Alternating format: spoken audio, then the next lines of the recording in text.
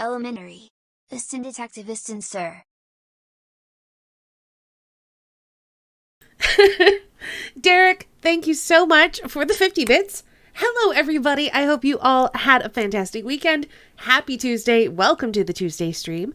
For anybody who doesn't know who I am, hi, I am Estady.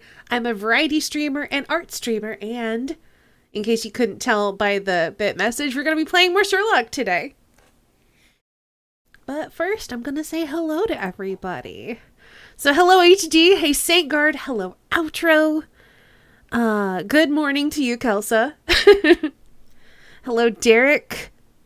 And yeah, like I mentioned in chat, I don't think that there should be as much motion sickness happening with the Testament of Sherlock Holmes because it is in third person, so I think that should help a lot. And the pacing, like the movement around, feels a lot slower. So, hello, Divine. And hello, Gummy Bread. I think that's everybody. Thought we were going to play a game about teaching elementary school children. That's a harsh way to talk about Watson. Oof. Oof. With that, I think we're just going to get into the game. I mean, there are elementary school children up in the attic apparently reading this story about horrible poisoners and grisly murders and biting off people's fingers in a frothing rage. So, you know, it's how we do.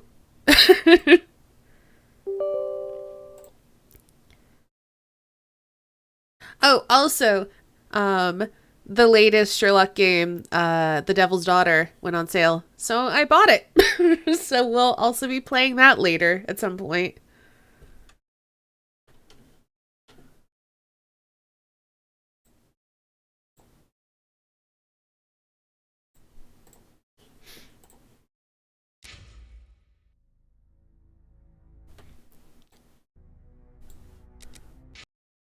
All right, let's see where we've left off. I don't really remember, I'm going to be honest.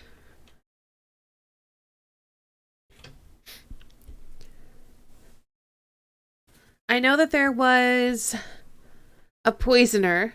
There's like 2 master poisoners in this game. One we helped break out of jail for some reason.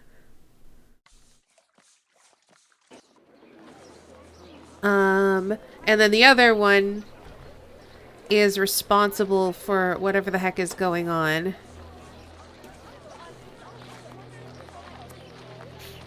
Rival poisoners? I don't think so, because one was in jail.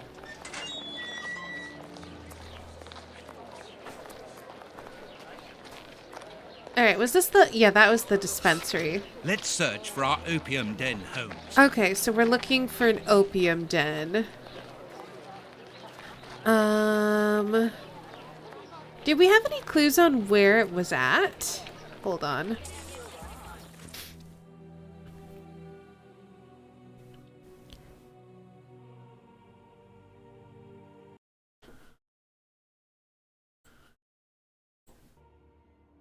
When you hire a prisoner in the movies, we're hoping the guy we broke out just poisons the other one. Sherlock Holmes was featured in an Arsène Lupin novel, but Arthur Conan Doyle was like, grumble, grumble. So Maurice LeBlanc changed the character's name to Sherlock Holmes.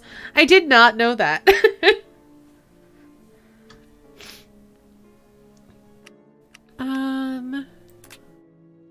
Let's see.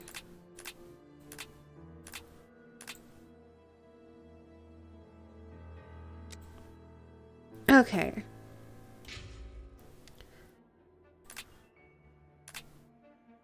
Ooh. Oh no, do not want that. Or that. This mode's best mode. Alright.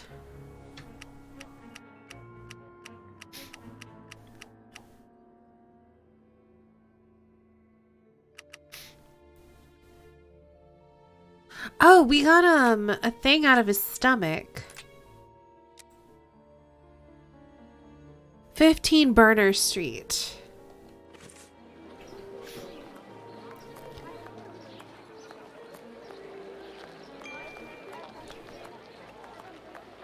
And before Lestrade raids the opium den, and you have to try and explain you're there for the case. I mean, Lestrade isn't even in this one. It's some other detective we're working with, because Lestrade's like on holiday or something.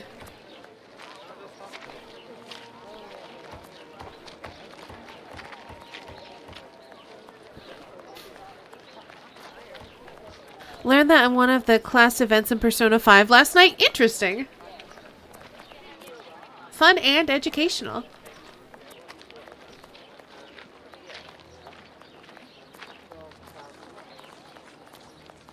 Alright, which street is this? Is this Burner Street?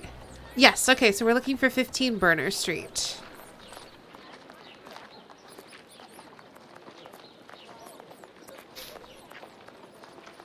Which I assume is around the corner somewhere.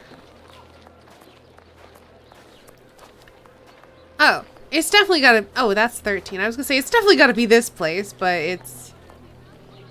Oh. This sign would appear to be that of an establishment not fit for honest folk. Did I misread it? I thought it said... Is that a 3 or a 5? It looks... Oh, it is a 3. Okay. There's our opium den, Watson. Let's go. I also like how busy the streets are. It feels like the city's more alive than the previous day, game. Gentlemen. Welcome. What can I do for you? One of your regular clients looked within himself to give us your address. He was very helpful. Oh, I understand. Our clients quickly become regulars. Your friend isn't with you? Sadly, no. He is tied up with his dogs. I Watson understand. didn't like that. I too love dogs. Come in and make yourselves at home. Well, that was easy.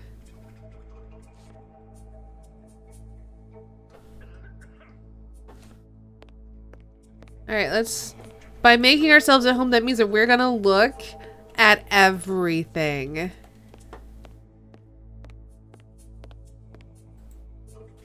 The keys to the establishment are all here together. Interesting.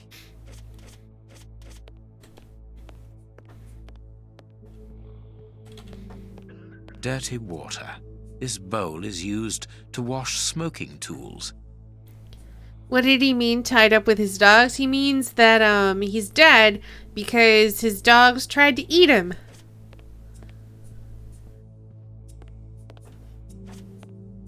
Poor devils. See, Holmes, the ravages caused by such artificial pleasure. I mean, I don't know. He looks pretty chill.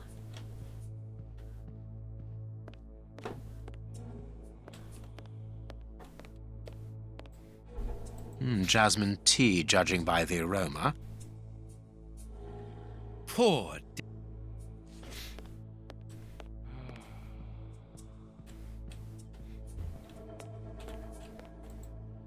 ashes. It's not very clean here.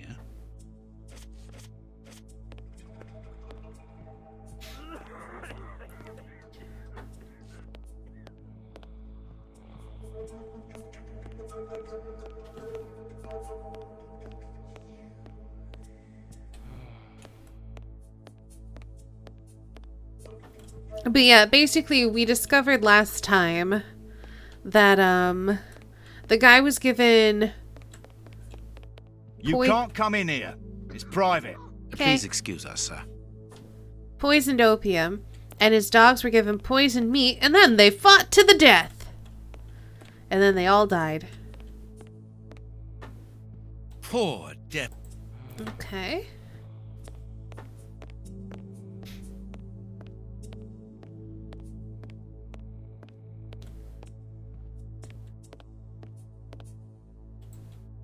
A pity I don't understand Chinese. Closed. Rude. Well, we have searched everywhere apart from 2 rooms. One of these rooms interests me particularly. You are thinking of the guarded room, aren't you, Holmes? I am indeed, but we should not consider any confrontation with the guard. Let us be discreet and enter the adjoining room. It's locked, and it wouldn't be very discreet if we were to force it. Nevertheless, we do need to get in there. And the manager? Let us find a way of distracting his attention.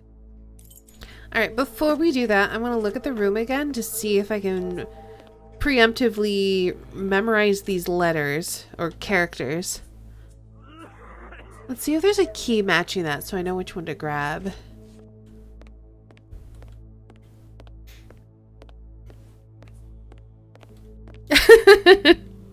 You're not wrong, Gummy Bread.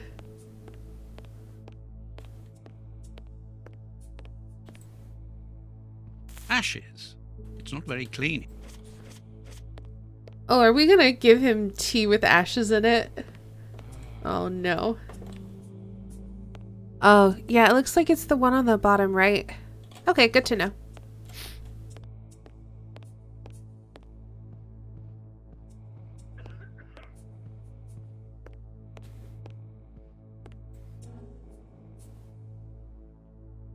Jasmine tea.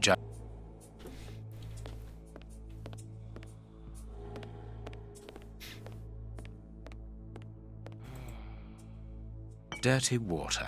This bowl is used to wash smoking tools.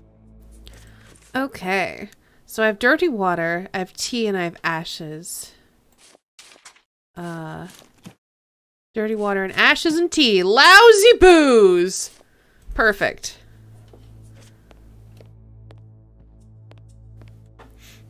Happy sleuthing day all. Now work. Have a good work, Kurt Witch. And hello, Kulan. Have you chosen somewhere to sit, gentlemen? Not yet, but we would like to ask you... Make yourselves at home, gentlemen. Someone will take care of you. Am I supposed to sit somewhere first? Oh. This client is asleep. It would be impossible. Oh, we have to feed it to somebody. Oh, no. I'm sorry, buddy. Holmes, you talked about making a client sick, but you were exaggerating. Surely you aren't going to force someone to drink... Another of our differences, my friend. You cure people, I make them sick. Might as well partake, Watson, while we're here.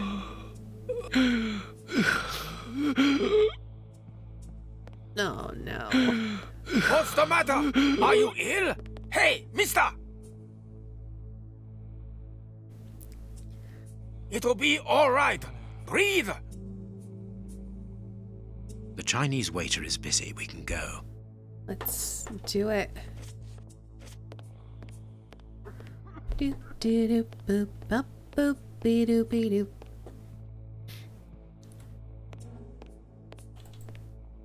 This one. That should be good.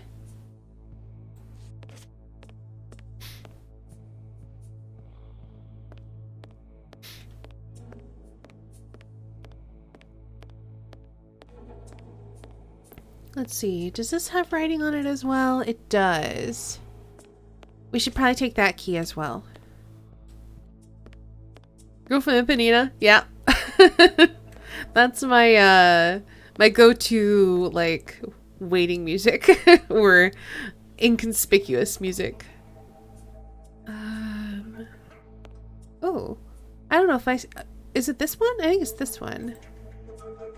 Oh, I can only take one key. Fine then.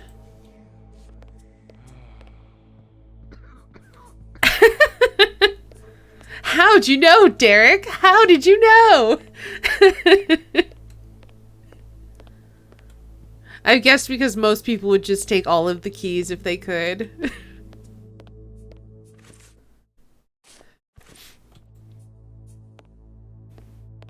No, it is unnecessary.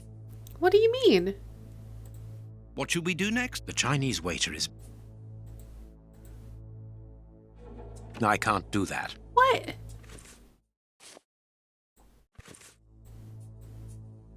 Closed. Is it the wrong key? Maybe I need to put it back. Hold on, that looked like the right key. So you have a thing that looks like a wardrobe, a thing that looks like an alien, and then like... It's not the right key? Okay.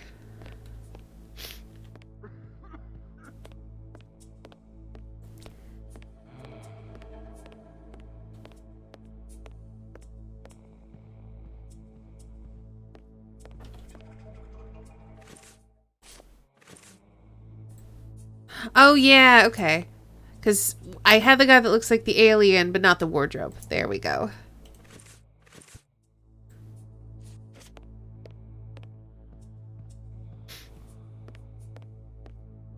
Just learn Chinese, Sherlock. This is all his fault. It is.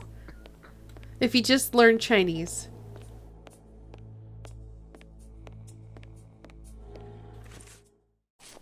There we go. There we are. It is simplicity itself. Watson, put the key back in its place before the manager notices that it's missing. I shall be quick. I managed to return the key without being seen. Perfect. Let's go in. All right. Ooh.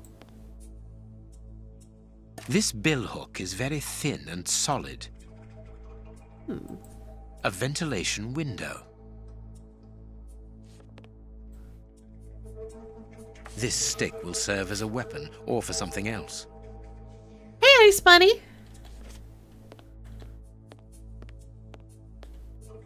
We're in an opium den. All this material must be for heating opium before smoking it.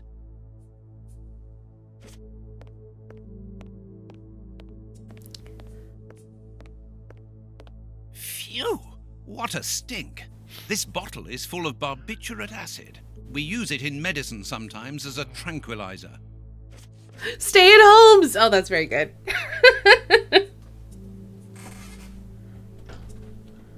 I mean, I'm sure if Watson was not here. This small opening gives onto the guarded room. Holmes! Shh! Listen! Yeah, but that's different. I don't mind getting money for killing, but he was a sort of pope or something. And we didn't even get...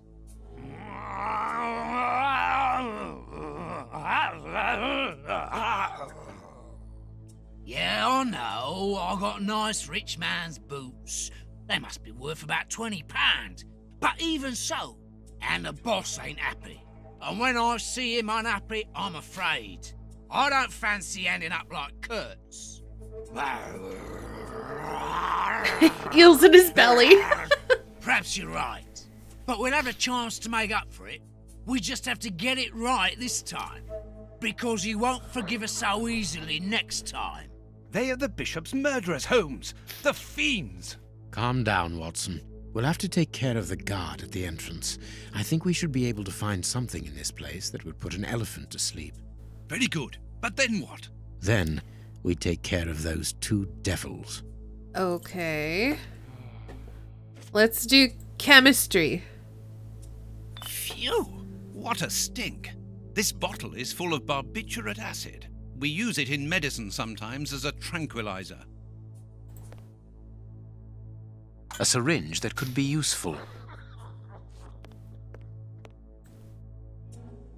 Small balls of opium. I'll take a spoonful. Man, you think Watson would raise an eyebrow at that, like, Holmes?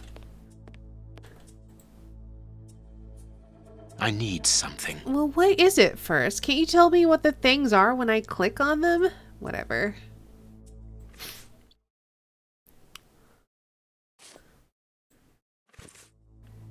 I need. Matches? Okay. Holmes, do you really think that this is the appropriate... There we go. moment? That's what I was Don't looking worry, for. Watson. My mind only requires stimulation when it is unoccupied. That is not the case at the moment. I am merely heating these opium balls to obtain a liquid solution. You have a potentially very powerful sedative there, Holmes. Be careful, such a dose could be lethal. This door shouldn't be open. Let's hide, Holmes. This place isn't very favorable for that. I hate the idea, but we will have to rely on luck. There, it's locked. We've been locked in. Okay, well, can I continue my chemistry? Alright, liquid opium. There we go. Strange with a soporific. Perfect.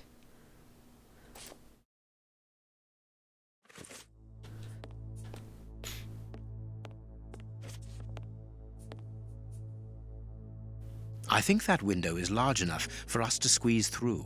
This window is well and truly stuck. We'll have to pull it free. I think that window is This Okay, let's try the billhook. It's open, but this window is damnably heavy. We need something to keep it wedged open. good. We can get out of here. After you, my dear fellow. Very well, Holmes.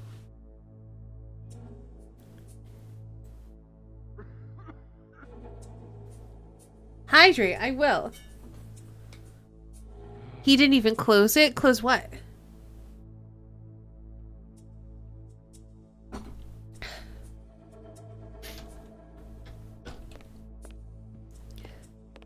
It's time to take action, Watson. Go and distract the brute guarding the door. What? Why don't you do it yourself? You're an expert boxer, after all. It's not a matter of fighting. It's a matter of luring him to me. Ah, I see. I imagine that the sedative is for him. Of course it is. Well deduced, Watson. I don't Do know. something to bring the guard towards me. Gummy bread. I Good feel luck, it. Watson. The door was definitely Sir, closed. Would you be so good as to come here? So I wonder if when he said it's not supposed to be open, he meant unlocked.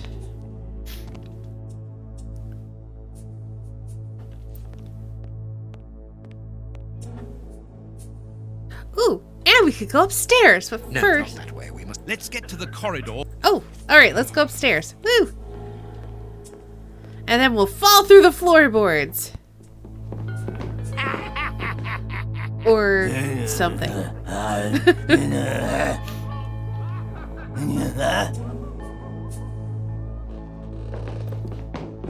Sherlock with a gun! Holmes, what on earth are you doing?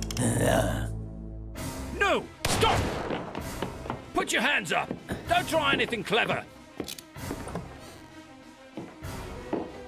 What the heck? You're under arrest. Take them away. So be it. Come, Watson. Let us go. What the heck, Sherlock? Oh, was he trying to shoot the rope? I think he was trying to shoot that rope.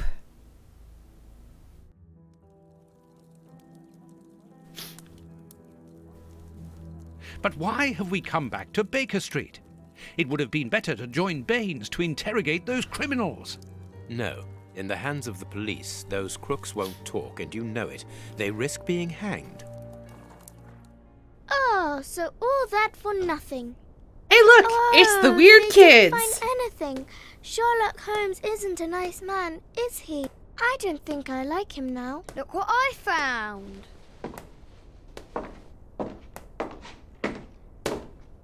Don't do that.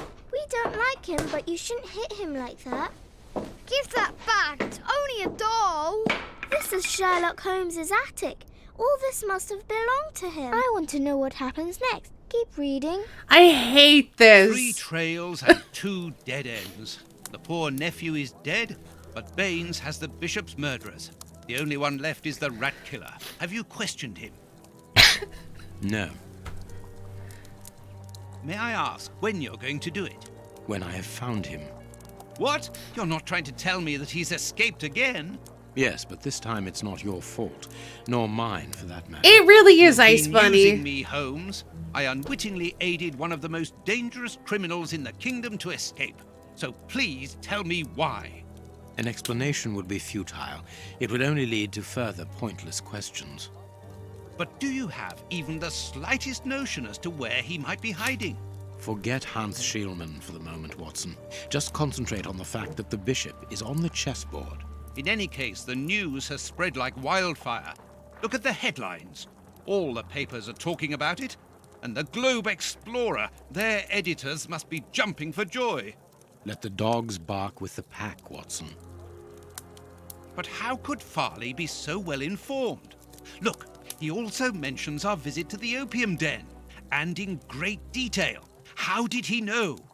Let me see. Contrary to what you might think, Watson, I do not consider that all of our trails have led to dead ends. We're simply missing a common denominator, something that links them together. And our journalist's mystery informer might just be that missing link. Should we attempt to uncover his identity? It is essential that we do so. Let us examine the map. We must talk to Mr. Farley. I wonder if anyone has ever tried to make a mod for this game to remove the kids from it, because it's arguably the worst part of the game. Like, they don't need to be there. The weird puppets make no sense. The voice acting on the kids is terrible. They're the worst part of the game.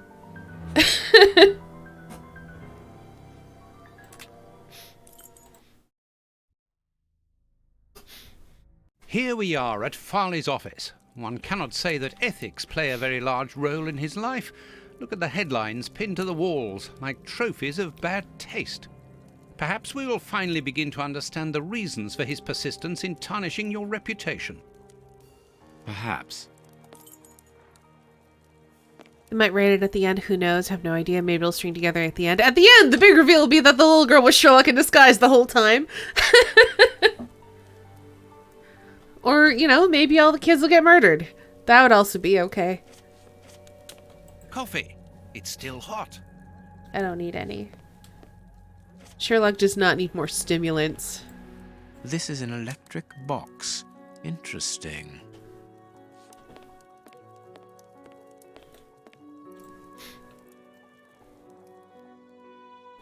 Cigarettes. An ordinary, inexpensive brand. A press card. Osmond Farley. It's his overcoat.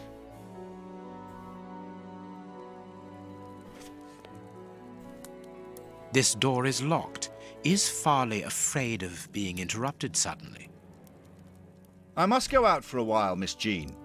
I won't be long. Ask my appointments to wait, and send this message as a matter of urgency. Mr. Osmond Farley, I presume? Messrs. Holmes and Watson. What a surprise. What is there so surprising about being visited by the targets of your slander? I never slander. I inform. You will have to accept the consequences of these articles, Mr. Farley. Those words sound like a threat, Mr. Holmes. I never threaten. I merely warn. You don't frighten me, Mr. Holmes. I know all of your little secrets. And soon all of London will find out what really hides behind the facade of the impeccable detective. Thanks to my work, the whole world will discover the true Sherlock Holmes.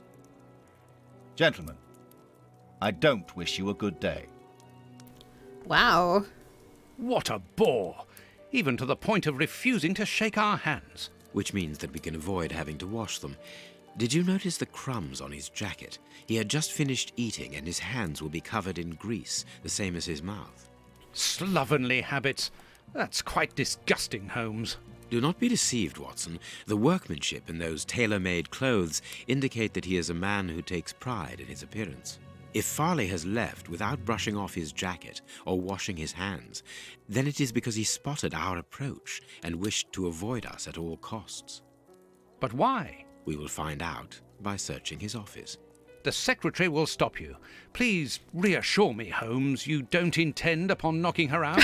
Only if we exhaust every other viable alternative. We'll just flirt with her a bit, it's fine. This dude has a rather low opinion of our Holmes. I mean, here's the thing. Holmes is kind of a jackass in this game, so I don't feel like it's all entirely unwarranted. Also, I really wish we had read the paper before we left so we could read the latest slander. The secretary is occupied in sending a telegram via their electric telegraph. Farley asked that she should do so before he left. Oh, so if we we must find a way of break interrupting the transmission, the electric box, which will oblige her to go to the telegraph office in Kensington. It will take her some time to get there, and if we add on the time it takes to send the telegram and then return here, we should have ample time to search the office without being disturbed. I suppose it's unnecessary to point out the illegality of this search? I'm afraid so. Break the box! Also, oh, I thought maybe I could pour coffee on it. This is an I need a tool to remove the lid. Well, let's see what we've got. How about my pocket knife? Closed. I need a Okay. Pocket knife, no. What could I use to remove the lid? A hanger? This hanger has a large iron hook. Well, there you go.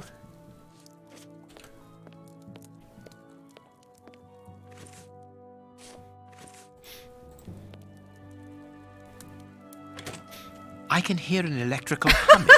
The secretary is using the electricity supplied by this. Look at this nonsense see if I can puzzle. cause a That makes no sense. So we need to cause a shortage. I'm assuming we need to link everything up. This is just silly, though.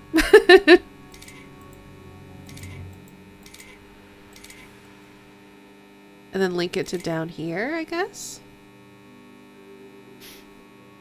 That's not gonna work.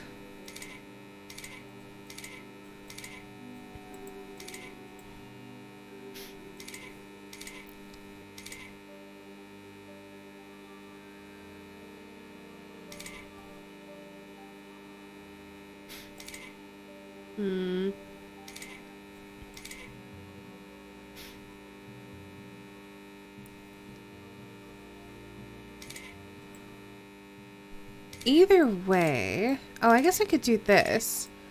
And then this. And now everything links up. There we are. It is simplicity itself. Oh, that's just too bad. Get out quickly, Watson. I'm going to hide here. I'm just going to pretend that I'm a... The way is clear. I was going to say a coat on the rack, but that's kind of what we did. Hitting with the hammer would also work, probably. Puzzle looks fun. I like the puzzles, but it's just... It's silly that the electric box would be designed that way.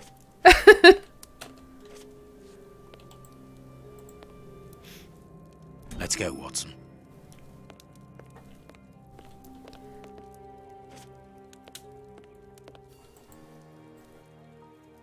Ooh. A page of this notebook has been torn out. We can only see the title in shorthand and today's date. It's a message that the secretary must send urgently. I'm going to recopy it. You can read shorthand? You never cease to amaze me. Were you a secretary before becoming the great Sher? Perhaps. But no, a man must have his secrets. Notes on the investigation into Sherlock Holmes to all his colleagues after the visit from... Okay. Shorthand, sure. Chinese, never. A makeup case with a good brush.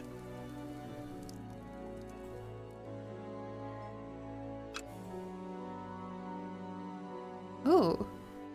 I can make out the marks, but I need something to bring... I must look more... Okay, I need to find some kind of powder. The ribbon is missing from this machine. Okay.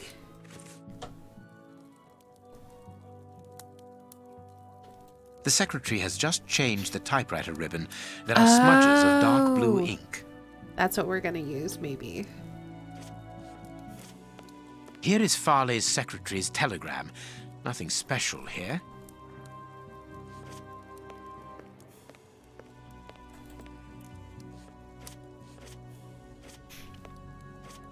The key is still in the lock.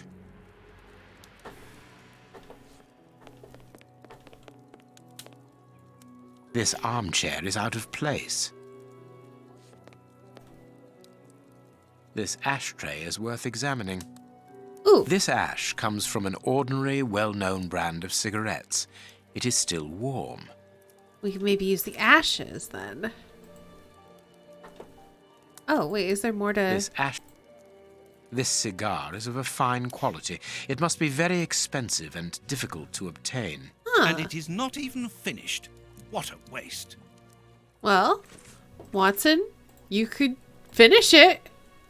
Oh, is there more to examine there? What? The cigar end is still hot. Farley was not alone when we arrived at his secretary's office. You're thinking of the owner of the cigar. Yes, the reporter smokes ordinary cigarettes. Can you smell the subtle scent of gingerbread? That is the characteristic odor of a Habano Clarissimo. Our mysterious visitor is a rich man, Watson. This category of Havanas is exorbitant, and I cannot imagine a cigar lover crushing out such a marvelous smoke before finishing it. Since we saw no one leaving the building, that must point to a secret exit somewhere. How are we going to find it? By retracing Farley's steps from the moment before we arrived. Look, this room is teeming with clues. Recreate Farley's sequence of actions just before the arrival of Sherlock Holmes. Okay.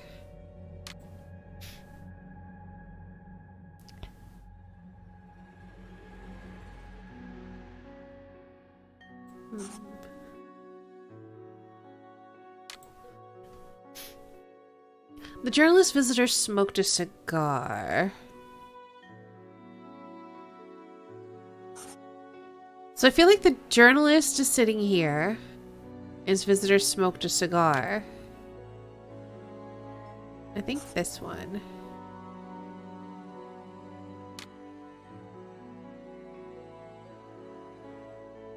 Oh. Oh, I need to find more clues first.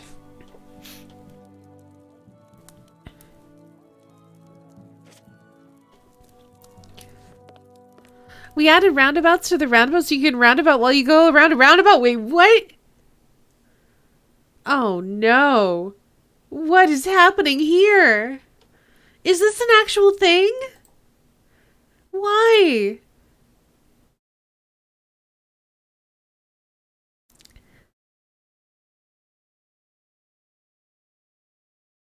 Oh no. All right.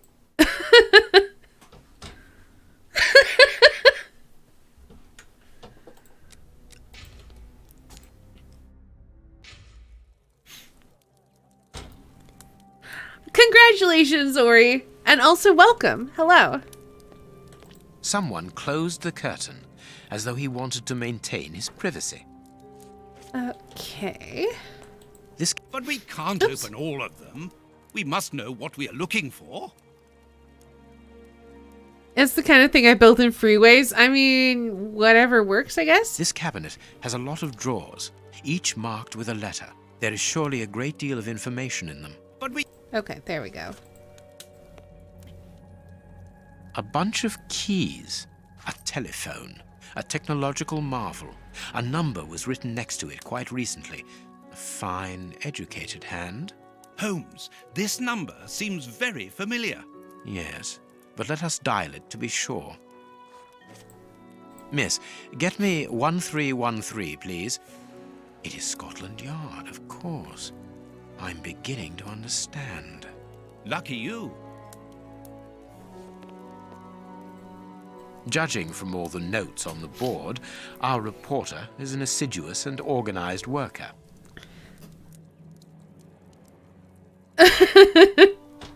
Solved my magnet conundrum. Congratulations.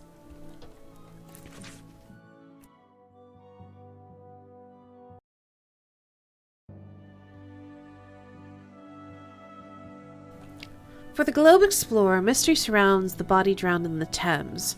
The body of a man discovered yesterday morning upon the banks of the Thames still remains a mystery. That's redundant.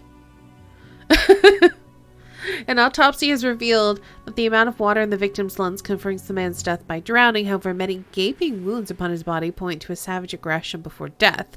For the moment, no explanation has been provided by the authorities. The victim was able to be identified. The man, a 53-year-old bargeman, was already known to the law, where his name has appeared in proceedings relating to the breach of legislation in different merchandise trafficking affairs, principally in the cereal market. The latest charge dates back several days. The court was prosecuting the deceased for destruction and degradation of goods, namely a vast quantity of wheat. The shortage raging simultaneously in London would not have encouraged the judge to lean towards leniency. if this horrifying death had not interrupted the proceedings. A horrible story, and rather a strange one. News in brief, the convent of St. Anthony in the town of... I'm not reading that.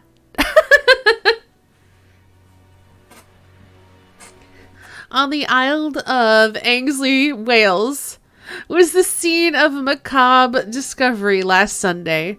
Upon the villagers' arrival at the convent, their arms laden with provisions for the nuns in honor of St. Anthony,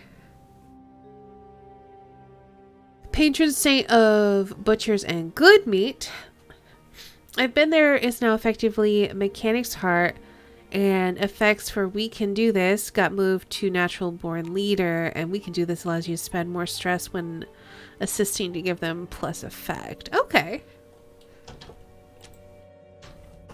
It would seem that it already was too late, and the temptation by the aforementioned saint struck brutally within the holy place upon this fateful day. The convent's 16 nuns apparently succumbed to a collective strain of madness, which resulted in their horrifically devouring one another. Oh no. Oh no, were they poisoned? The lifeless bodies were found in the canteen around what appears to have been their last meal, a clear vegetable soup. A member of the episcopacy who wished to remain anonymous informed us that sometimes such atrocities do strike such places where women dwell together, as women, due to the complexity of their natures, are less able to cope with the imposed asceticism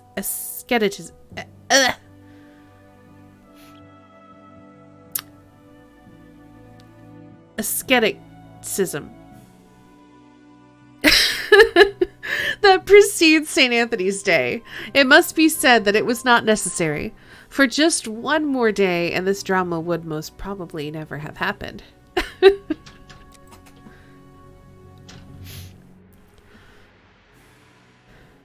Asceticism. Dang women, unable to cope with the blah. Ascetic monks. Yeah, it's just the extra is in there. Like, threw me.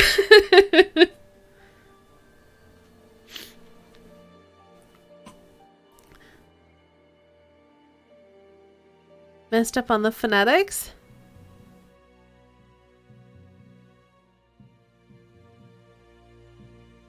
Unable to cope with applesauce. You know, here's what we'll do.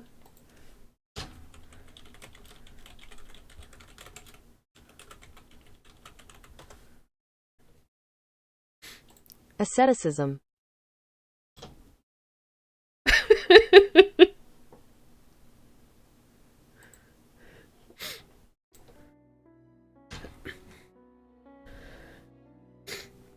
We're gonna get Justin to say it. I'm not sure how to do that without... I can't cheer bits in my own channel, so... Somebody else would have to do that.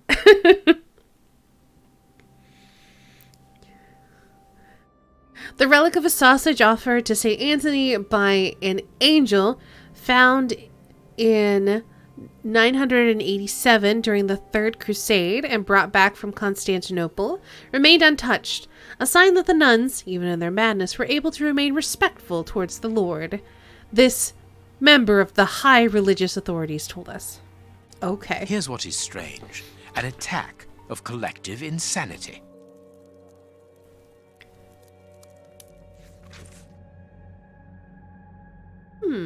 A photograph of Prince Woodville.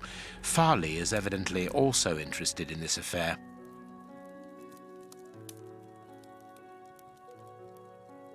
Anything else? No, I think that's it. Okay. Our man left his sandwich unfinished. Oh, so he did. Alright, before I do this room, I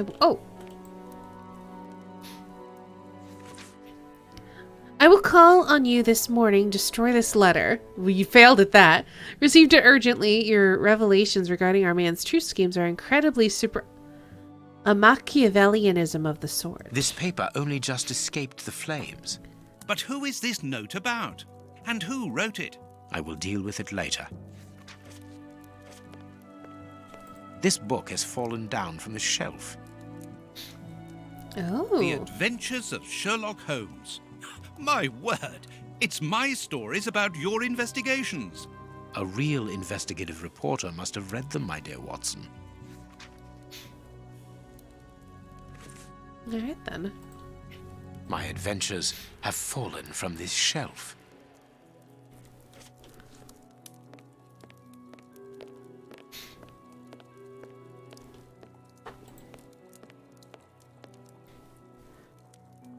A page of this notebook has... You can read... Perhaps. Okay, there we go. Sprinkle the ashes. I understand what you want to do. It is an old trick. Do. Holmes. I can see what has been written. Follow Please up. write it down. Very well, Holmes. Prepare elements bio DF. All right.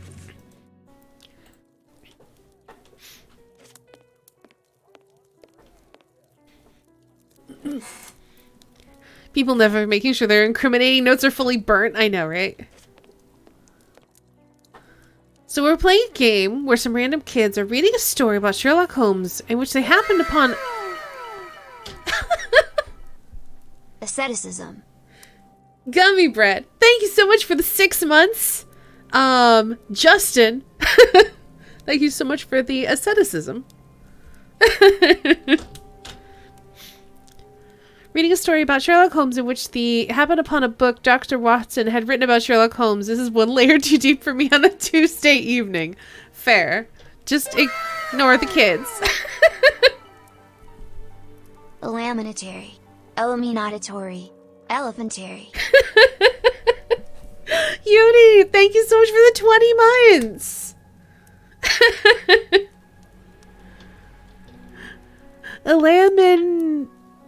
Eliminatory.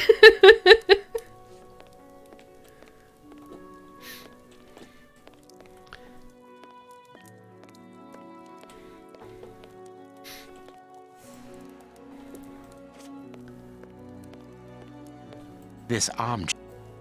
All right. How do I... This one? This one. Okay.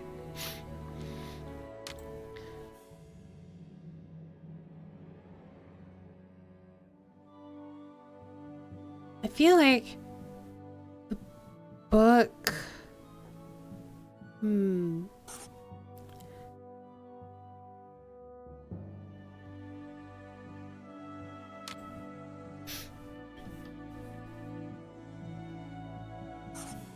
Alright, so we wanted to burn this. There's still something over here we don't quite have. Oh, but you know what? We did see something about DF. I wonder which drawer the secretary was interested in. The DF drawer, of course. The one in the message that we deciphered from the secretary's desk blotter. Closed. Oh, it's locked. Do I have... Oh, I have keys. How are the deductions been going so far? So far, so good, I think. The DF... There are a lot of cards. How to find the right one? No, it is unnecessary. I can't do that. I can't do that. I can't do that. No, it is... How to find the right one? Wait, what? There are a lot of cards. How to find the right one? I don't know. No, it is unnecessary. No, it is unnecessary. I can't do that. There's gotta be a better No, way. it is unnecessary. No, it is... No, it is... I can't do... I can't do that. I don't know. They feel like I'm supposed to be looking for the one that's like greasy, that's got like sandwich grease on it or something. These blue stains come from an old typewriter ribbon. There we go. This card has been removed recently. Much more interactive than having Sherlock just figure things out. Yeah, I like it a lot. Prince Woodville, closely related to the royal family, recently permitted to legally use the title of prince after an investigation by a committee of experts and representatives of the royal line, highly regarded among the common people, involved in charitable and philanthropic actions, distribution of soup to the needy in Whitechapel area, financing a campaign for medical treatment and distribution of blankets. He describes himself as popular, but his critics prefer the term populist. Intelligent and cultivated, but some abrupt changes of mood have been observed when replying to journalists' tactless questions. This card has got grease marks on it. The reporter made them. Apparently he's making inquiries about Prince Woodville, too. But where do you come into all this? Look, if we pull the curtain a little, we can see out into the street. All right.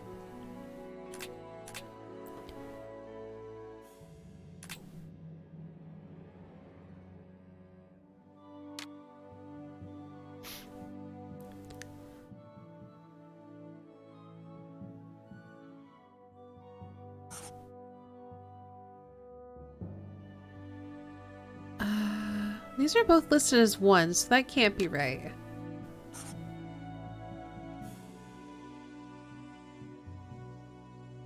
Oh, interesting. So that's what happened last. Yeah, okay. There we go. So we're figuring out the order of operations. So he did want to get rid of that. We know that that's correct. Oh, and so now that we no longer have the option, we know that we're correct. Interesting.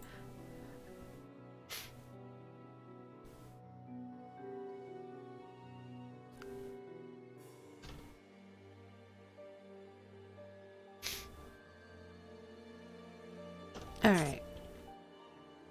And we know that this is not correct.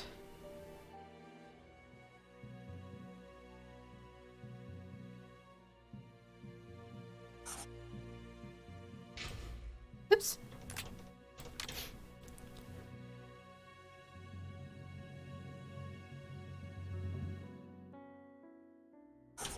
I feel like it's this one.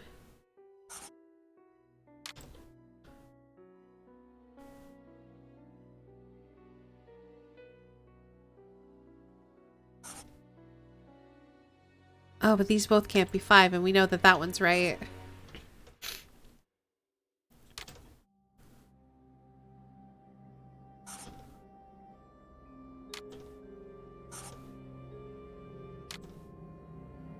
The cigar has not been here for a long time. It could be this, but this doesn't seem right. Wait, what? Okay. I think it's that.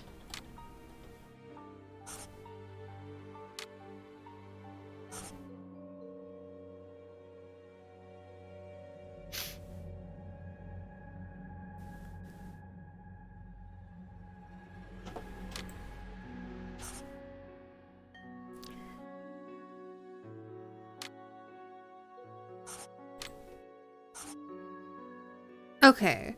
We have the journalist threw a piece of paper into the fireplace. Having warned his guests, the journalist headed towards a piece of furniture. So we know that that is correct. So then this one? Oops. But then aren't we missing something? Because we have 1, 2, and then 4, 5, 6. So what's 3?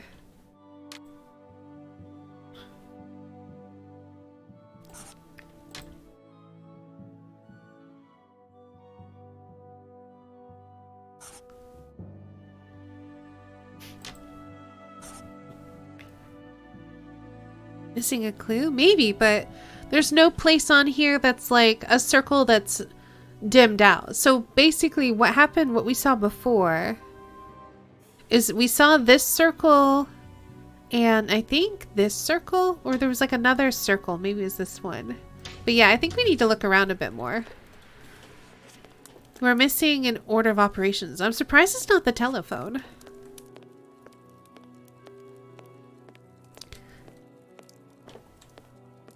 I don't think it's going to be in here. I'm going to look around again.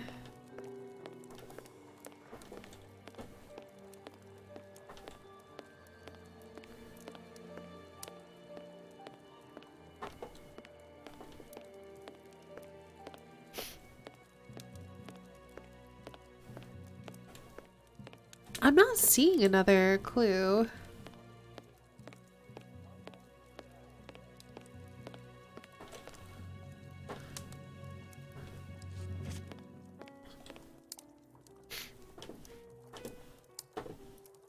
And Sherlock Vision is telling me we've seen everything.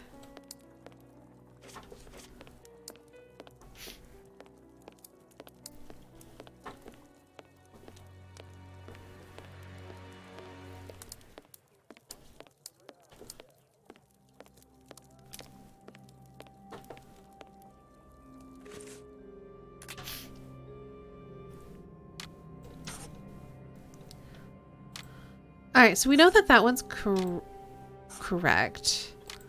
We know that that one's correct. This one must not be then?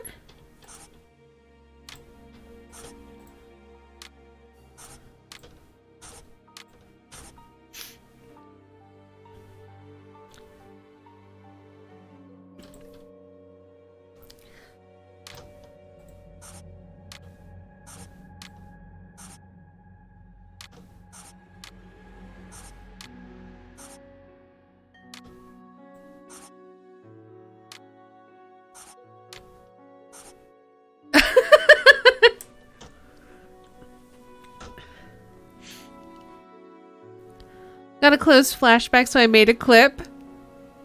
Oh no, was that the one where it was the music with the closed? I had a lot of fun with that. But yeah, it's weird that I have like...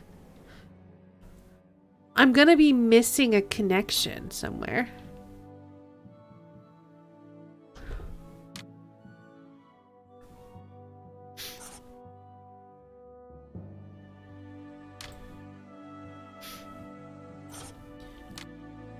I feel like it's this. But then we're missing something.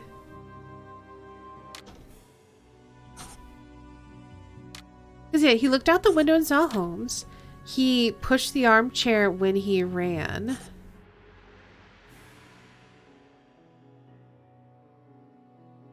I feel like.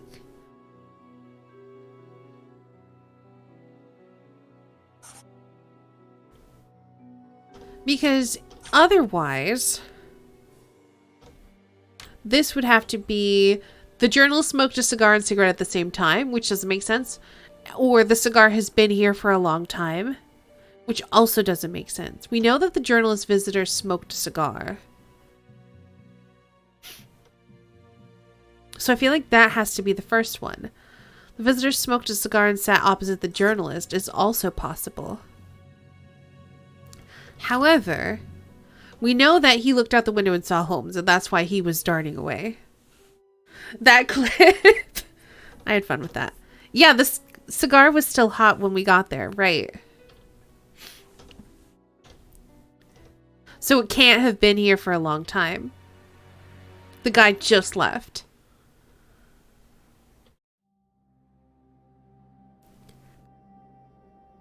So I feel like this has to be the first one.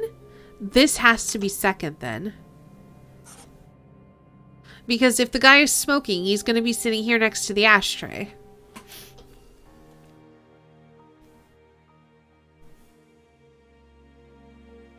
So I feel like we have to be missing a clue.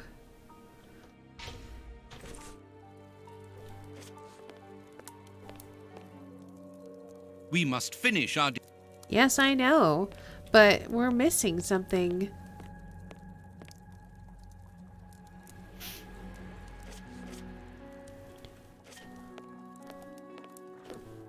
Because how can we do an order of events if we don't have all of the numbers?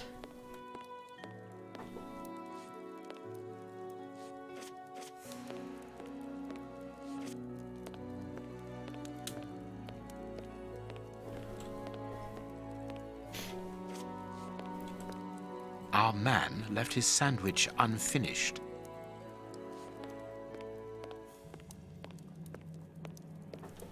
Maybe it's something out here?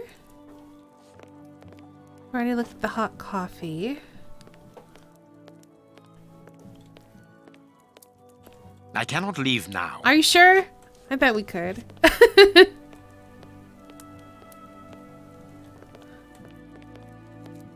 Watson can't help, though. That would be out of character.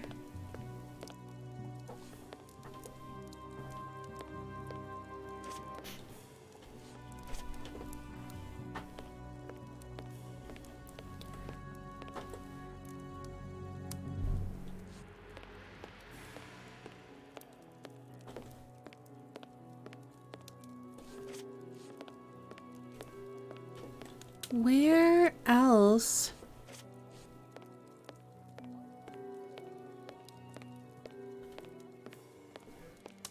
Maybe, I mean, there's literally no other clues.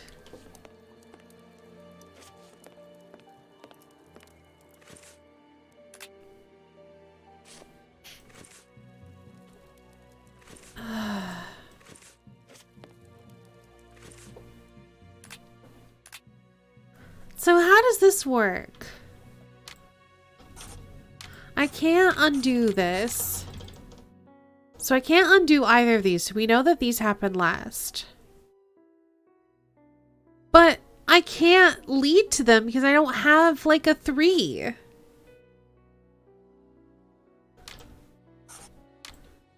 Like I could do that, but then I don't have a 1. It doesn't make any sense.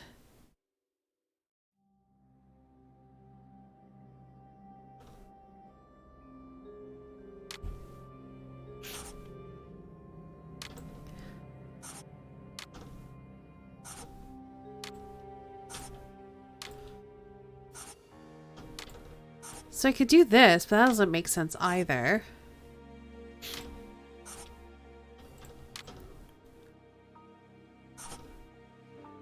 So I can do this.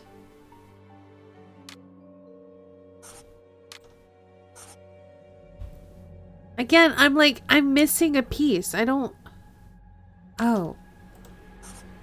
Oh, that's a thing! Well, then. I didn't realize I could click on that. All right.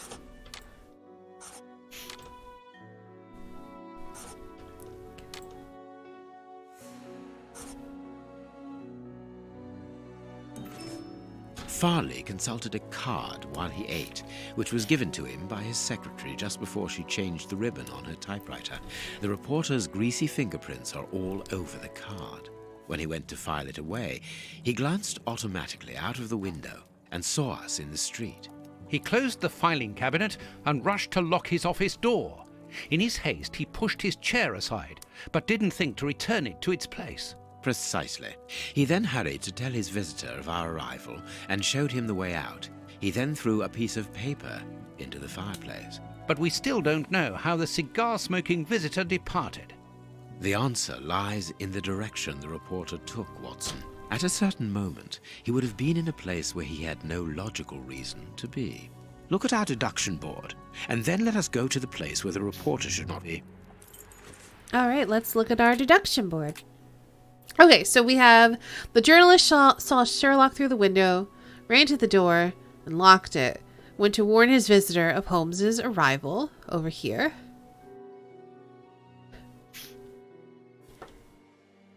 Having warned his guest and then he ran to the door to lock it. And then he ran here. It's gotta be the bookcase, right?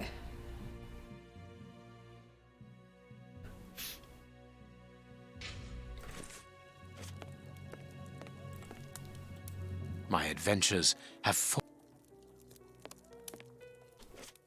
Is it not the bookcase?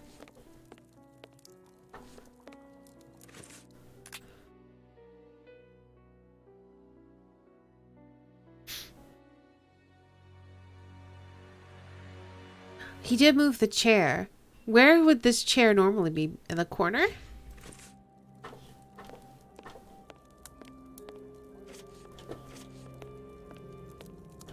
Okay, let's just retrace his steps.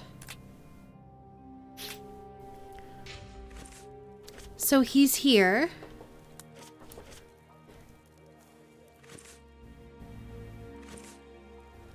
Is the chair maybe normally here or something? Like, why is it shoved all the way over here? That's weird.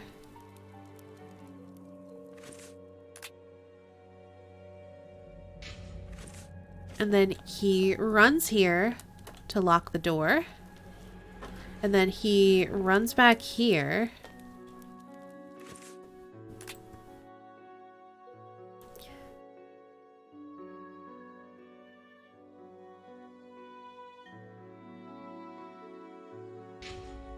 But then he goes to the bookcase.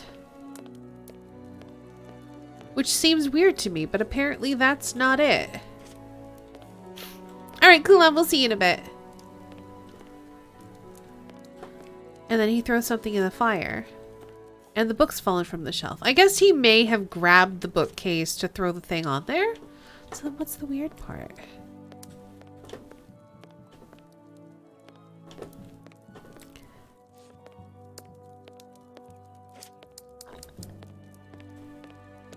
I guess I could just look at everything again.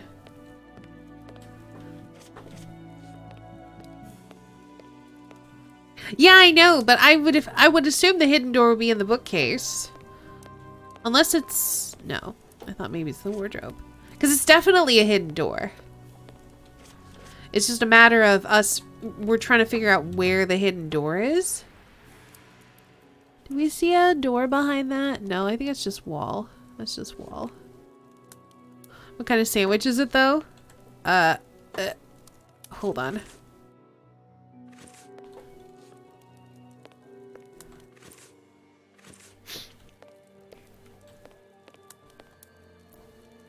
I can't tell.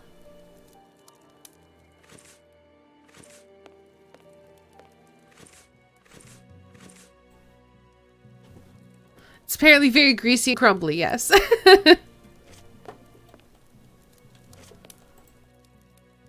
This book is a real...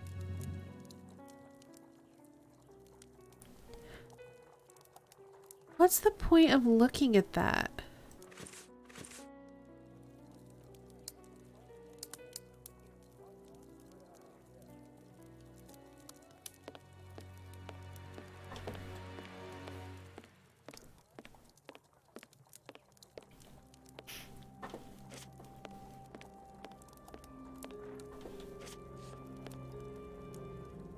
Look at our deduction board, and then let us go to the place where the reporter should not be.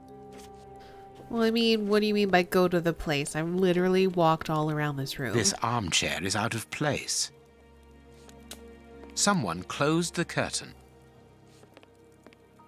Someone called Scotland Yard. Our man left his sandwich unfinished.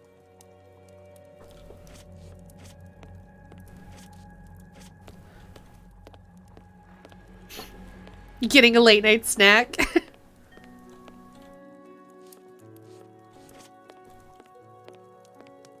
Like, literally, I've walked all over this place. What do you want from me, Sherlock? The key is still in the lock.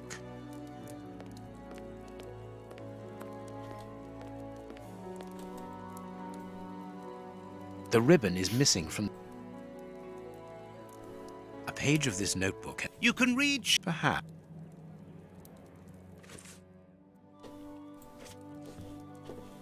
The secretary has just... Here is Farley's... I've literally looked at everything and I've stood everywhere. Sherlock, what do you want from me? Am I supposed to click on it on the deduction board? Perhaps not, Watson. Oh, I'm supposed to click it on the deduction board. Okay. Perfect. Jeez. You said let's stand where he's not supposed to be, so I tried standing there. Game. Be more specific what you want me to do. Yes, Watson. In his haste, Farley dropped this book, taking it from the shelf. Let's search this place.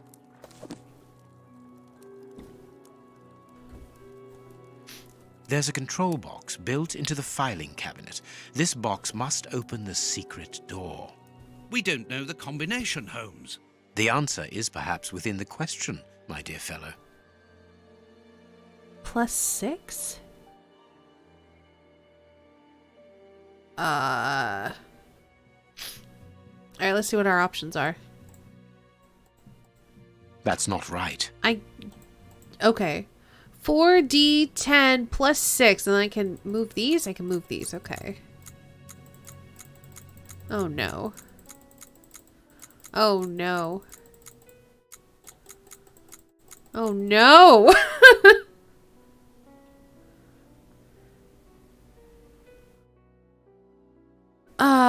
What does this mean? Okay, so 4D, and then 4 plus 6 is 10. D, E, F, G, H, I? And then do I add 6 again? J, K, L, M, N, O? That's not right. Nope.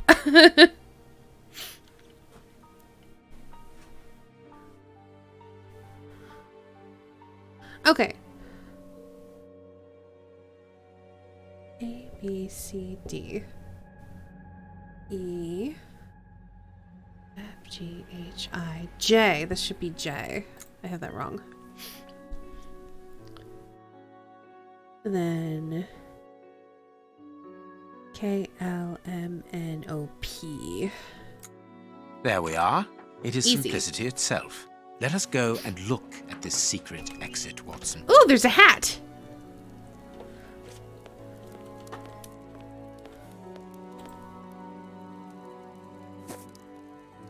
Chance has smiled upon us, Watson. This hat was almost certainly abandoned by our mysterious visitor. Imagine the scene. In his hurry, the cigar man drops his top hat. The door closes. The hat is caught beneath it. Fearing above all that he should be discovered, he does not attempt to retrieve it, instead preferring to flee.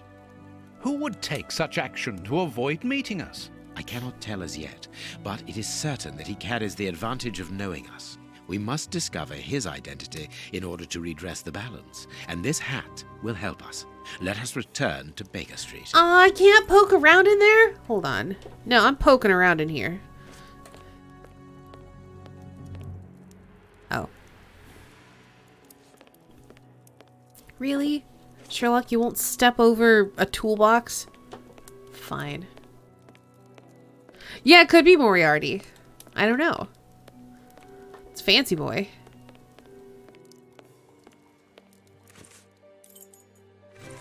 Oops, we're already here.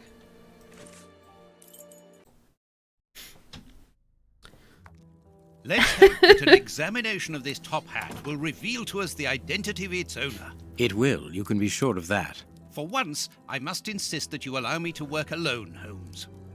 As you wish. Take your time. I will examine this hat at my work table. I will examine this... Yes, I heard you the first time, Sherlock.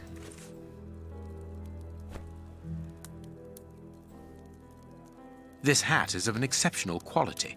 The man who owned it is wealthy. His hair is graying, and judging by the odor, he puts camphor on it. He is probably in his early 50s. Slight scratch marks. Oh, is that what those are?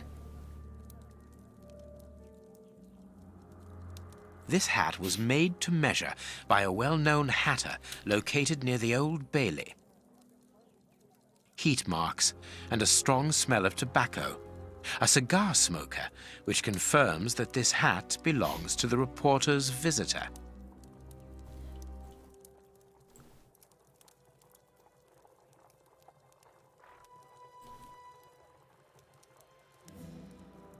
Slight scratch marks. The man wears glasses, and whenever he puts them on, he grazes the sides of his hat.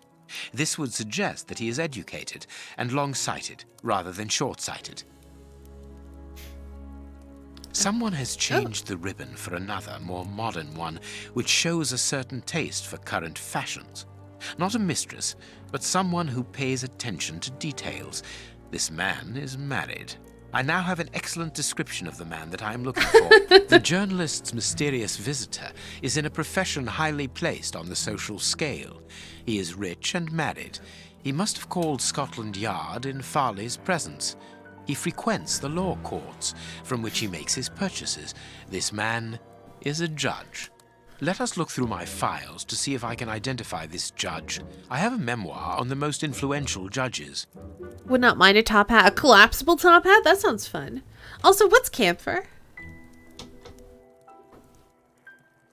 This doesn't tell me anything. You've narrowed it down to like 1 million judges. I know, right?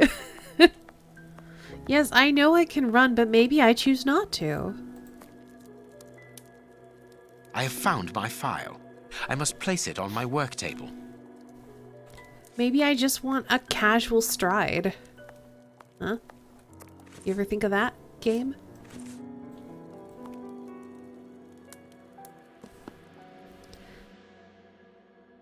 Alright, they all wear hats. They all smoke cigars. They all wear glasses. They're all married. They all have gray hair. Perfect, it's all of them.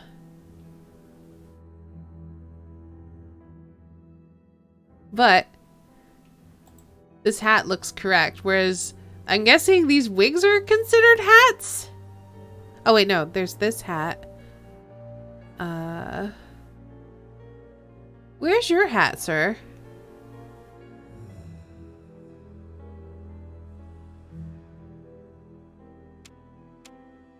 He wears a hat. He wears a hat. Okay. Okay, we're looking through the things. So he's got a hat, and he's got a hat. So this guy, you are out. You have no hat, sir. How can I tell if they wear glasses?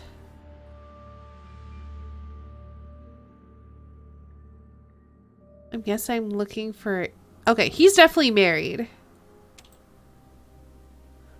As we can see, he's got a wedding ring on. He's got a wedding ring on. He's got a wedding ring on. They're all married. Hair is gray? Probably? Oh, he wears glasses. He's wearing them. He's not wearing glasses. He's wearing glasses.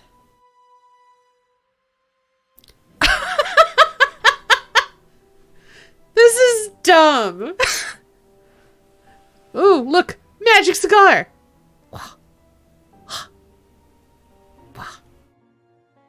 Magic glasses. Magic glasses. Magic cigars.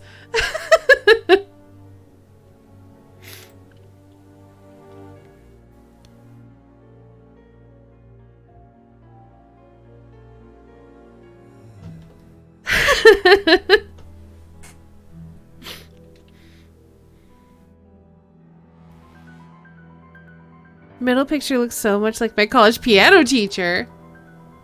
This man. This man right here.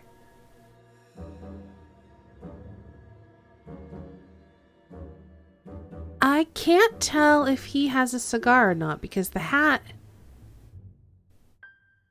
is blocking his hand. He's holding a cane. Also, it's funny. Look how his hair goes gray when I do this. So yeah, he's definitely got gray hair. I can't find the cigar. He's definitely got gray hair, but I can't find the glasses. He, I don't think, has gray hair. He's got like brown hair or something. And also has no hat.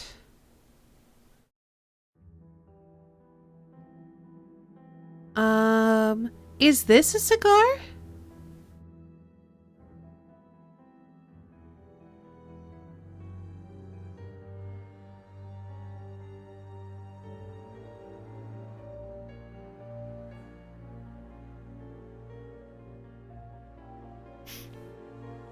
Oh, he wears glasses. It's you.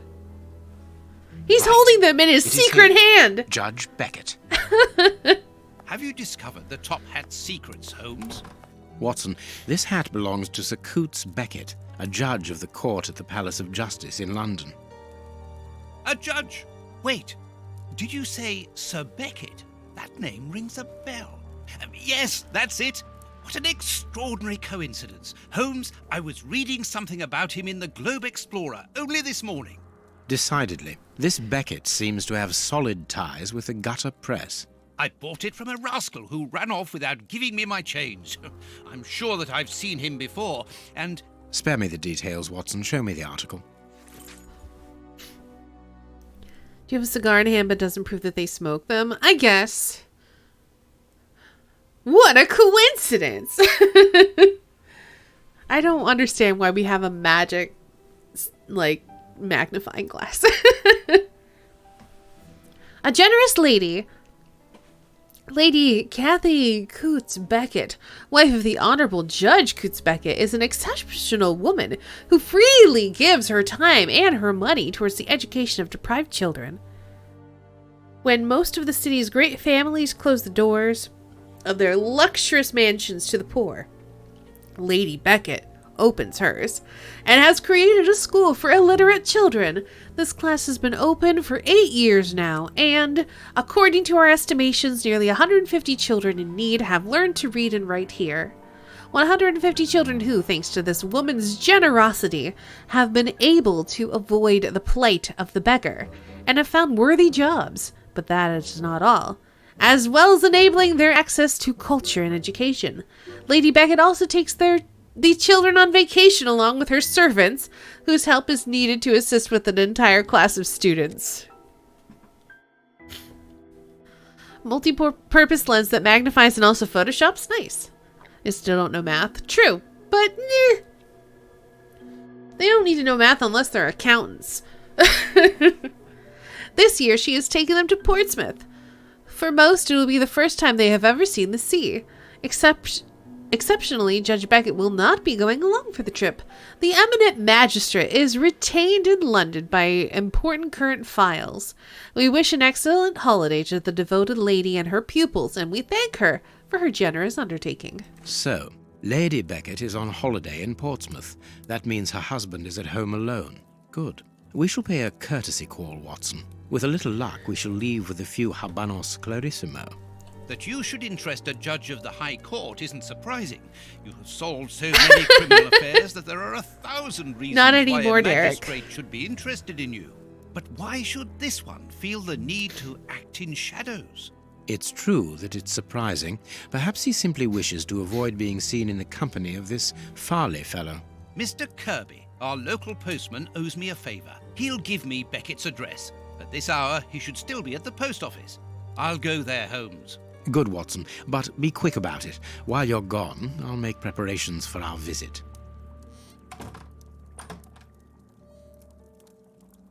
Sir Coots Beckett, I've got the address. We can go round after a nice cup of tea. Don't get too comfortable, Watson. We're leaving immediately. Oh, jeez. Okay. Let's see. Is there anything else new to look at?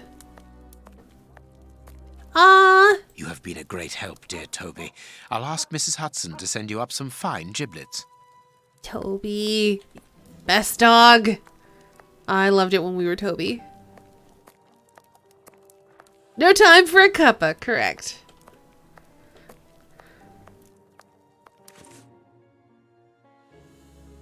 Toby was great.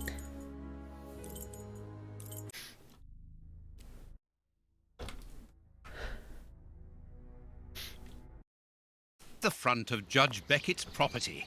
It's enormous. It looks very luxurious, Holmes. This man has conducted What his have we career brought? brilliantly. Who says that crime doesn't pay? It all depends upon for whom. You never said a truer word, Watson. Yeah, Now, box. let's try to find a way in. What's that package you are carrying, Holmes? You haven't said a word about it all the way here. Cakes for my old aunt. Your old aunt? Stop pulling my leg, Holmes. If you want a sensible answer, then you should ask a sensible question. Very well. I'm going to ring the doorbell. That should be an appropriate task for someone like me. No, leave it. I'll do it. And by I'll do it, I mean I'm going to look around at everything else first.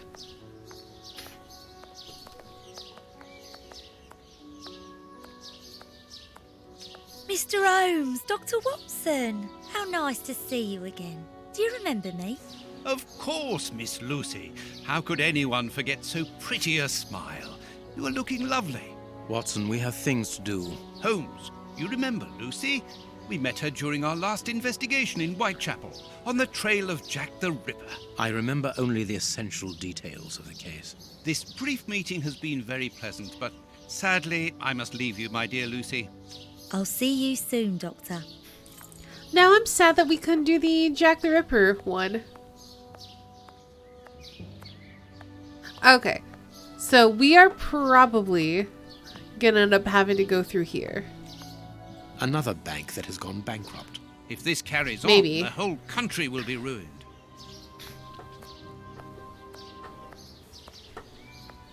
Do. And he'll say something about, I don't have to go that way. Oh, he didn't say anything. Surprising. Of course I remember Lucy. I just don't care. I mean, sounds like a very Sherlock thing to say.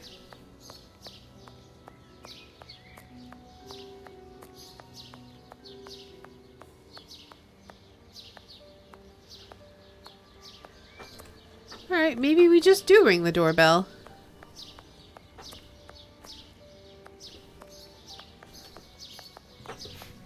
Ooh. Someone moving. Even the residents in the well-off area are having to leave their homes. What a time. It is not surprising. The lack of goods and work makes life hard in London.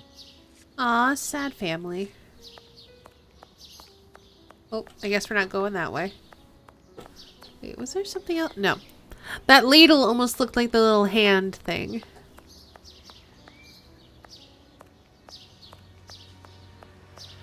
Each one is a point for him. You know, you're not wrong. Let's look at the door first. Closed. I was just looking. I didn't say open it. Sherlock, jeez. No reply. The house seems empty. Shall we wait, Holmes? No.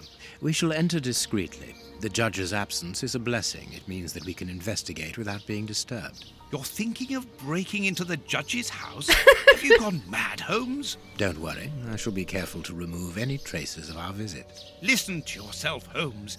You're talking like a common criminal. I will say, I'm really glad someone clipped that. I almost went back and did it, but I'm too lazy.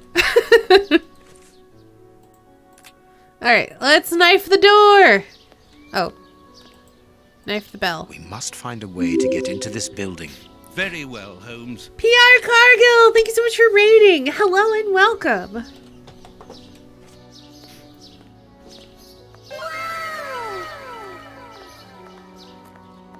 Hi, Zany.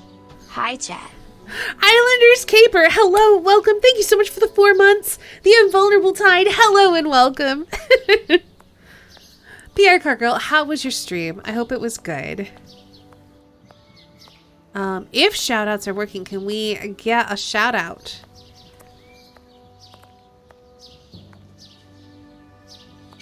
Well, there we go. That's very discreet, if I do say so myself. How's baking streets? We're doing quite well. We beat some punk loser skeleton dude. Good job. Oh. Alright, I'll do the shout out thing then. Hopefully it works.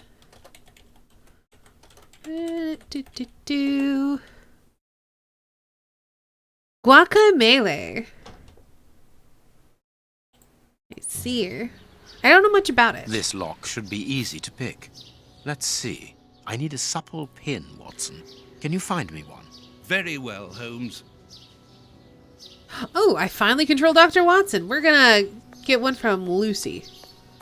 Lucy, do you got a hairpin for me? I'm gonna threaten you at knife point. Ah, Lucy, you have no idea how heart-lifting it is to meet you here. You like did. this, Hey, Sankar, welcome back. particularly at this time. Tell me what you've been doing. You've become a florist. Oh, yes, Doctor. I am a florist. And I'm married now with beautiful little twin girls. Congratulations, Lucy. Enough about me. Can I help you with something? A pretty bouquet, perhaps? Not at the moment, Lucy. I really need a supple metal stem.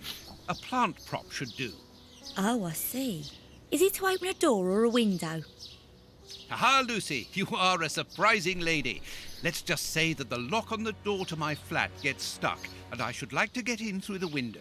In that case, a prop wouldn't work. Better to use a hair grip. It's the ideal tool for an honest man who wants to get into his house without going in through the door. I like Lucy. I like her a lot. Lucy. Goodbye, Doctor. And I was right, it is a hairpin. He wants a supple pin. I mean, some hairpins are like bendy.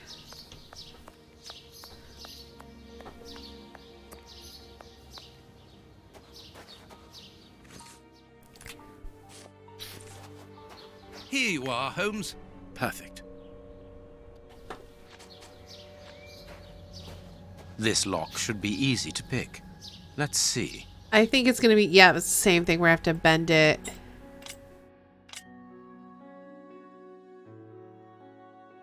Into the right shape. Oh, that doesn't seem right. This won't go up. Oh, there we go.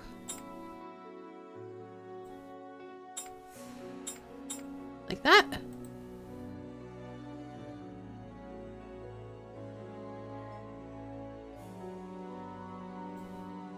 What is happening? Good, we can pass. Okay. Here's the kitchen. There's enough room to feed a dozen people in here.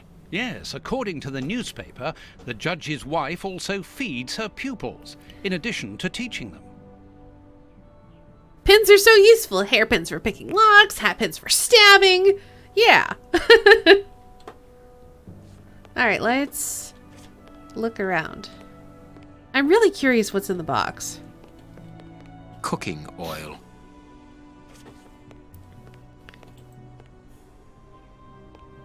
There is something interesting here. Oh. An oar lock. This isn't the place for it. Hmm.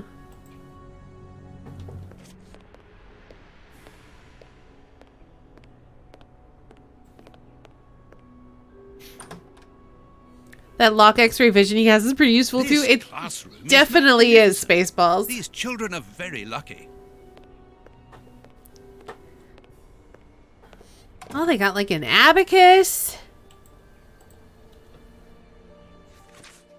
My love, I'm leaving this note for you to find as soon as you return home. I will likely not be here when you get back, for I have become involved in an extremely important affair, and it is this which causes my recent absences. Seeing the nature and impact of my current inquiry, I must obtain an interview with the Prime Minister without further delay. The security of the country itself is at stake. But please do not be alarmed, my dear. Enjoy your trip with your pupils. Oh, this is the judge. Oh well, this is how he talks now. And speaking of pupils, it would seem that one of them has taken 2 of my oarlocks.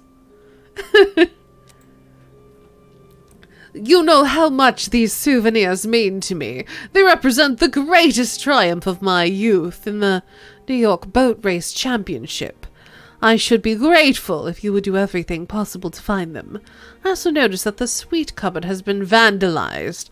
I've always supported you in your venture and your humanitarian work, and I know how difficult it is to break the bad habits which these street children have picked up. But perhaps you should teach them to respect other people's property before teaching them to read.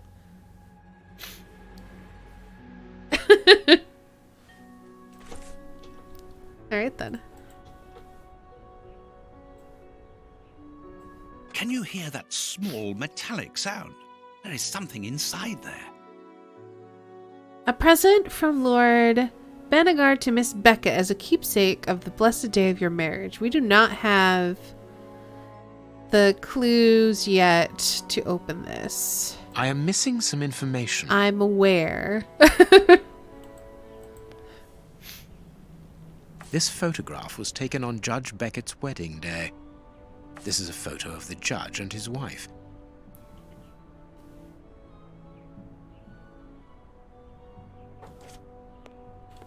Well, let's go around.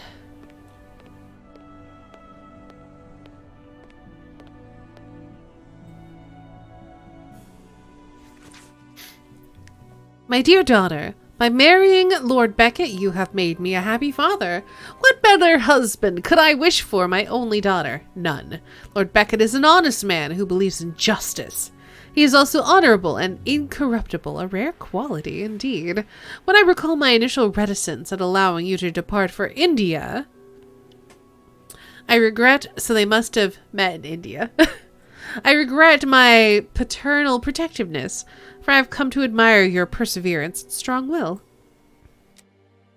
For indeed, it was your kindness and your dedication towards the destitute children that led you to voluntary work in those dilapidated orphanages in Bombay. And it is equally this altruistic engagement that led you to meet the man who was destined to become your husband. If you had listened to your stubborn old father, you never would have left England, and you never would have met Lord Beckett. Now that you are back in England, and your husband has set up a schoolroom for you in his house, I hope to see more of you. When you read this letter, you should have received a small gift from me in honor of your return. I know your love for travel. This mechanical planisphere, created by the best craftsman and cabinet maker in London, should please you. It is a type of safe. I have asked for the combination to be personalized. You will easily remember it. Your loving father. This woman is admirable. As she was unable to have children of her own, she decided to care for hundreds of others.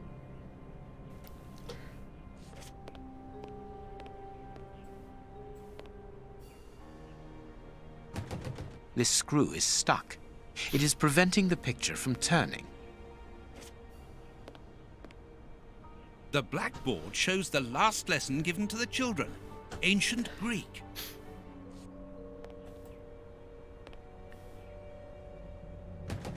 This... Okay.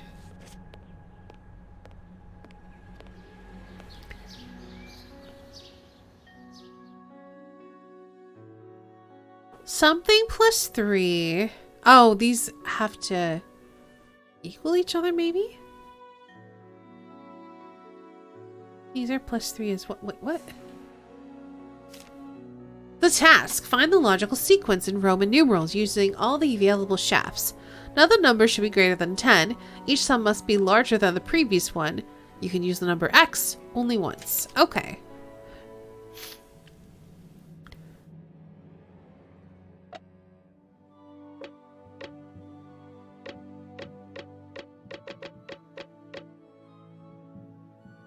Okay, so if we make this a 1,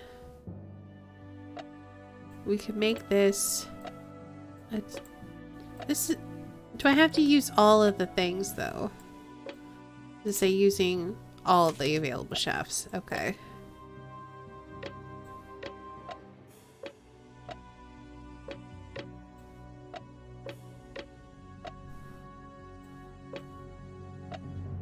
So I could do that, but then I have these guys left. So if I do this,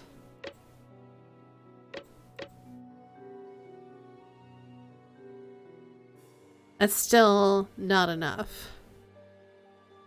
Oh, because I'd have to do... Okay.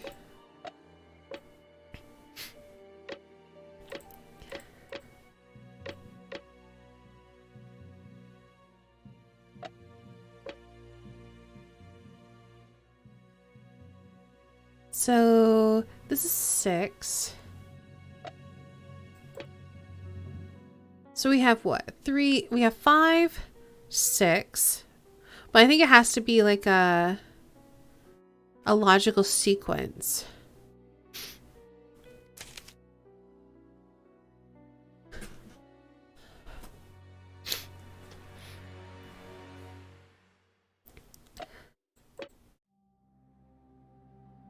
So I feel like I want to make these all plus 3. Because, oh wait, no, this is minus. Oh, okay. Alright, hold on.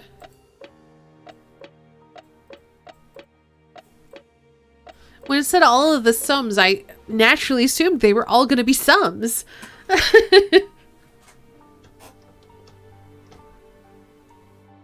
Can you make it a plus? Oh, maybe I can. No. No, I cannot.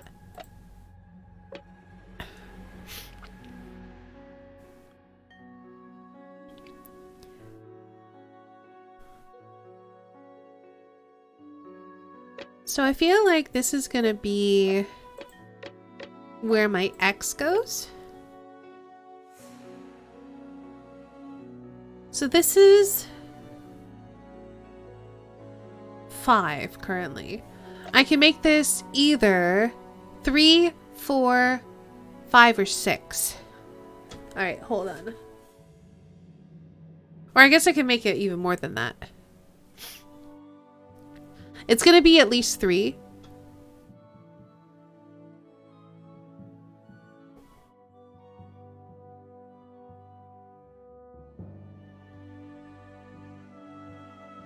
What, gummy bread?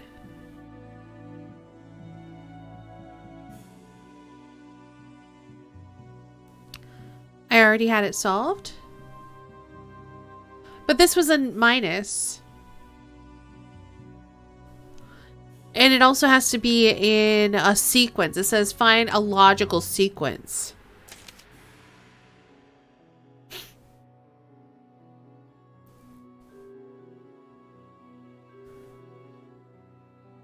Ten minus 3. Oop.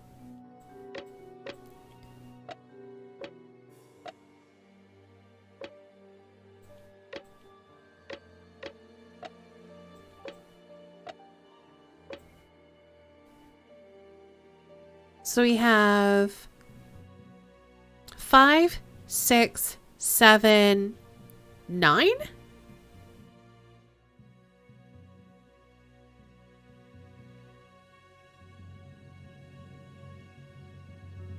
That's not right.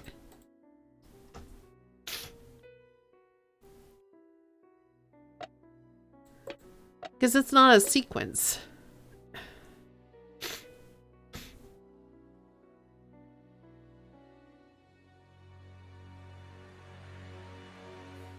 Primes? Maybe? Don't think it's primes? Yeah, I feel like it's gonna be like 5, 7, 9, 11, or something like that. Thought ascending was enough of a sequence? No.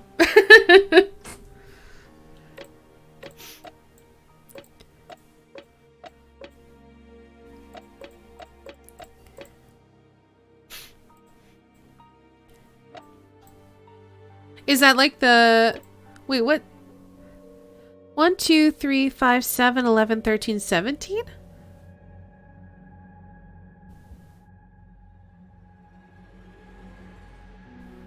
Oh, that's prime numbers. I see. I don't know if it's going to be primes.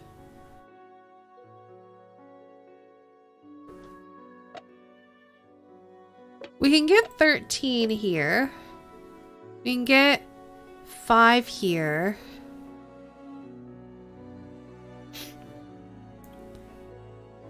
One, 2, 3.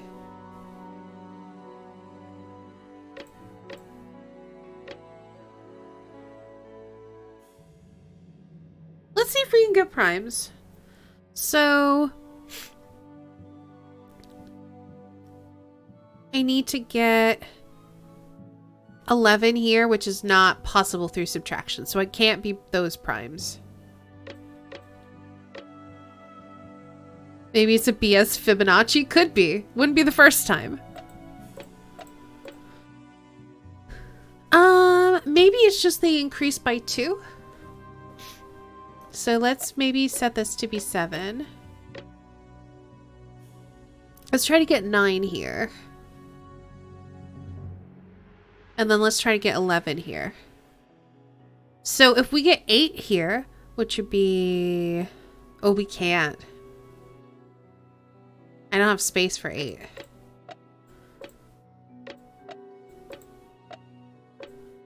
That's the most I can put there. Because if I wanted to have 9 here, it would definitely have to be some form of 10. Like I could get this there. I get 11 minus 2. But then this isn't enough.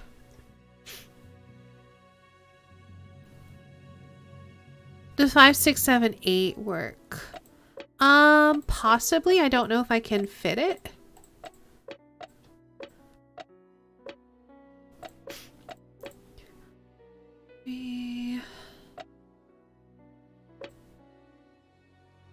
So this would have to be 5.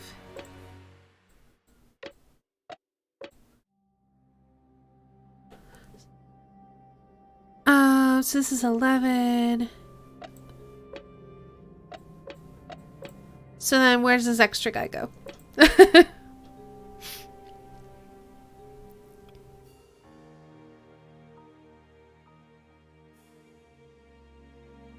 Wait. 11, 10, 9, 8. So that's 8. So I'd have to actually do that.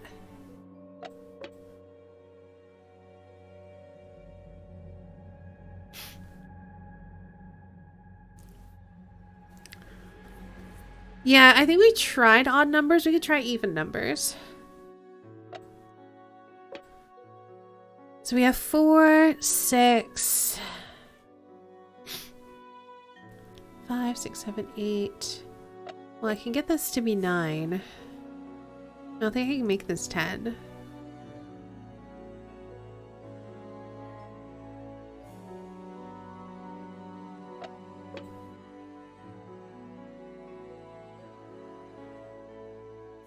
XI minus IV to do what? 11 minus 4? I don't even remember what I'm doing. Like that?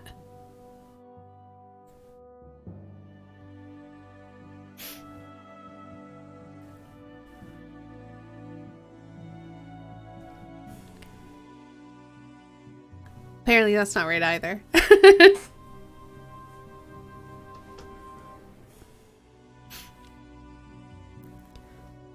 Because that gives us 5, that gives us 6. That should give us 7. And then that gives us 8, but that's not right.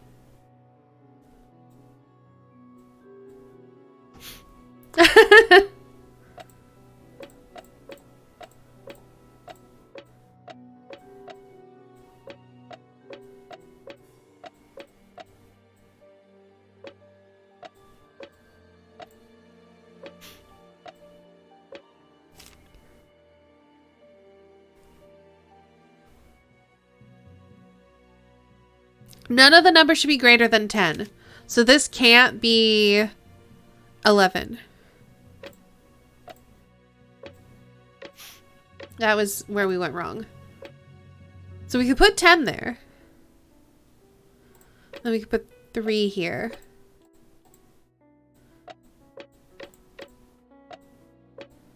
So that would still give us 7. This would give us 6. This would give us 5.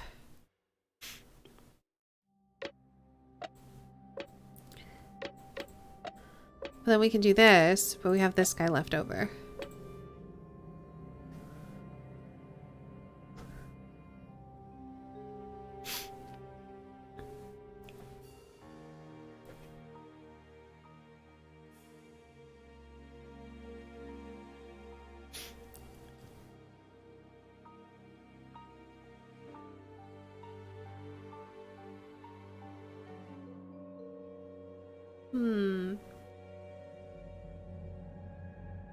Every sum must be... Okay, so it says... Find the logical sequence in Roman numerals using all the available shafts. None of the numbers should be greater than 10. Each sum must be larger than the previous sum. And you can use the number x only once. So obviously, I could, like... I throw that there. Well, that doesn't work. Also, this is not a sum.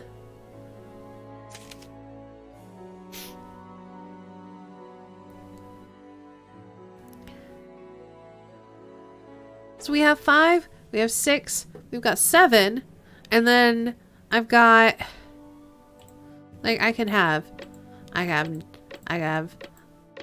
9. Oh no, that's 6 again. That's 6. This is what? This is also 6, 7. So I have 9?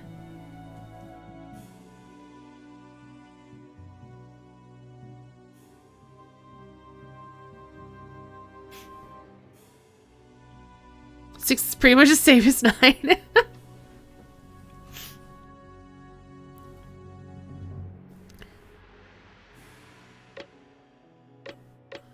Okay.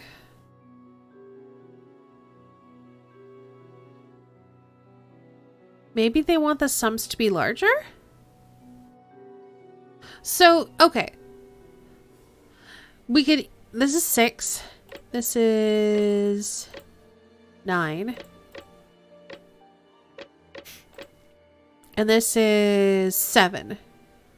So maybe let's assume that this has to be 9. Then maybe this has to be 8. So then maybe we make this 7? Oh, but then... Okay, so this needs to be a 4. And then maybe this is 6? Perfect. An oarlock. Yeah, you and I figured it out at the same time, Gummy Bread.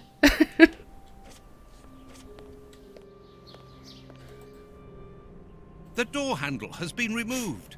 It's almost like we need, oarlocks. The door handle... Oh, maybe not. The door... Alright. I don't know what oarlocks are. Gonna be honest. Ooh.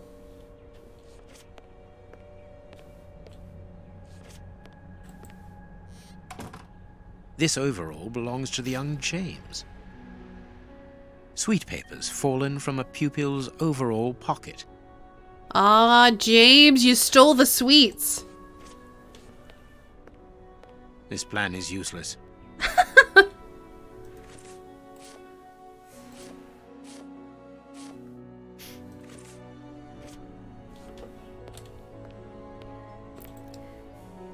A book about student organizations in the United States of America.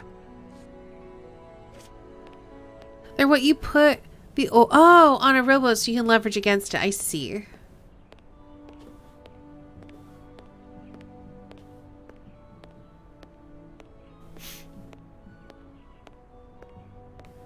Well, I'm going to look at the rest of the house before trying to open the other box. Doop-de-doop. Please take note, Watson. We are making headway. How do we know what this means? I don't know.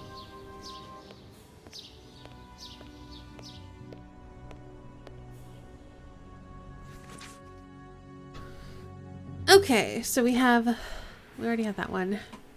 With the little joker who has borrowed the sweet cupboard door handle, please return it without delay. If the handle is back in its place before the end of the week, no one will be punished. If not, I'll be obliged to place the whole class in detention, Lady Beckett. There are naughty children in every school, from what I can see. Alright, so we gotta find James's... This room is undoubtedly the judge's office. It is double locked. Double It would locked. be better not to force this door, nor break a window. Judge Beckett could return at any moment. You're right, but he surely must have left a spare. With somebody he trusts, of course. It's in the box. I'm sure it's in that box. There is no point in visiting the upper floors. We know from the newspapers that this building is deserted, so there is no risk of anyone coming down and surprising us.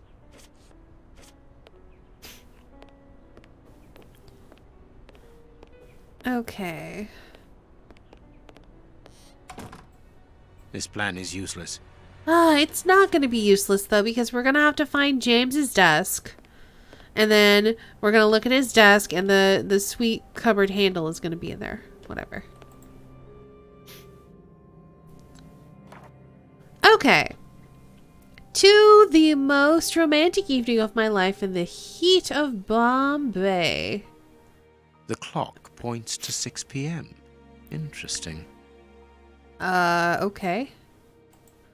Apparently, That's relevant. Apparently they were unmarried at the time. I cannot see a wedding ring. Okay, so they were unmarried in Bombay. And then... This photograph was taken on Judge Beckett's wedding day. Big Ben.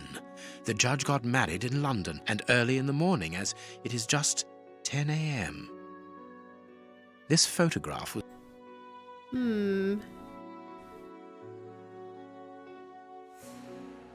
There is some connection between cities and numbers on top of the box, but I lack the necessary information to obtain the solution. Do you? Is there more in this photo I need? The clock. Yep. Apparent. The most romantic evening of my life, in the heat of Bombay.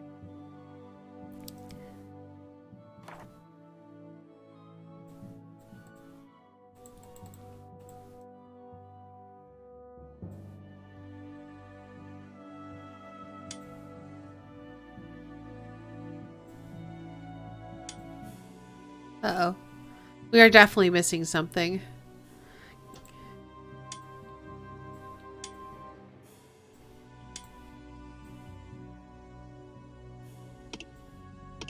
Oh! Oh!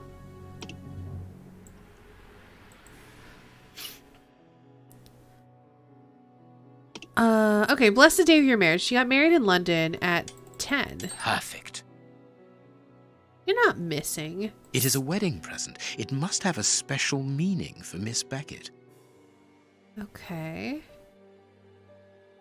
So I'm guessing each one...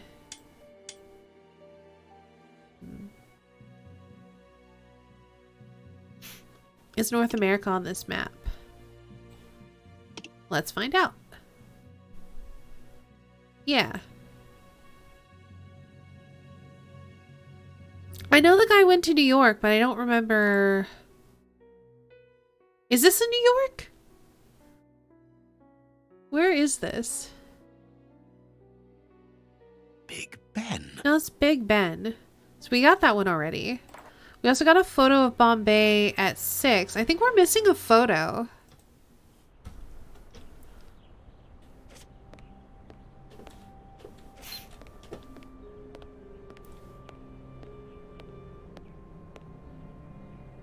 Curious why Chicago's in Northern Ontario? Good question. But yeah, I think we're missing a photo because it looks like there's supposed to be like 3 photos. Oh, hold up. I'm trying to sneak a peek.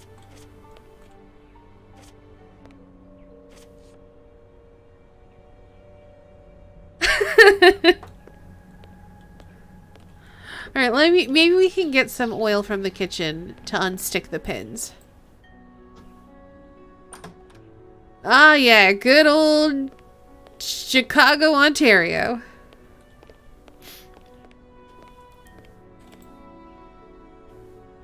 A desire to cook.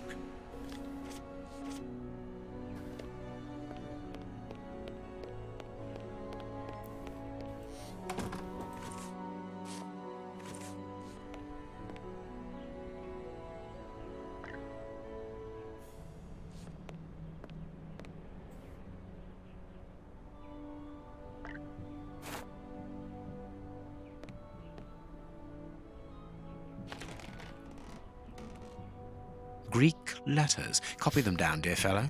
Very well, Holmes. So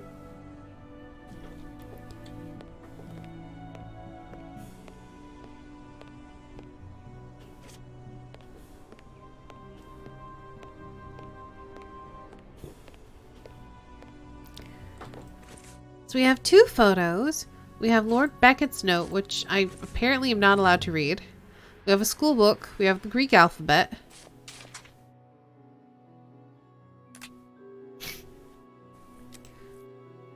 Let's see. She met Beckett in Bombay. They got married in England. So what happened in between that time?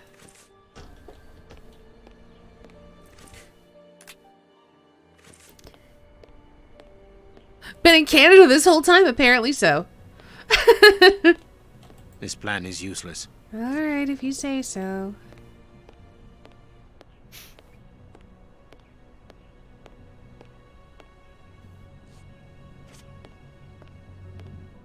The door handle has been removed. It's a sweet box, probably for rewarding good pupils. One of the Greek books is open. Perhaps the subject of the last lesson.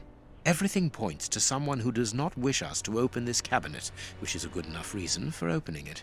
Well, the young James has stolen the handle to the sweet cupboard so that he can pilfer it whenever he likes. If we find his desk, we will find the handle. Geez, took you long enough to want to do that, Sherlock.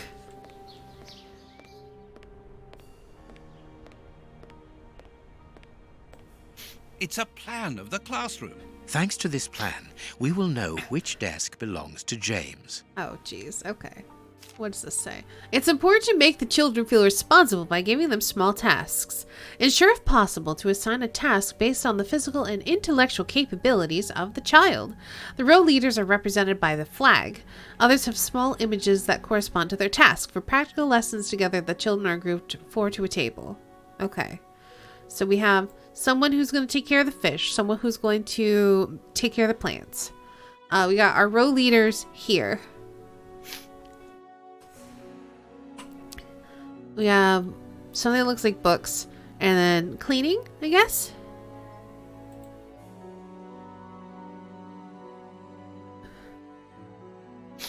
All right.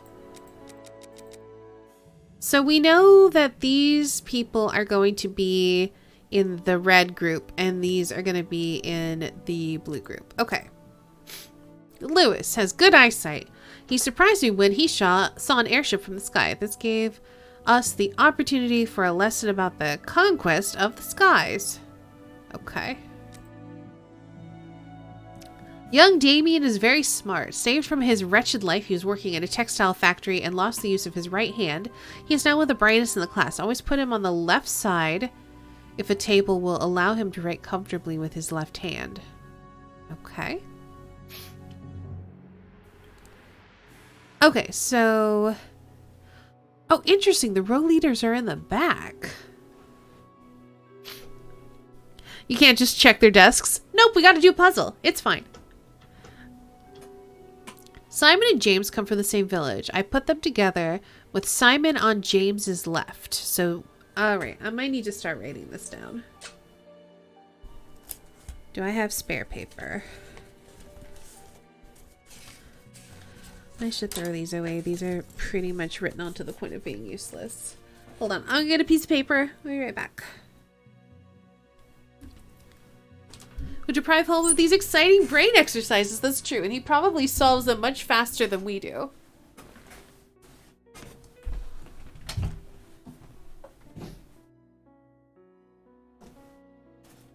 I think I have a little notebook in here. Yeah, this'll do.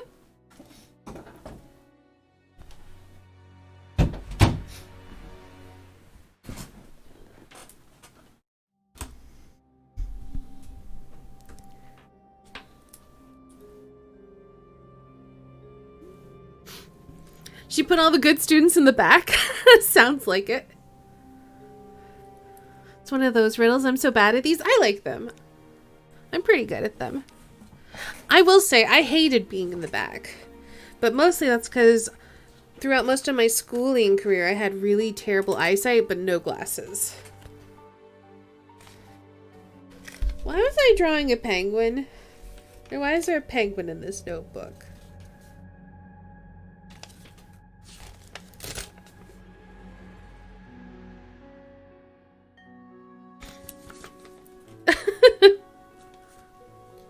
So they can watch the other students and tattle? You know, that's a fair point.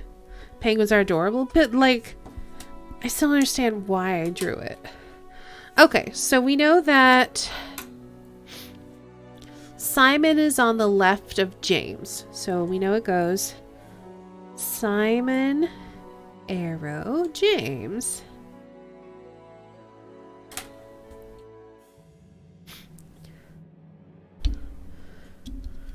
Row leader, middle row, Justin. So he just goes here?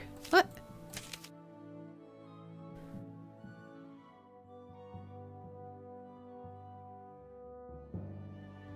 We know that Damien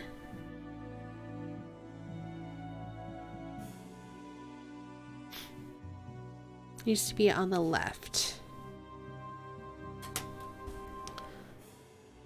Elmer, calm, reasonable, should sit him with Pierce. So we know that Elmer plus Pierce.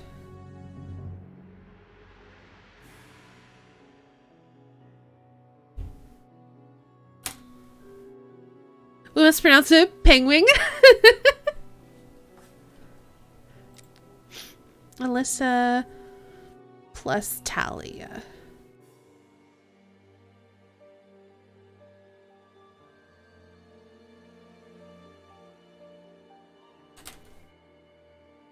Anastasia, very pretty and doll-like, very well educated. She should have a happy life. To help her integrate, she sits on the left of Ophelia, who is gentle and patient. So it goes Anastasia, Ophelia.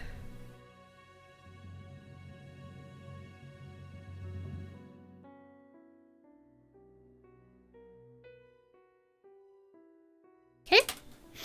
Lewis, good eyesight. That's really all we know about him. If he's good eyesight, it probably means he's in the back. Oh, Talia cares for plants.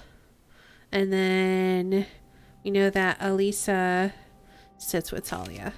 So this one's done.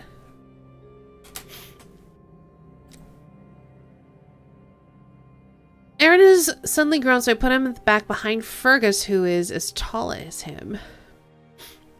So we know that Aaron is behind Fergus. He'd be at a window to see an airship. Oh, that's a fair point.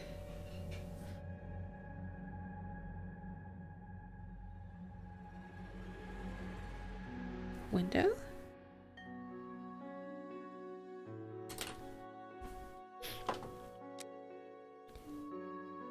Alright, Lloyd. Row leader, window row. I guess this guy? Ophelia in the first row between my desk and the board. So somewhere here. She has a very quiet voice. And she would blush every time I asked her to repeat herself. We do know that Anastasia is left of Ophelia. And they're grouped in fours. So Ophelia is probably here. And Anastasia's probably here.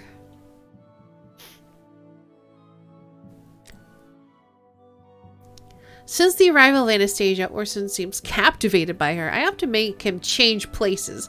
Because when he looks at the board, she is in his field of vision and it disturbs him. But I can't make up my mind. Puppy love is such a beautiful thing. Moreover, he stopped chattering with his neighbor, Bart. Okay, so we have Orson plus Bart.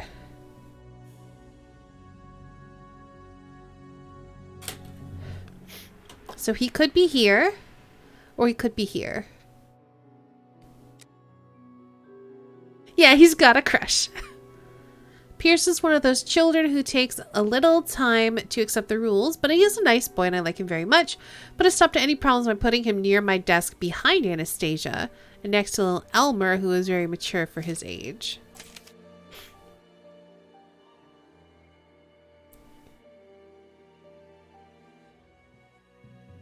Which means that Orson probably sits here. And we can confirm that if Bart is taking care of the fish. He could also potentially be here. Hey, Tedzy Peaches. Simon and James come from the same village, so they sit together. We know that already. Row leader, kitchen line, Taylor. An empty place is on his right. So this is empty.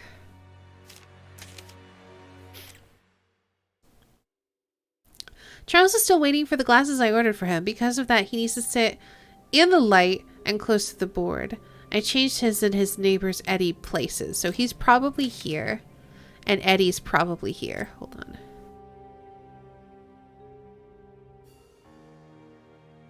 Oh.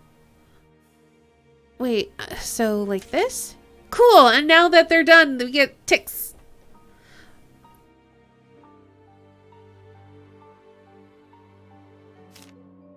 Okay, that's not fish, that's books. Okay. So, yeah, I think Orson and Bart are done. I need to find Elmer.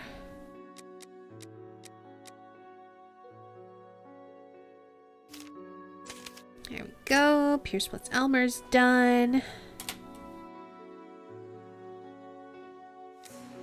Okay.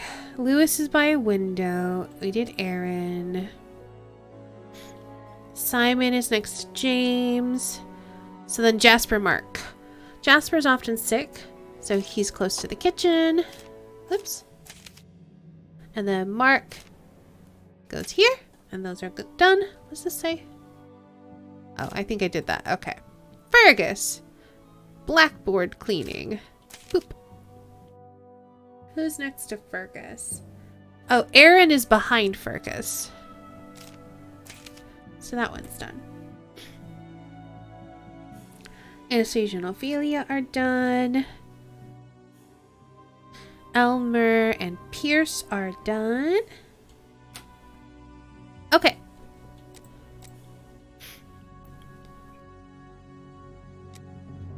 Louisa. Tells you right away if you're correct. True. Put a sick kid by the kitchen. Where's the bathroom? Maybe he runs through the kitchen and runs outside to vomit. I don't know. Also, hey, Lost. Rose and Louisa adore books and are writing a novel together in secret. These both have the same thing. Okay. I let them sit together to encourage this beautiful little secret. Louisa will be in charge of the older children's books. That way she'll have access to all the books. So Louisa and Rose are done. Easy. Which means that James must be here.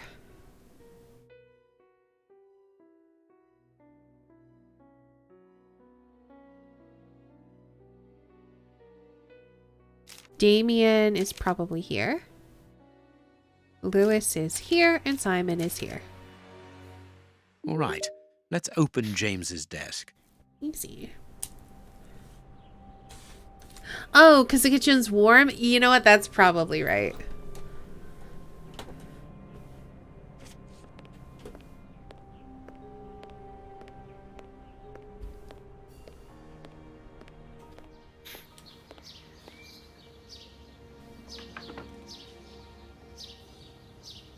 Perfect.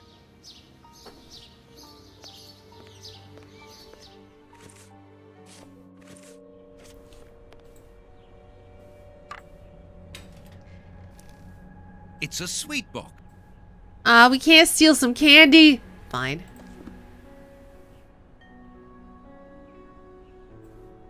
Okay. We have a Greek book.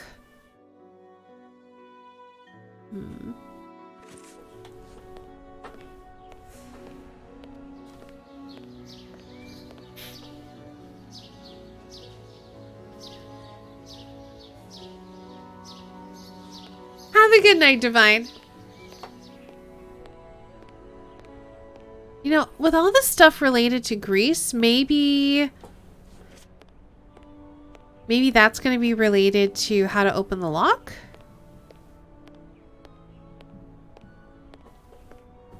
Maybe I can combine some stuff in my inventory. No.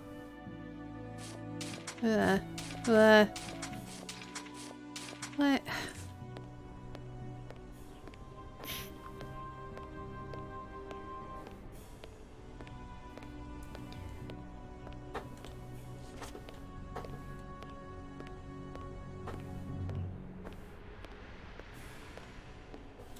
Is there anything?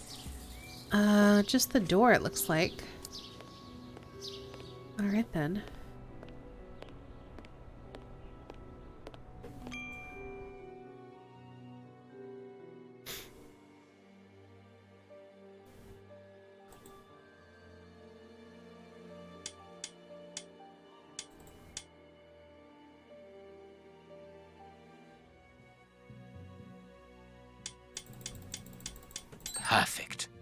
Oh, because it's supposed to be at night. Okay. There we are. It is simplicity itself. Never mind.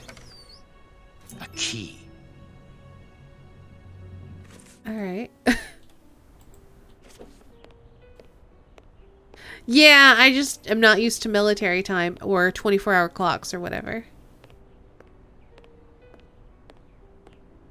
But then when I realized the numbers kept going up, I'm like, oh, okay, it's probably 1800. It would be better not to... You're right.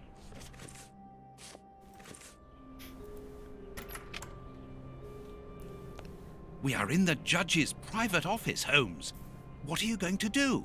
Turn everything upside down? Of course they're on the That metric is a system. distinct We're in London. possibility. I will not leave until I have found what I am looking for.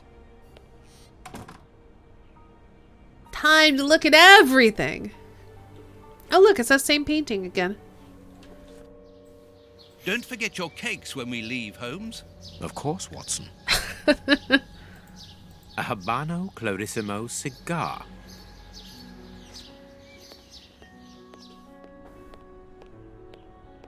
Nothing of interest here. I mean, so you say. The fact that it'll let me investigate it means it probably will become of interest.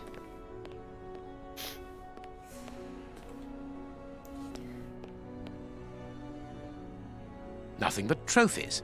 The judge must be very proud of them.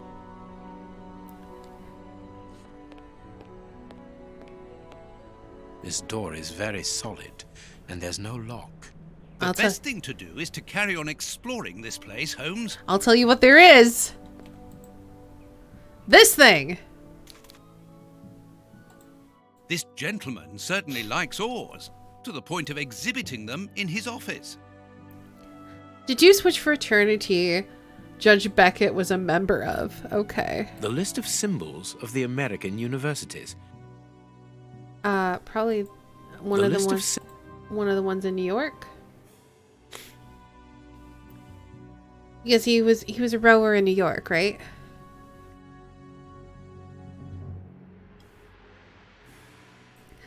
Wait, metric time was a thing? Wait, terrible French experiment? Someone explain this to me. What happened?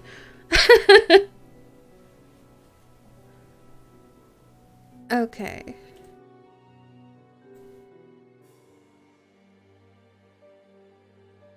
This note must surely be very important to Judge Beckett. Our success is constant pi, so that is...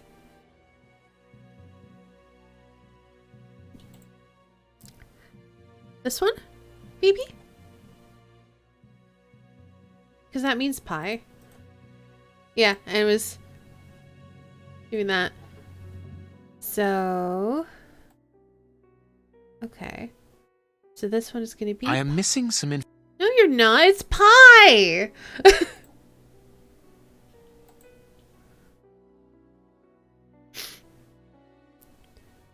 I am missing...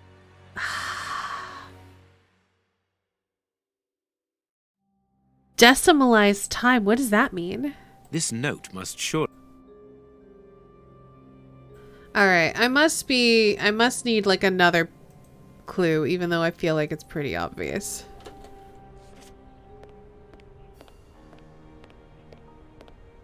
Wait, base 10? Oh no. Blind justice. From whence his ignorance? Amusing. The judge used to row. An oarlock. It must be a souvenir. Oh, I see. 10 hours a day. 100 minutes an hour. That's... okay, that seems weird. The young Beckett and his friends, rowing. Yes, I know. He rode in New York. A souvenir from the University of New York. That's the university where Judge Beckett studied. Beckett, honorary member. This must be the symbol of an organization to which the judge belongs. Look at this symbol. A V. It must surely be very important to Judge Beckett. Alright then. Now we should have all the information. We have all the oarlocks. Let's do it. There we go. Yeah. All right, so we've got a V. A lowercase v is a new. Yeah, so it's got to be the one with the Z in it. Can I put pi here now? And then capital N. And then the Z.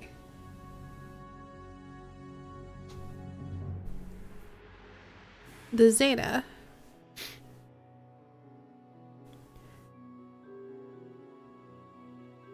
Okay. These oars can turn.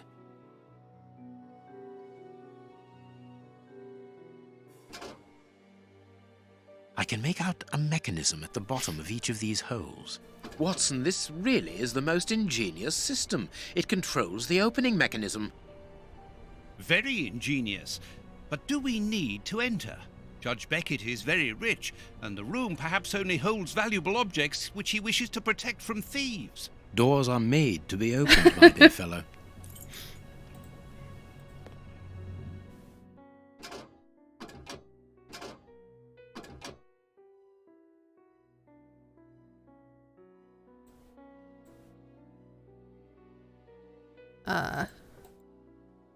Okay, we got that correct at least.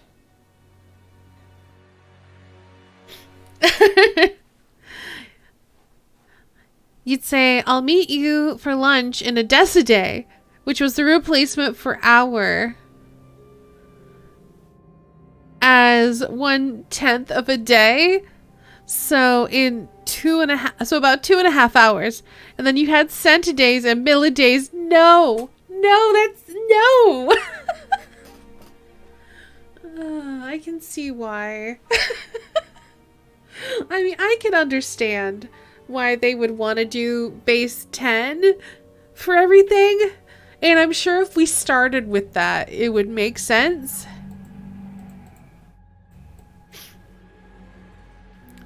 Okay, so can I not turn those? Wait. Hold on, wait. Oh. Made a little clicking noise. Oh! I'm rowing! Okay. Alright, hold on.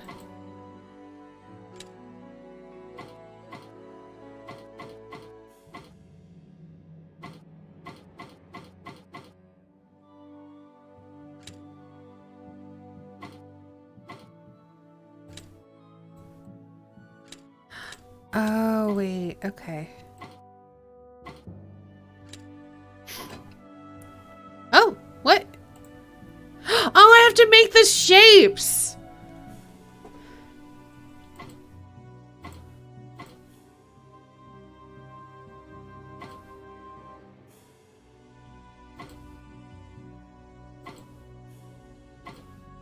Oh, I don't make a Z though.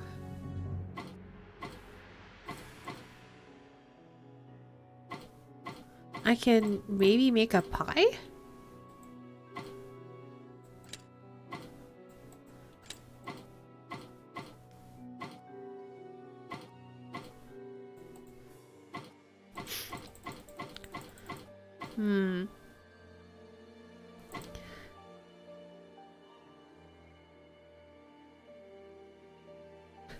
I was positive that's not how rowing a boat works. I'm rowing!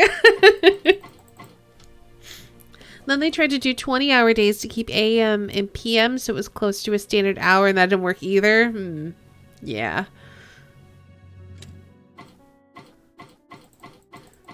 I mean, it's kind of rowing.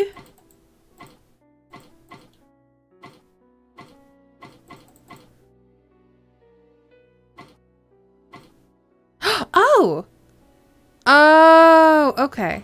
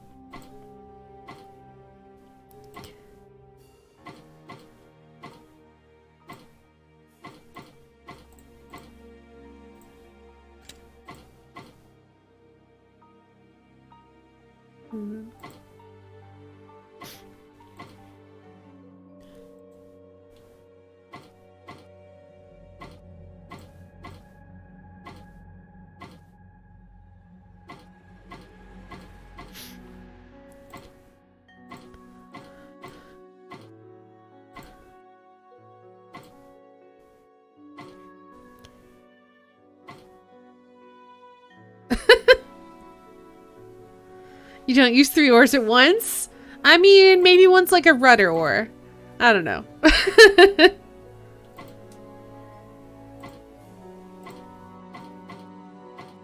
Okay.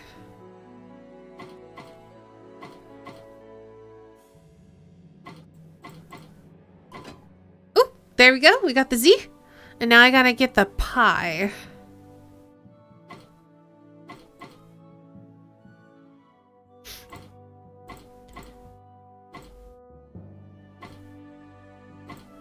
Okay, yeah, there we go.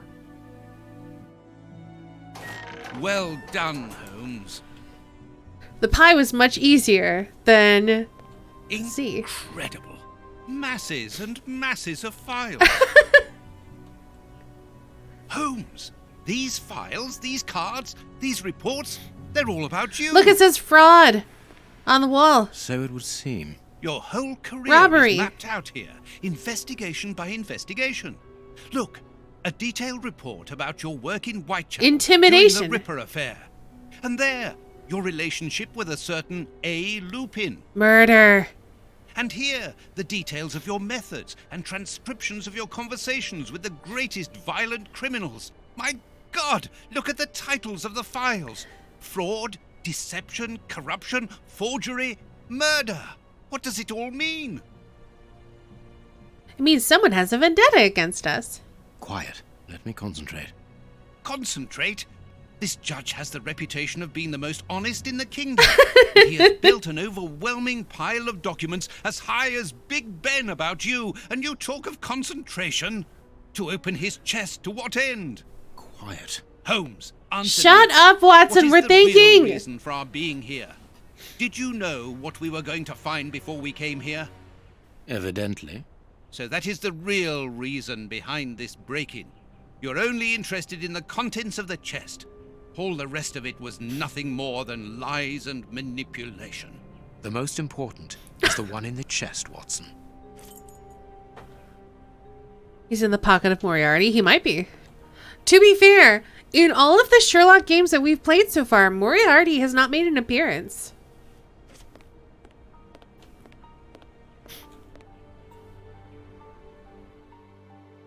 Group the balls by color. 1 color per square.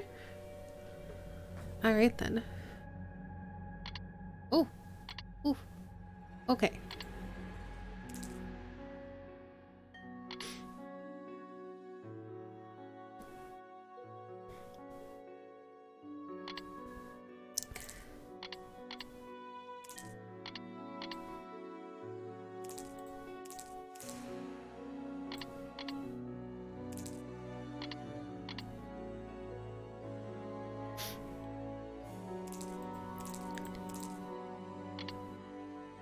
Okay. Cycle these around.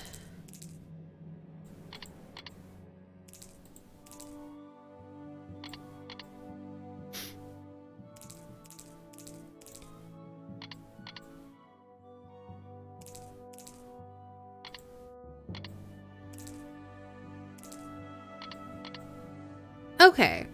So we were able to separate those. We need to start doing that, I think.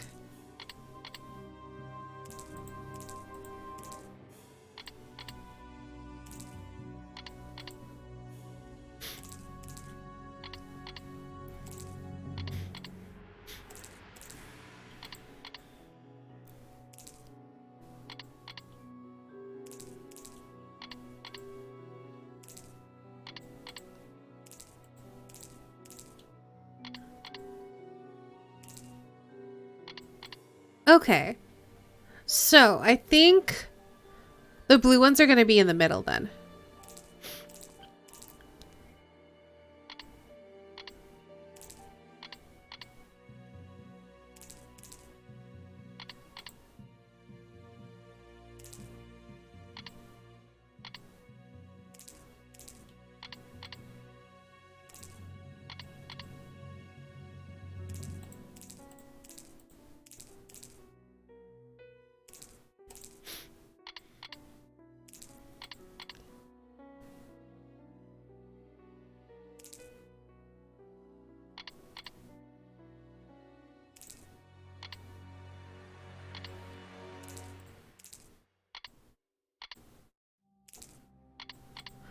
Well, that's a problem.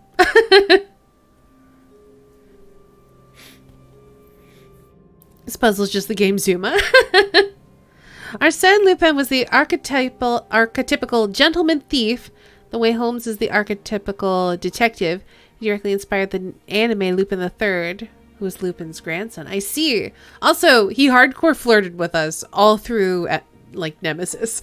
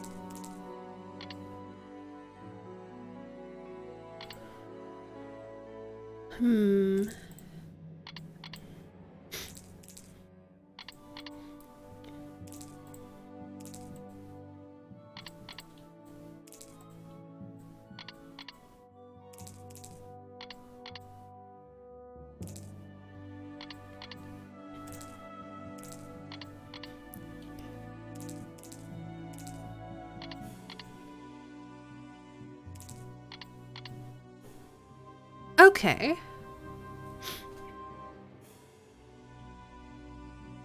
And then he cheated on you with the queen. He did.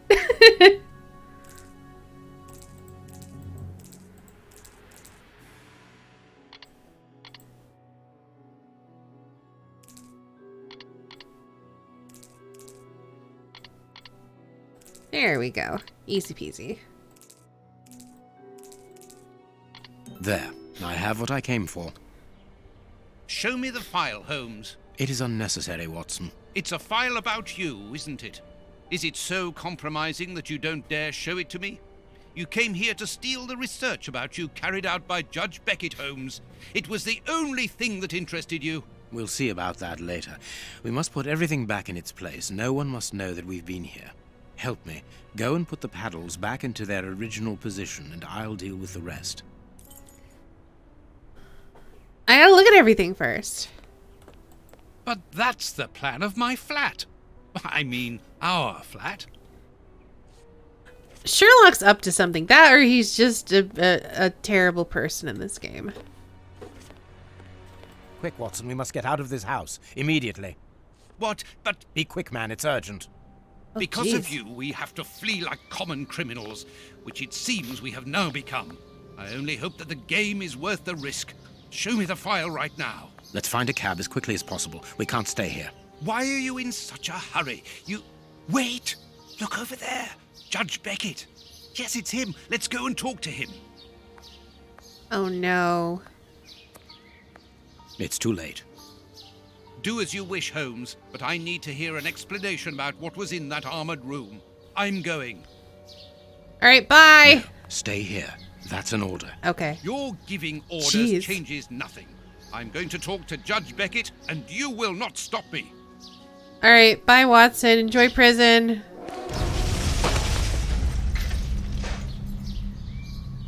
Oh, or I guess the hospital. Watson, are you all right? Wait, did we just leave a bomb? My God.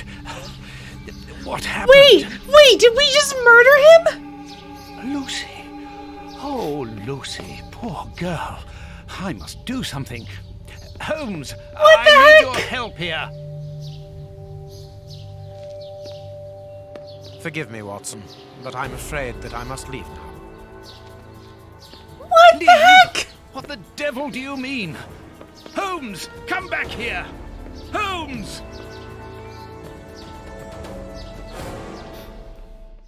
What? Okay, so you remember how we were carrying around that box? Holmes, are you here? Show yourself.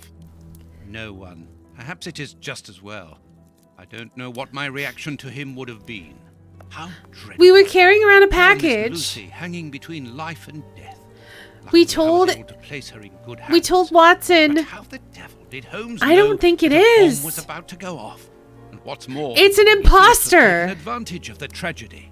No more Judge Beckett. No more compromising documents. No more proof. There is nothing at all. It's gotta be an imposter. Okay, so hold on. We're gonna save it and we're gonna talk about stuff. All right, you know, we can go here. All right, so when we broke into the judge's house, we were carrying around a parcel. We said it was like a box of cakes for our aunt, which was obviously a lie. We set it down on the judge's desk. We stole something from his safe, and when we left, we didn't have the box anymore. And then when Watson ran towards the door, the judge probably went into his office, was like, ooh, a package, opened it up, and it exploded. So clearly, whoever we were controlling, if that was your real name, Sherlock, was planting a bomb there for the judge. Which makes me suspect it wasn't actually Sherlock. On what floor was the office? It was on the ground floor.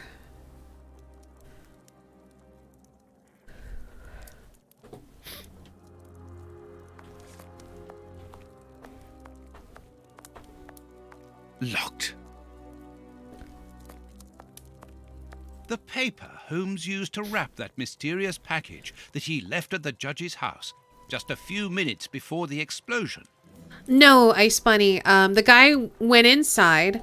Watson ran up to like ring the bell, and before Watson could reach the door, the bomb went off.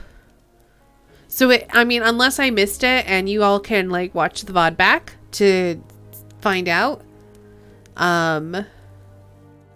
Of course, we told Watson it's possible that Sherlock had packed a bomb in the box and set it up while we were fixing the oars. Could absolutely see Holmes planting a bomb if he thought it served his purposes. I mean, it's a very different Sherlock from what we're used to in these games. Dang, kids are taking liberties with the story. No, they didn't just leave. A bomb went off. Oh my. So yeah, it could have been right when he opened the door. I thought that he had already gone inside. Hey, Toby. Loyal Toby. Holmes would have shown us, wouldn't he?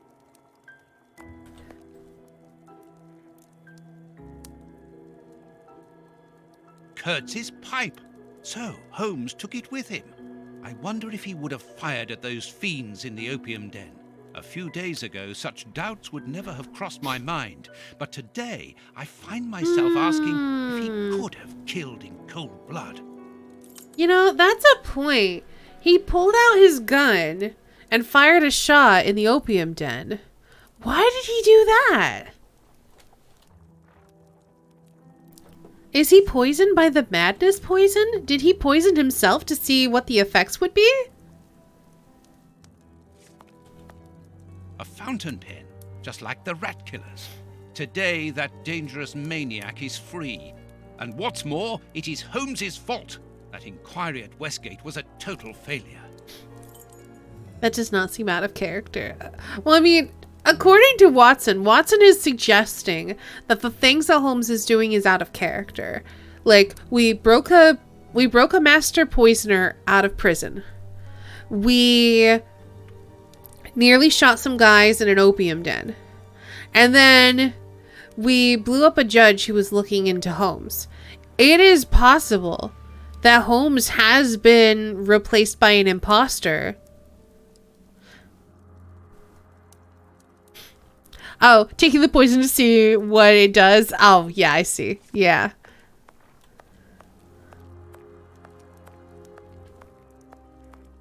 You already looked at that. I don't know. No, I don't want to go to bed yet. I must wait for Holmes. I mean, fuck him, right? Where would you like to wait? Ooh. New factors regarding Sherlock Holmes. Or is this Holmes when finally off opium? Maybe. New revelations regarding the true nature of the famous detective Sherlock Holmes have reached our editorial staff. Your humble servant, always seeking the truth, has been able to initiate contact with someone linked to the Bruce Partington Plans case of several years ago. This person is none other than the brother of the unfortunate Arthur Cadogan West, murdered during that terrible affair. Revelations made by this gentleman are astonishing, desiring at all costs to realize the truth regarding his brother's death, uncovered a certain implication of Sherlock Holmes in the disappearance of the submarine's plans. So that he might lay hands upon the documents, Mr. Holmes accused the famous partner, his accomplice, of stealing the plans. He double-crossed him by making the theft appear simple in order to accuse him later. He then set a trap with the newspaper bluff, a simple small ad, for the partner did not know that Mr. Holmes and his boss were one and the same person. Arrested and found guilty alone, the accomplice died in prison shortly afterwards under suspicious circumstances, taking Holmes's secret with him to the grave. These revelations are extremely important. Mr. Holmes is not a vulgar, deceitful criminal, but well and truly one of the central figures of international violent crime, who would not hesitate to betray his homeland, O Farley. How dreadful. These events have shattered my nerves. I should sleep for a few hours, or at least I should try.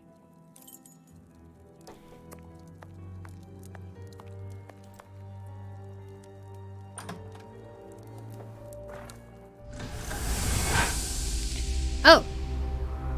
Doctor! There you are. I was poisoned. By who? Ah, you know him very well. Such a clever man. A brilliant mind, but so evil. He has hurt so many of us. Who are you talking about? Who? I'll let you know when the graphic scene is over. Flames! The heat is unbearable. Walter, I beg you. Where is he, that devil? One day he will have to answer to a higher power. Oh, I need air. I need water. Ease my pain. Who did this to you? Dr. Watson! Is that Lucy? Lucy, you are wounded. I can't find my children, Doctor. Find them for me. But I beg you, keep them away from Mr. Holmes. Lucy, no. Why do you say that? Let me help you. You are so kind. It is too late for me, but you can still save. Holmes, I know you were in there. Holmes, open this door immediately. I think that I would rather not. Tell me the truth, Holmes. I need to know. You have no right to keep the truth from me. Tell me. I am sorry, Watson. Open this door, or I will break it down. Do what you like. The door is not locked. What are you doing? No, Holmes! Okay, dream's No, over. It is impossible. Oh, jeez. I can see why he'd have that nightmare, though.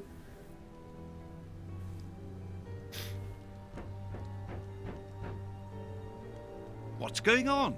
Police! Yes, Open. just one moment. I'm coming. Let's go in our jams.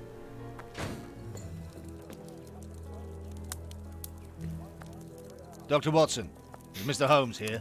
Inspector Baines. What? Is he here or not? No, I do not believe so. Open the door, quickly. You're going to have to come with me, Doctor. We have a lot of questions to ask you about your relationship with Sherlock Holmes, and also regarding your movements early yesterday evening. This has gotta Gently, be... Inspector. Get dressed. We're leaving in 2 minutes. Oh, wow. Yes, I'm coming. I'll do all I can to help you. I would also like to find the answers to some of my own questions.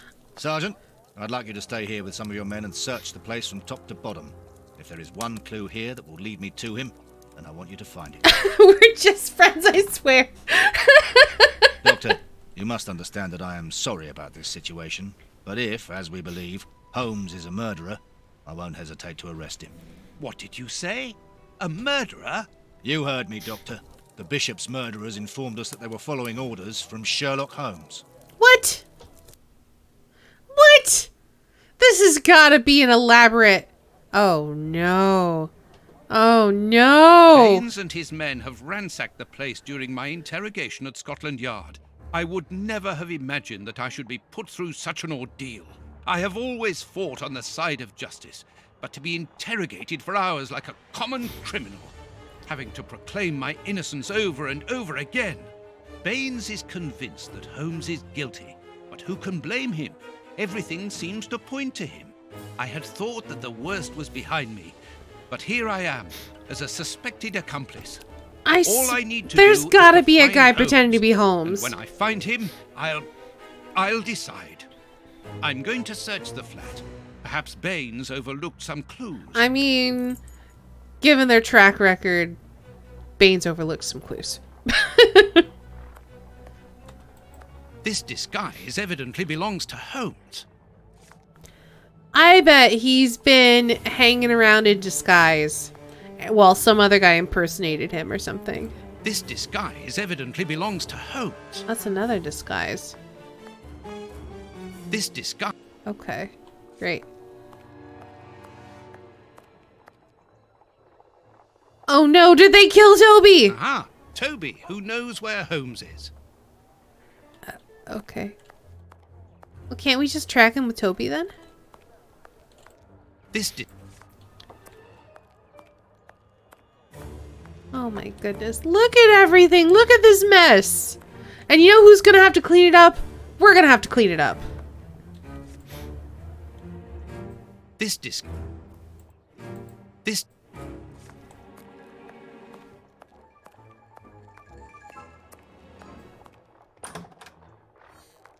Ugh, what a smell! It reeks of tobacco.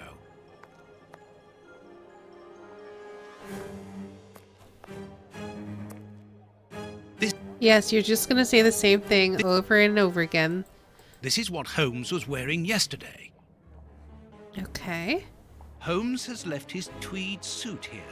So, he came back to change after he left me in front of Judge Beckett's house, just after the explosion. Knowing that Scotland Yard is looking for him, he will likely have changed into one of his disguises. I just need to know which one. The best thing to do is proceed by elimination. I will use the wardrobe in the sitting room to reconstruct them. Yay! We get to play dress up.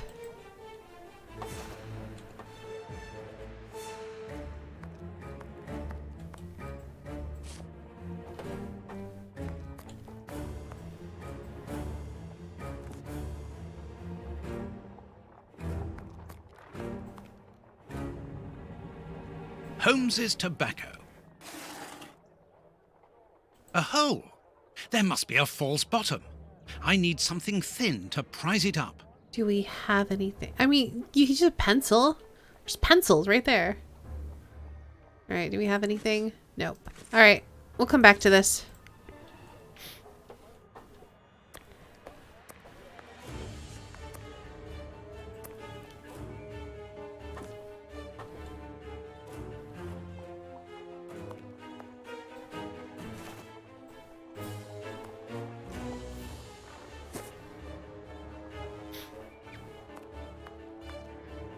This bust.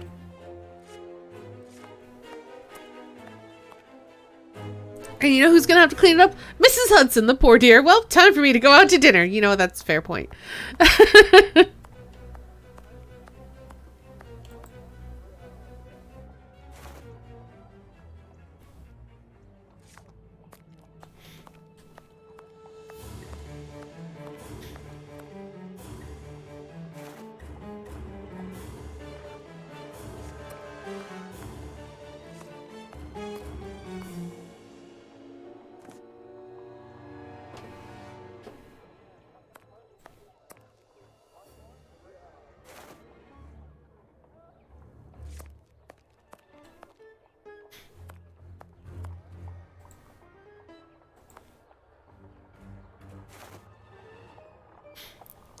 Do I have the Hercule Poirot game?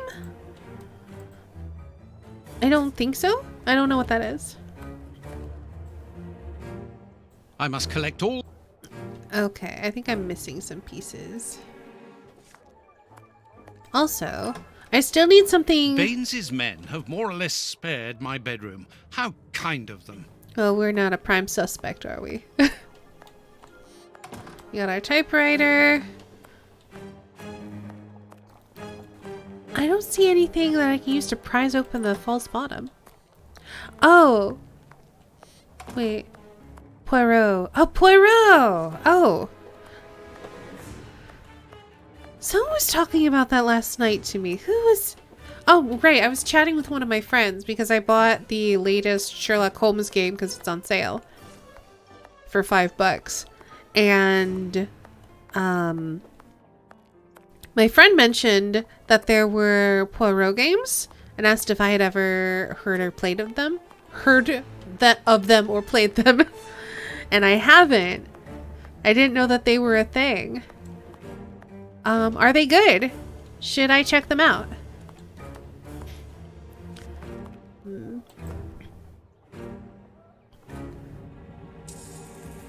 Oh, I didn't even see that there. Nail, go! Oh. A photo of Irene Adler, the woman, according to Holmes. Holmes's Victoria Cross. Good thing we got that back so it could appear in this game. Poirot's the better detective. Gentler Belgian version of Sherlock Holmes. This sounds nice. The ABC murders. Murder on the Orient Express, etc. Okay. Oh, cool. A letter addressed to Zachariah Dossett, the clergyman? But what is that doing here? It's a rent reminder. But why should Holmes be concerned about that? Another letter. This one for a certain Escott. Who could that be? This J. Escott must be a worker in the building. A letter addressed to a clerk of the court. Why in heaven's name has Holmes got that? This letter is addressed to a naval captain. My goodness.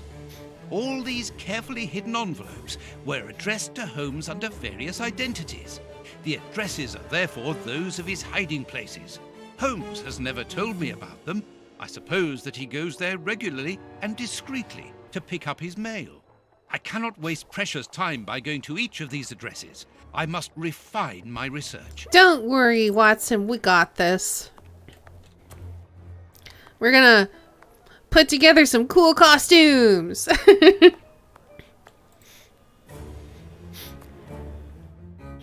Okay. Deduce which disguise is missing. Alright. So, what is this? Bucks Row. What is this? Why don't you tell me anything about them? Alright. So we got a flat cap, we got a top hat, and we got like a bowler's hat. Okay, so this is like a ship captain's outfit, I guess? Or some sort of naval thing. This is got bird poop on it. It looks like, so maybe that's like the messenger dude. Alright, so this one goes with this. That one's probably the Reverend because it's got the weird hat. That's probably, let's see. Is the clerk missing? Am I supposed to put these with the ones that they go to? Okay.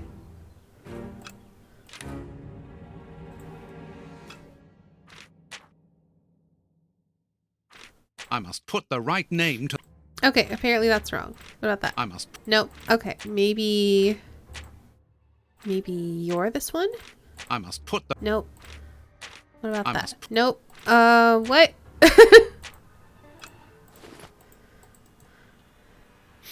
I thought we'd get to assemble the disguises, but no, we just have to... I'm disappointed. Okay, so this is clearly the docks because it's got like the little ship pin, right?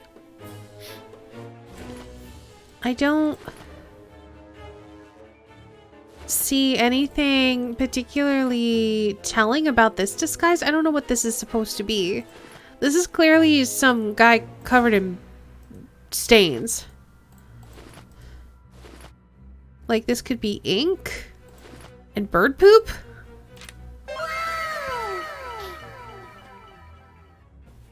It's midnight here. May 13th, my 13th month, my more than 13th birthday. Listen, yeah. HD, thank you so much for the 13 months. Thank you, thank you. Okay, so we have a reverend as an option. We have a clerk, and we have whoever this is supposed to be, working class dude. I feel like this is a working class dude. I must. Okay, apparently it's not. Maybe you're the clerk? I must put. Nope. I must. Nope. Maybe you're a reverend then? I don't think that's right. I must put. I must. What? I don't understand. Oh! Oh, the disguises are all mixed up too. Okay. Never mind. I was very confused. So how do I know which one goes with which? Are they just going to be like colors?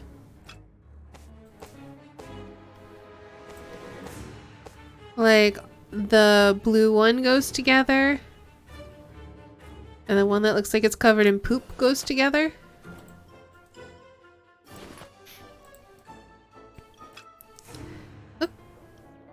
I must. Yep.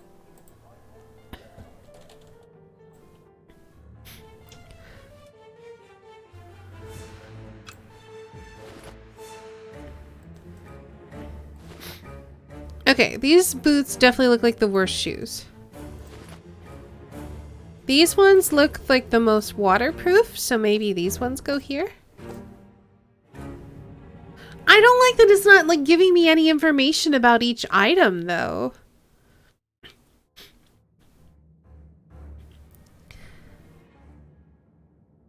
And yeah, it's gonna be quality, yeah.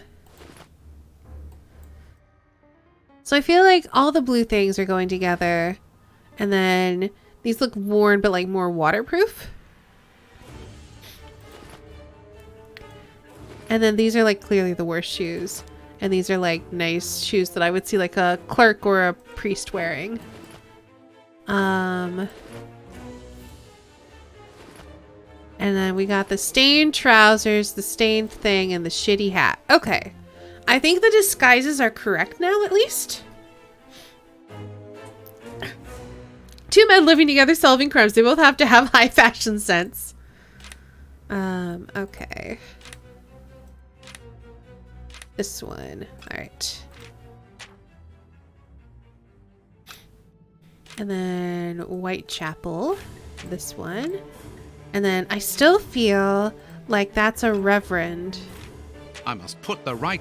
Okay, maybe not. Huh? I must put. Nope. Okay, still have the disguises wrong. Let's try swapping the boots. I must. Nope. I must. Nope. Let's try swapping the hats. Oh, you know what? That looks right. I must put.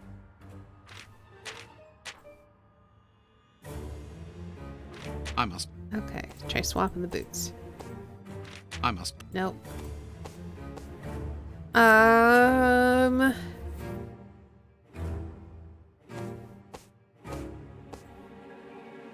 must put. I must. I don't know. No, we've got two different ones. We got a Whitechapel one, and then we got a clerk one. He lives in Fleet Street. The only one we know for sure is the captain. What hat would a captain wear?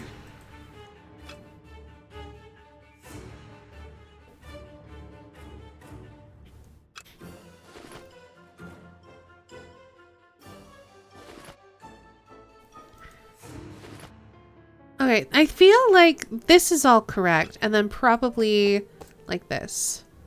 So I feel like this outfit is correct.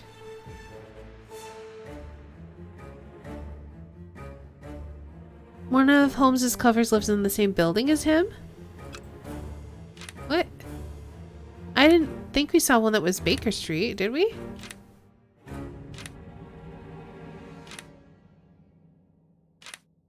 No? None of his covers live in this building. No, he lives on Baker Street.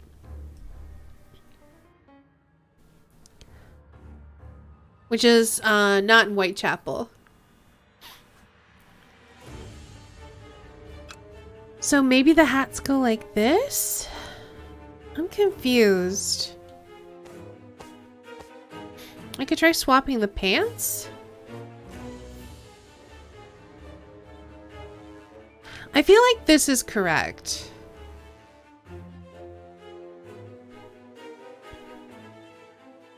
Now that you say Baker Street, I realize how foolish I am. It happens. So I think this one is correct. I must. Alright, well then. Let's try swapping the hats again. I must. I don't understand this puzzle. How am I supposed to deduce what goes with what? I must. Have a good walk, Invulnerable Tide. We'll see you later. Okay.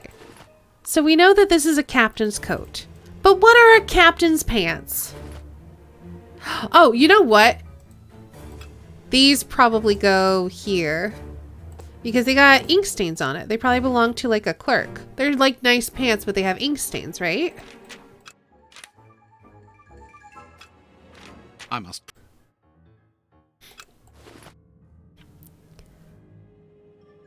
But then how do we know whose hat goes to whom?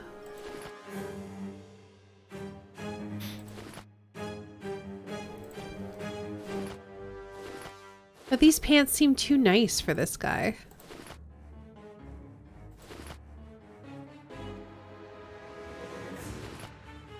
But I feel like this makes sense. Because they're on the right side. Most people are right-handed. So they're ink stains of a clerk.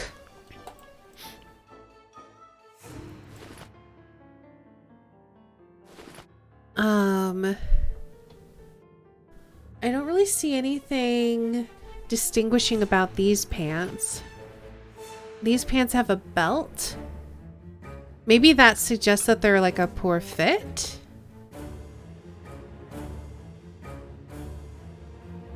I actually know who the wide brim hat goes to, but you're figuring this out. I am. So if they're belted, that means that they're not tailored. So these ones would be tailored, and these have ink stains.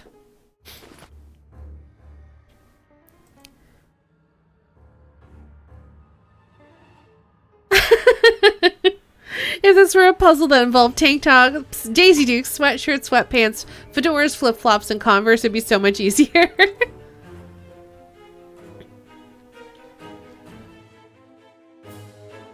Okay, so we've got a relatively fancy-looking top hat. We've got a relatively plain-looking sort of like derby.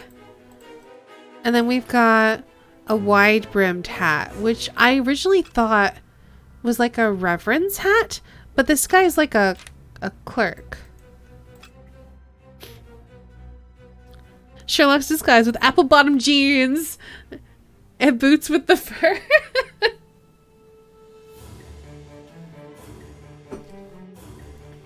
All right. So I think I have the pants correct now. So let's look at shoes. So these are The steel-toed shoes of like a laborer. It looks like. Or at least like reinforced toes or something like that. They could be captain's shoes.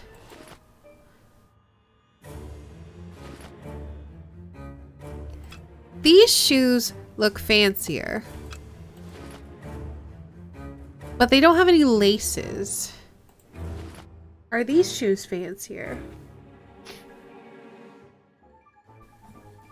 These ones definitely look more worn. And these one, no, they both look kind of worn. I will say, I know that these shoes do not go to this guy. This guy definitely has one of these two pairs of shoes. I must put. I mean, we figured out enough that we know that he's disguised as Reverend Zariah, I think. Unless it goes like this, and Reverend Zariah is this dude. No. I must put. Oh, gosh. I must put. There, the entire outfit. Okay. Alright, this guy's done. Oh, jeez. Oh, jeez.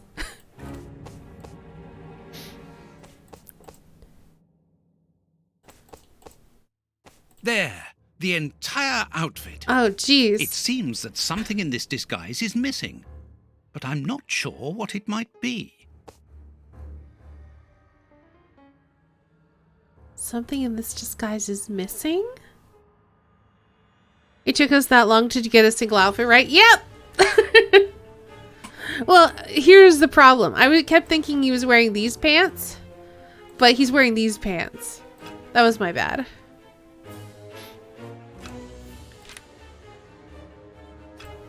What could be missing? What does it matter? What does it matter if it's missing? What does it matter if it's missing? We know that it's this guy. Ugh, Watson.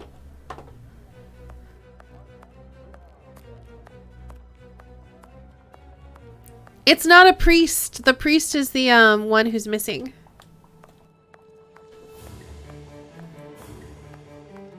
It's the clerk. The worker, and Doc's captain are the disguises that we have access to. And then the priest is the one that is absent. But when we look at the priest's address, he doesn't say anything. So we have to find, I guess, the item that we're missing from the middle disguise for some reason.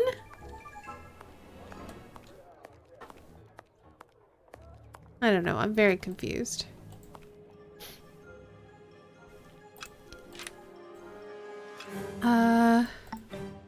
Deduce which disguise is missing. This one. This disguise is missing. What do you want me to do?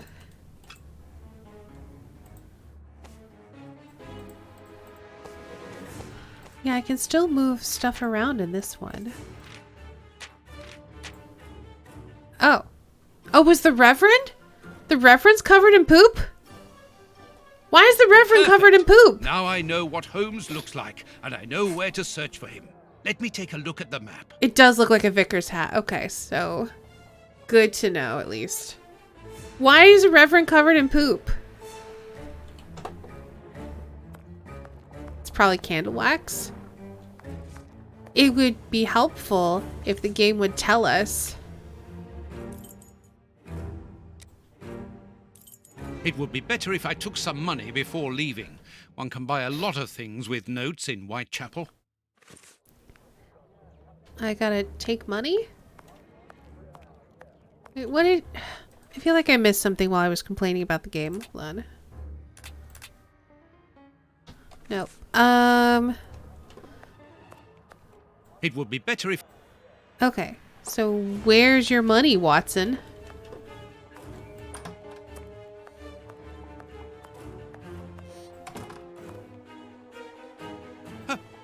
My money! Someone has emptied my wallet. I always keep a little money in it. The police can't have stolen it. It's impossible. Last night I was too tired to think, but now I have to face the truth. Holmes stole my money, like any common low-down scoundrel. What a jerk face. Anyway, I really wish that when we had zoomed in on something, we could have clicked on the identifying features of each of the things, and then Watson could have told us what it was. Like, if we clicked on the stain on the pants, he was like, an ink stain. Or if you looked at the stain on the jacket, he was like, candle wax. That would have been nice. Why wouldn't the police take your money? Because Watson is a trusting fool, but also because this fake Sherlock probably took it. Not observing like that, I guess, but it's still frustrating for doing the puzzle. Aw, look! The flower seller lady's there, but she's dead! I've got the address of Holmes's hideout. 6 Bucks Row. I feel like Watson would know stuff like the wide brimmed hat is that of a reverend and such. Yeah, and especially since, like, I'm not super familiar with the time period. Oh, it just crashed. Hooray. I'm not super familiar with, like, the time period or, like, the types of clothing worn during that time period. And obviously, Watson's way more familiar with that than I am. It would have been helpful. Had to look up the solution, and even ignoring the extra hints, it was all just, they're all matchy-matchy. Oh, gosh.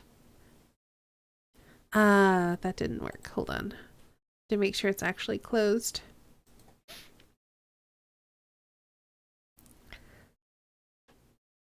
Deduce this! Crashes.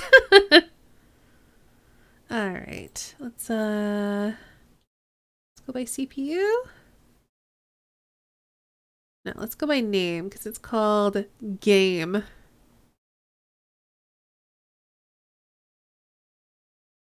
Alright, I think it's closed now.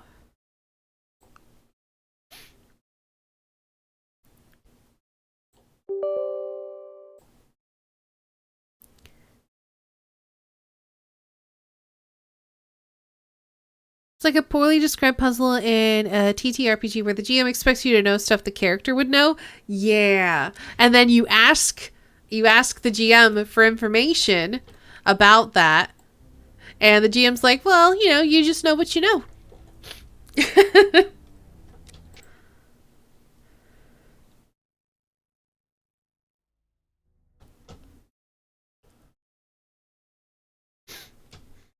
I like it still does the crashing when you load into a new area thing, though.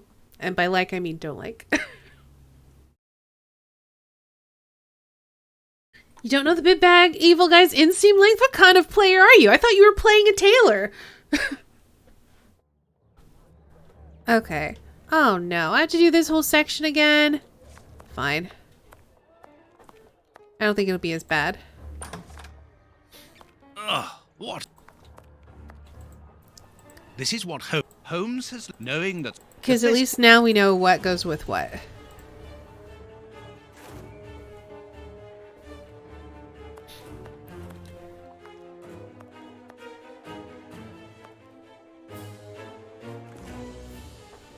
Everyone knows that the ninth cycle of Calidor coincides with the rise of Bellathor. I mean, that's like child's play. I'll just make sure I save it before we transition to Whitechapel. Holmes is...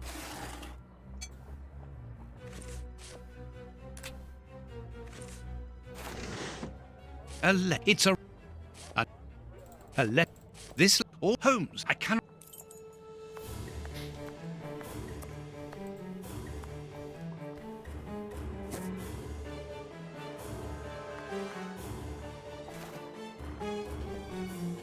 Oh, we can still look at the photo of Irene Adler, so we may as well.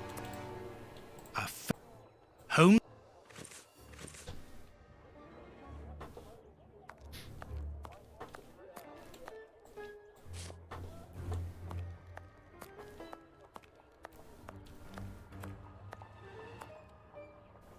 Does Sherlock have a bust of himself in his room? Yes.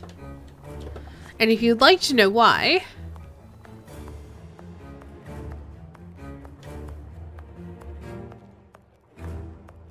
Watson. Watson, where are you going? This bust was used to fool Colonel Moran during the case of the empty house. Thanks, Watson.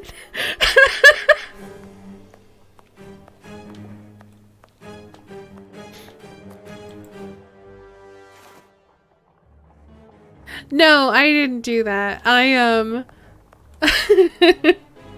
I clicked on the bust, and then Watson walked all the way over here and turned and spoke to the bookcase.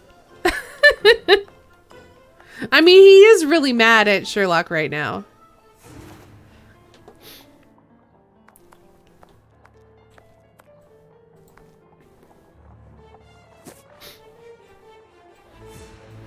Oh, you know what? I should have known from that clue that the top hat and the naval jacket went together.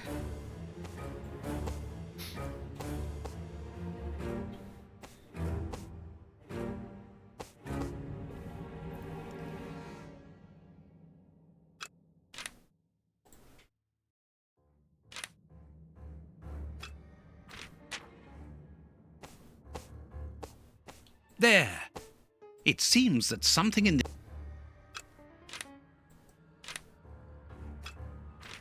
There.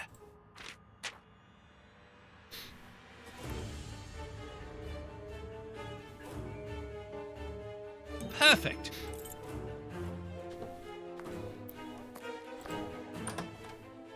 Baines...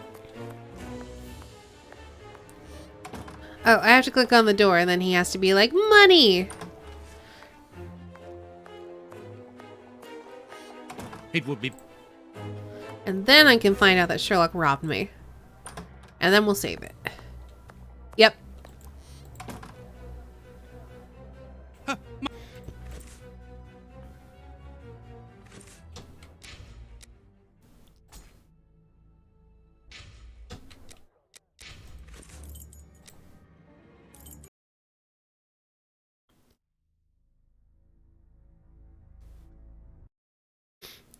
It's elementary, my dear bookcase. My money! I mean, we did get robbed.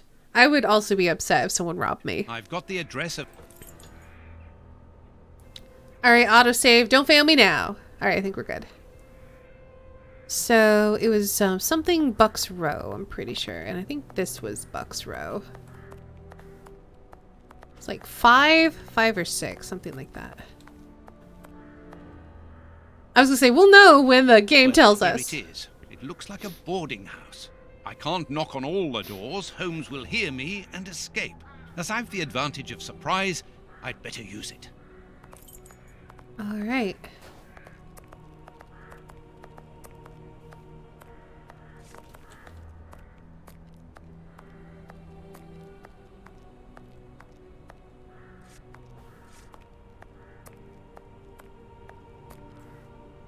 Oh, but I know you. You with the moustache.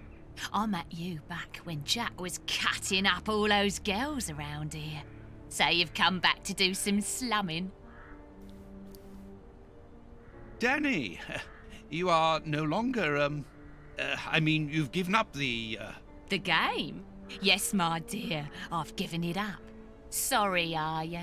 I'm the manager of this boarding house now. I rent out rooms. That is exactly why I am here. I'm looking for someone who... He's not here. You don't even know who I'm talking about. Perhaps not, but he's not here anyway. You should understand that my tenants come here for peace and quiet.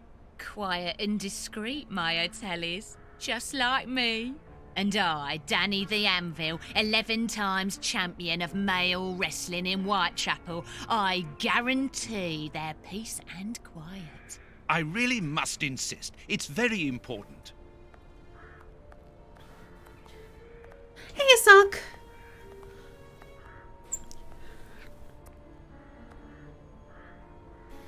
Well, you know what? We're a doctor. Let's tell a lie. You know that I'm a doctor, and that is why I'm here. I'm looking for one of your tenants, a workman. He's suffering from a rare form of tooth loss syndrome, an illness he contracted from the lead steam in the factory where he works. Tooth, what's it? Tooth loss syndrome, a very rare pathology. A path of what? Well, an illness that weakens the gums and causes the teeth to fall out. And you're here to put his teeth back in? No, of course not. May I come in? I must examine him. Fiddlesticks. I haven't seen any of my lodgers ill. I don't believe you. Well, it was worth a try. Oh, let's also, hey, Mundaruckus. Let's up the ante, shall we? You don't understand. His condition is extremely contagious. I must take him away with me. Yeah. And if he croaks, I'll pay for his room. He owes me for the month, see? So don't give me all that, or else you'll lose your teeth without being ill. Oh, dang. I can't pay her. I don't have any money. So I will rat you out to the police. You wouldn't like that, would you, lady? I warn you, if you don't let me in, I will come back with the police. Think about it. You're a grass as well. Cross this door and I'll knock your head off. Then we'll see whose side you're on. Well, we tried it. That one's grayed out. I like how it's just like, okay, well, now we can just lie about something else. I guess let's try the honest route then. I'm looking for one of your tenants. I'll give you something for your trouble, of course.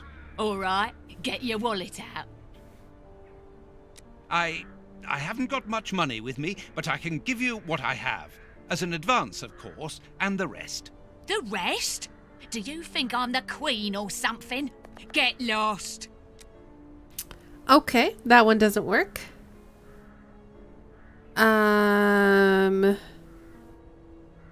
Yeah, that's the one I'm gonna go with next. Madam, I have found you at last. I'm one of your This is greatest nonsense. admirers. Are you having me on or what? I assure you, I have followed your career for years. I have seen nearly all of your fights. Yeah, and you'll be part of the next one if you don't clear off out of my way.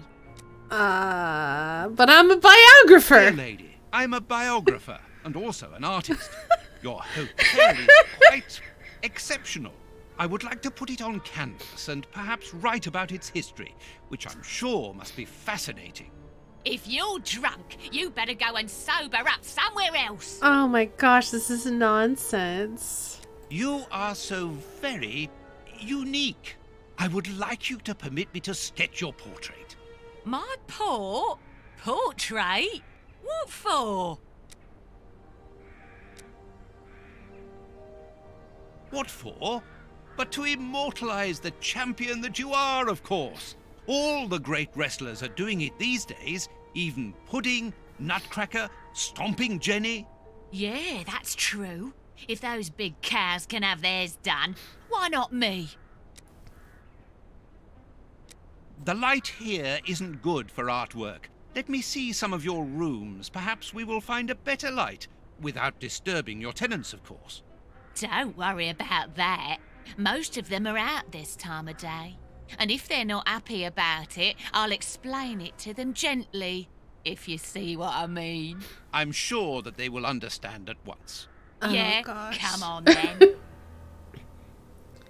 This is very silly, Saint Guard. Here would be perfect. A splendid place. Ah, I've just had a wonderful idea. Why don't I paint your portrait with you wearing your stage costume? What? Yes, I think it would be difficult for me to capture you correctly if you are dressed in your everyday clothes. They are too elegant. Yeah, all right. I'm gonna be great, and it will remind me of the old days. Oh, but I left my costume with a pawnbroker so that I could buy some of that lovely pear-smelling perfume. Yes, I remember. Very well, off you go.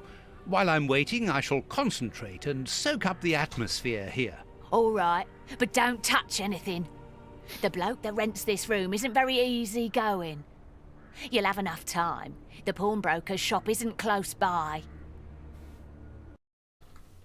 All right, time to poke at everything and hydrate. Thanks for the hydration What reminder. a mess. That's Holmes, all right. Ah, that was very silly. All right. Time to look at everything. Holmes's coat and deerstalker.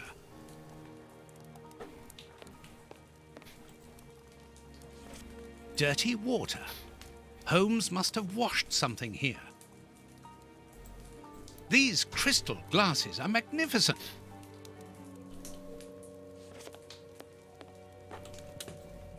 A pipe. And judging by the smell, Holmes has used it recently. Analyzing material. A microscope. Liquid reagents, a large quantity of it, the same as at Baker Street. Holmes uses it for cleaning objects before he analyzes them.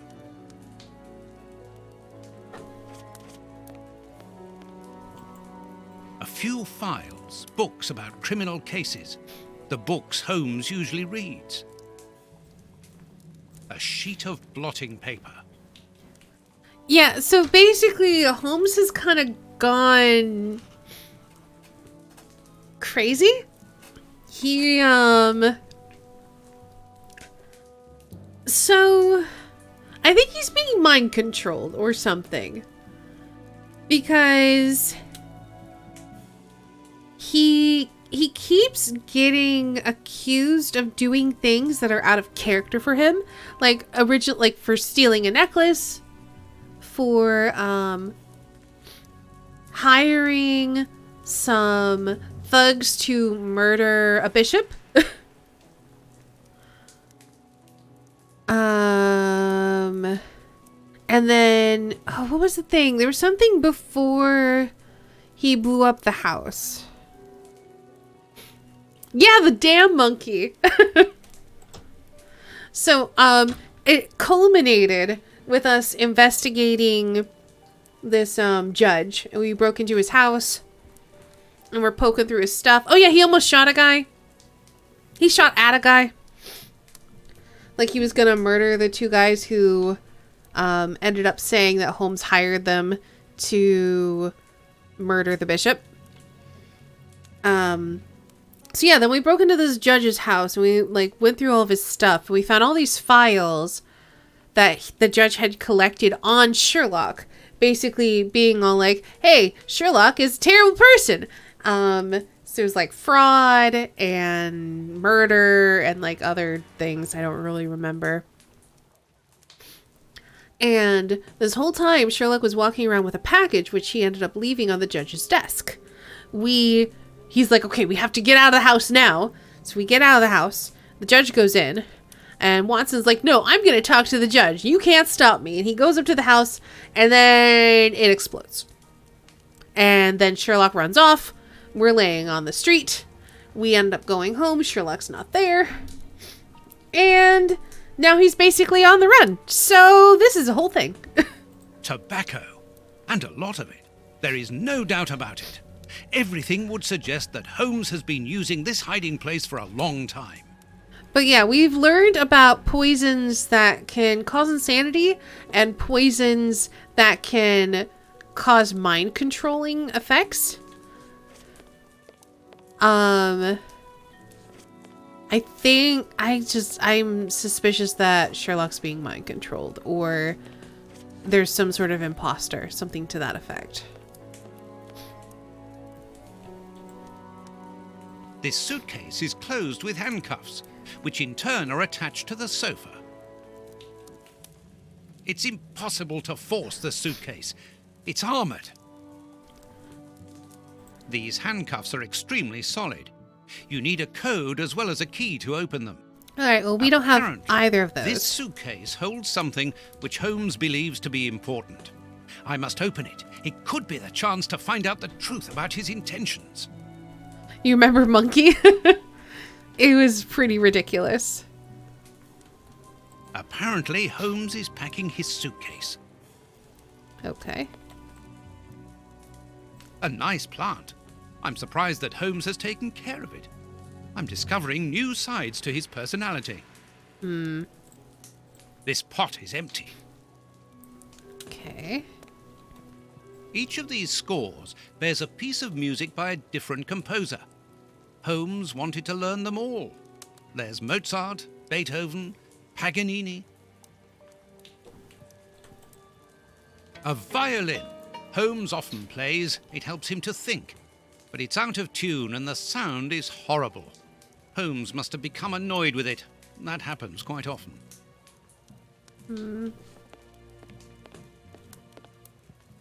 What are we missing? Oh. Holmes must have smoked his pipe while reading the newspaper. A pipe. And judging by the smell, Holmes has used it recently. The plant is his replacement for you? Oh, no.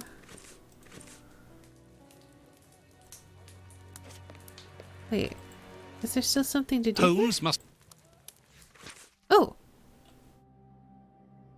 Do-do-do-do. Do-do-do-do. Musical newspaper. As for the newspaper, it's only one page, with a curious article containing musical notes.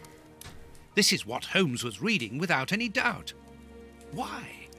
What do these notes mean? I mean, they're Beethoven. Hold on. Did I see? I did see hands come up. These crystal glasses might help me reproduce the notes in the newspaper. Oh. These... Can I... No. I was like, can I fill them with water? The answer is not like that. I think those are all green.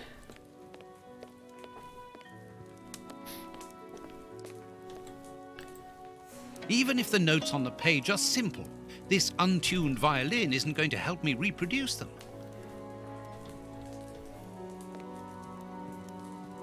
Ooh, empty pot. Can I use that? No. Okay.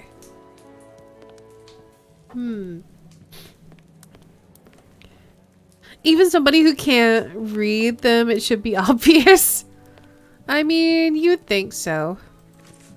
Let's see.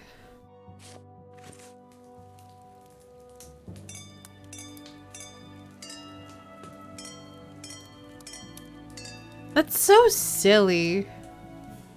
I know that music. It's Beethoven's Fifth Symphony. Why would that work? Ugh.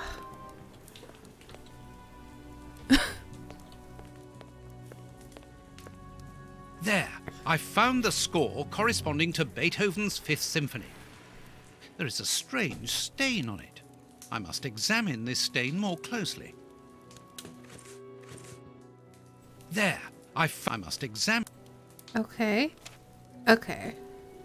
Let's take it to the microscope.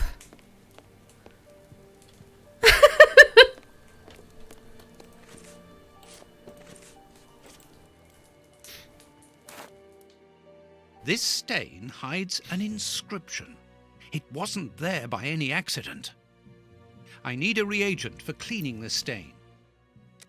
All right, then let us take the reagents. Liquid reagents. Doop, doop, doop.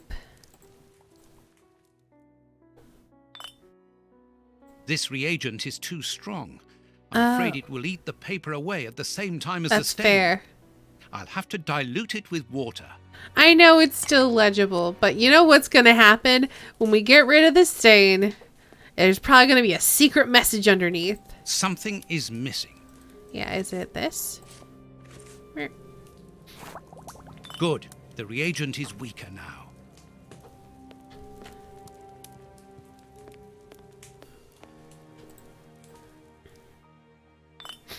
Doop, doop, doop, doop. Doop, doop, doop, doop. I'll have to clean all this up now. Okay. I need... Do we need some kind of cloth or something? Blotting paper. a sheet of blotting paper.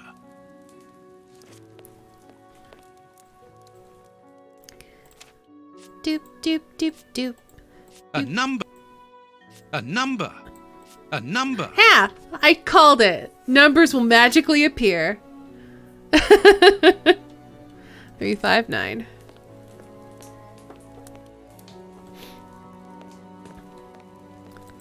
I know this game's MO by now. These handcuffs are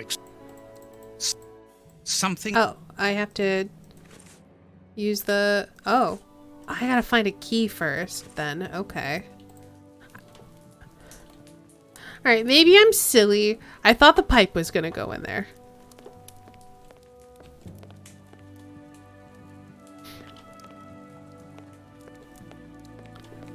Alright.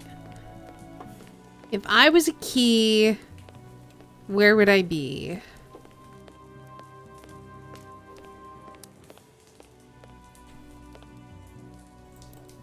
Earth. Holmes must have washed his hands here. Therefore, he must have been searching in the soil. In this flat. But where? It's like the cigars of the photography. Yeah, that's what told me that. Yeah, apparently pocket's not an option. It's going to be underneath a floorboard.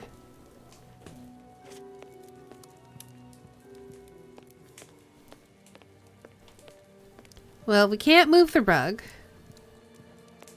Oh wait, no, in the potted plant. There's soil here. Let's do the same as Holmes. Search.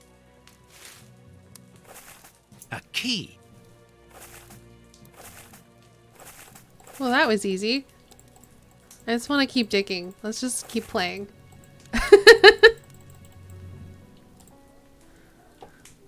He definitely won't know we were here. It's fine. Alright. These handcuffs are extremely... Something is... Put the key in the lock. Excellent. And then it was 359. Open. A train ticket for the London suburbs. For tonight. But if Holmes wishes to escape, surely he would travel further than that.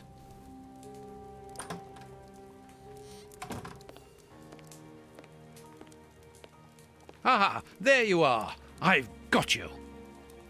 Hey, what do you want? That's enough. Take off that disguise. What disguise? I beg your pardon, young man. There In he a is. moment, madam. Stop playing around. No, that's I've Sherlock. seen Shut through up. you. You're going to have to give me some straight answers now. I don't know who you are or what you want, but leave me alone now. I think you are mistaken, young man.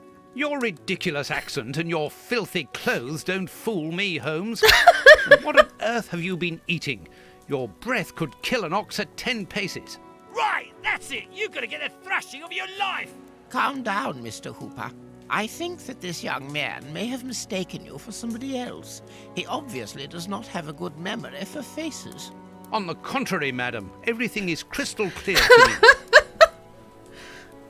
Really? Well, in that case, follow me, young man. I want to show you something. She even sounds like him. That's because it is him. But, madam, please, what are you... Calm down, Watson. It's me. Holmes? You were almost brilliant, Watson, but once again, your last step was too wide. Take comfort in the fact that your finding this address was admirable enough. Why are you out here if it's not for hiding from Scotland Yard? I demand an explanation. You are in no position to demand anything. I found you once, Holmes. You can be certain that if you give me the slip, I'll do it again. And next time, I'll return with Baines and his men. I have absolutely no intention of leaving. Truly? So what does this train ticket mean? It's a ticket for this evening. How did he make himself a foot shorter? open Good my question. suitcase? Enough of your lies, Holmes. As a matter of fact, then yes, I am leaving tonight. We are leaving tonight. I'm not going to let you vanish again. Very well. Follow me if you so wish. But I should warn you that there is little chance of us both coming back alive.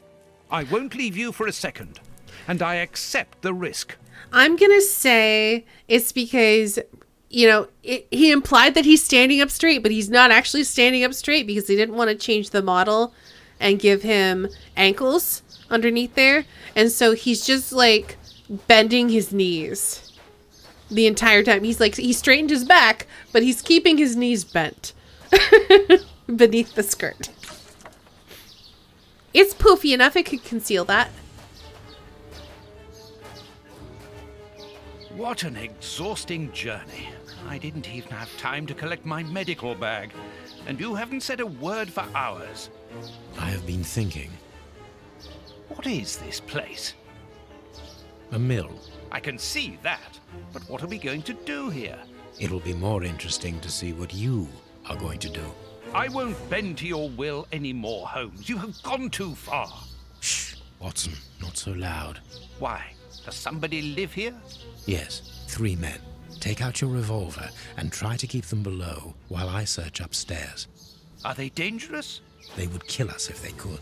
I'm going up there.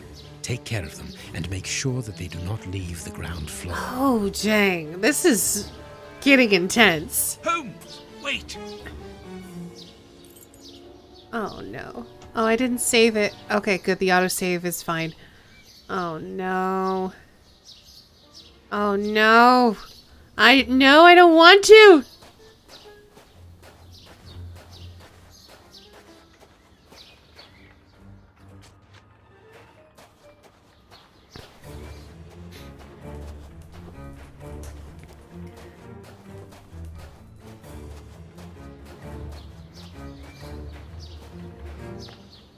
I don't think I can interact with anything.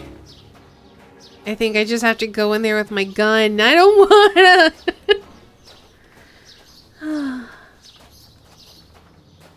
Alright, let's do it. Hello, boys.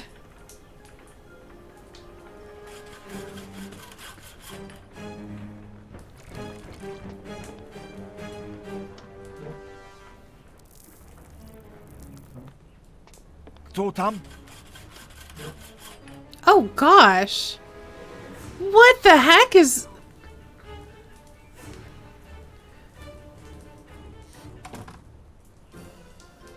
What? Hello, gentlemen. I'm just gonna look around. The Times. It's a London newspaper. Oh, are they the see no evil, hear no evil, speak no evil sort of situation?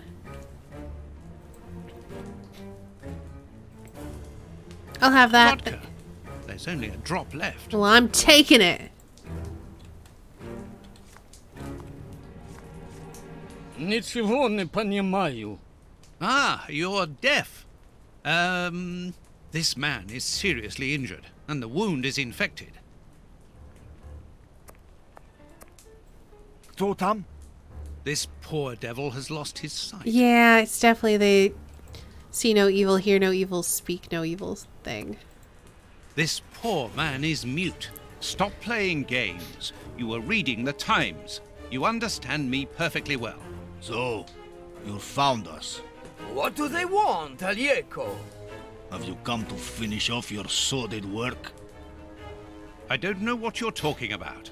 You don't even know why you're here, do you? You're just a pawn who serves and obeys. And you? Why are you here? To escape from the enemies of freedom. My brothers and I are at war. Against whom?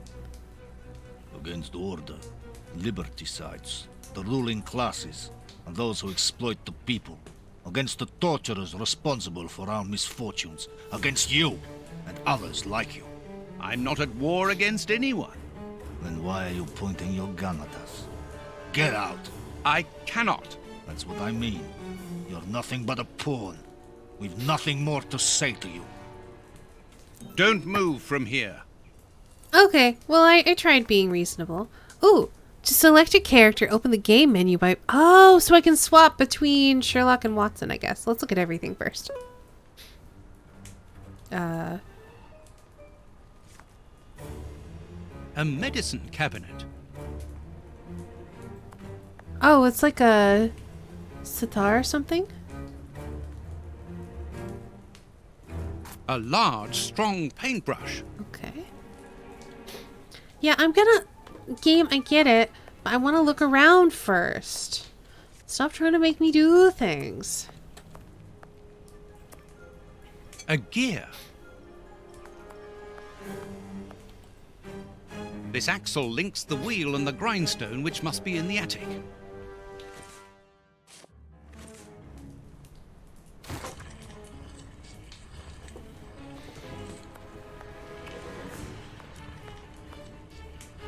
This chest is very heavy and locked shut via a keypad. Without the combination, it'll be impossible to open it. That's of no use. Okay, so... Oh, we have 3 there. Okay. Let's go ahead and swap to Sherlock. Hello, it is Sherlock. Oh, this is suspicious.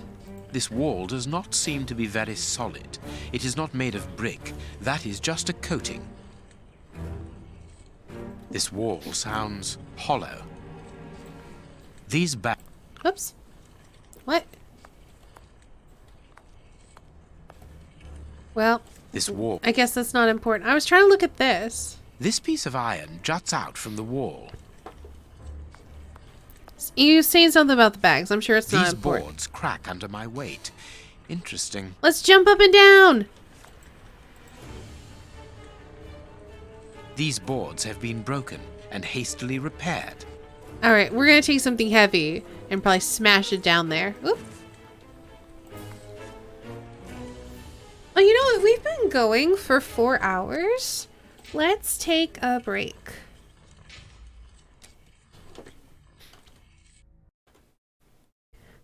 It's just me, but is he not mispronouncing pawn? I have the feeling it sounds like a word for adult films. It could be an accent thing. I'm not sure. Right onto Watson's head. Yeah.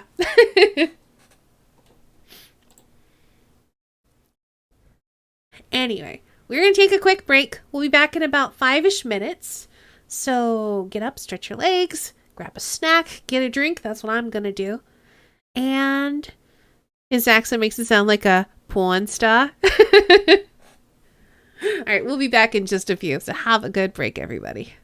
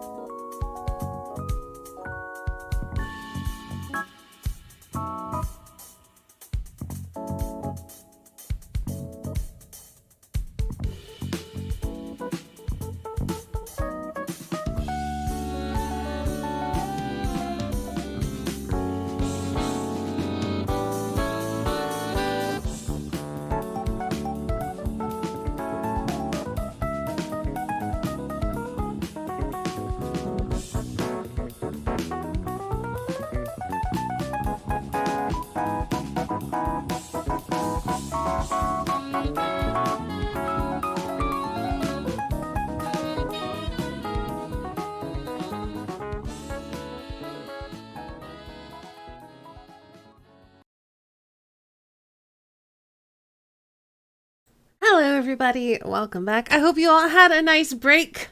I had a nice break. I got some more to drink and got up and walked around a bit, did a little stretching. Let's get back to solving crimes. Or causing them? I don't know. I'm really confused right now.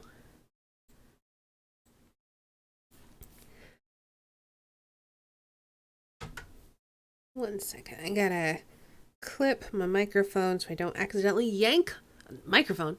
Clip my earphones so I don't accidentally yank them out of my ears. All right.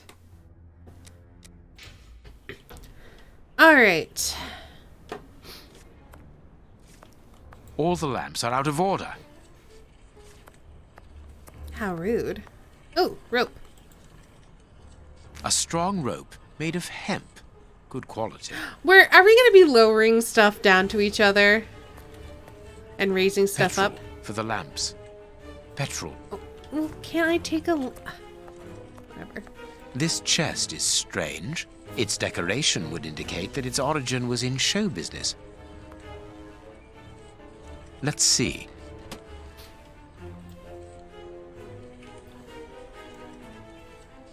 Oh, accessories for a magic show. That's odd. A magician's costume. Poor bird. Who knows what has happened to his master? Oh, jeez.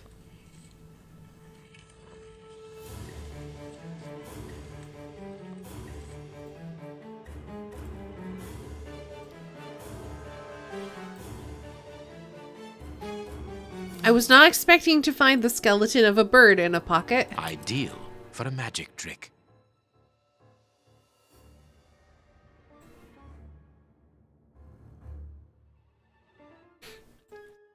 Someone forgot to do the dove trick, I guess so. But what is it even doing here? Nothing interesting. Magician's equipment. Perhaps we will find something useful here. What was Mr. Ferguson doing here? This mill is hardly the ideal place to hold magic shows. My dear friend and colleague, I'm writing to inform you that my absence will be longer than anticipated. My host, Mr. Tremari, who you have already met, has offered me a series of shows at a tempting price. This man is truly charming. Do you remember his insistence at wanting to buy us out? Well, in spite of your obstinate refusal, he holds no grudge against us. Wait, Tromari. I was trying to see if he was doing the anagram thing and it was Moriarty. But there's not enough, there's not an I in there. It almost is. What if his first name is an I, Mr. I? Tromari. Then it could be. That might be Moriarty. Who tells me that he's of Italian descent. That might perhaps explain this. The Commedia dell'arte has a great passion for the circus and quality spectacles. I shall therefore be leaving shortly for a tour of the country and expect not to return for several months.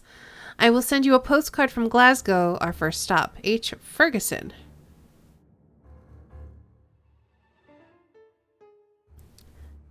Why does that name seem familiar? A master key, a useful item to help a magician play the king of escape. Nothing interesting.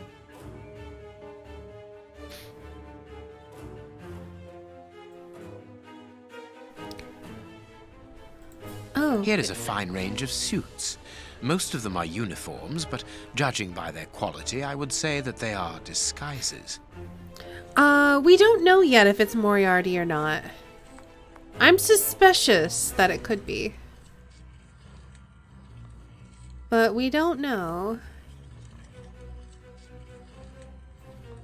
Oh. A good luck charm. Here we go. I can call Watson if I need him.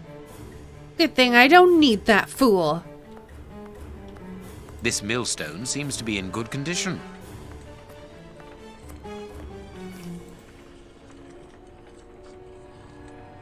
Dark traces. It must be blood. Yes, you did say that, Ice Bunny. I'm just saying we don't know yet. Dark trick. Someone was tied to the millstone's axle. They must have remained there for a long time. There should be a cog here. Okay, so we gotta find a cog. Perhaps this one? Oh, maybe not.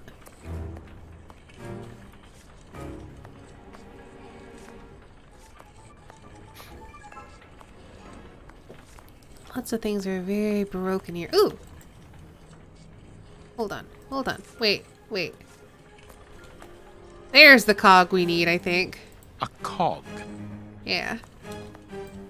These full sacks seem to be the only ones left untouched by the mice.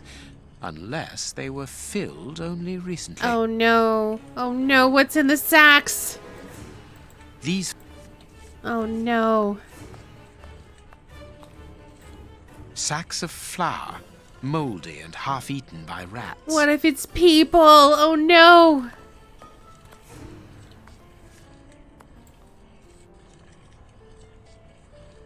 These full... Alright. Let's cut them open. The flour is spread out over the floor. The sack is empty. Very good. Oh, there's a thing in there. Henry Ferguson. Description: 51 years old, dark brown eyes, black hair, gray at the temples, about 5 foot 9 inches, 12.5 stone. Family situation: widower with a son of 11. Profession: under officer of the Royal Navy, retired 5 years ago. Current activity: stallkeeper, magician.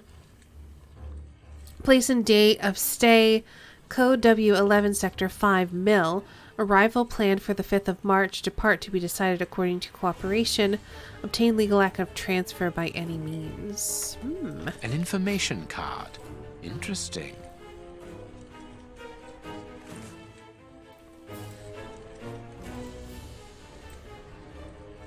The flour is spread out over the floor. A cog.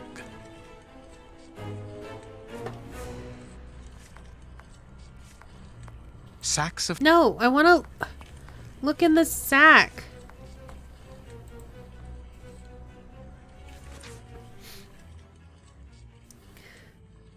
The present document guarantees Mr. ... the safety and freedom of movement inside and across the borders within the jurisdiction of this government. The aforementioned document is valid throughout the territory, including secured areas or areas considered dangerous. The authorities and their agents must assure Mr. Someone's security using all means at their disposal. And then a signature. Safe conducts in case of crisis. Passports for high-ranking civil servants. None of them with names on them, obviously. And I don't think we can cut open this bag. No, because it doesn't have a little hand on it. Alright then. Let's put the cog in.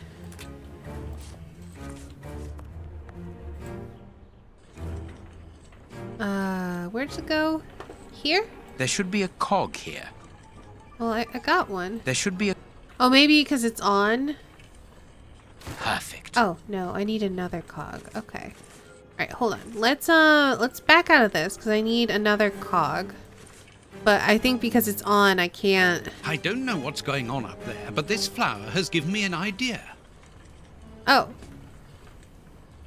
Oh! Okay. Well, hold on 1 second. Oh, that's right. I forgot we still had a gun out. Oh, we can't... This axle links... I can't turn that off. Okay. Well, then it's fine.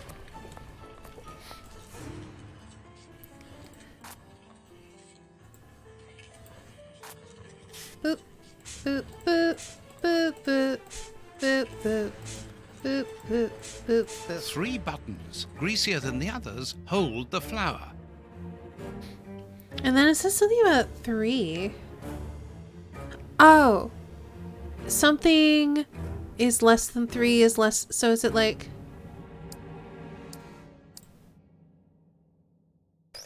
Easy. Mechanical time switches.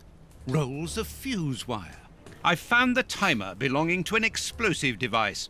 You are terrorists, aren't you? The oppressive forces won't agree to civilized discussion. Propaganda by the deed is the only thing they hear. You are murderers.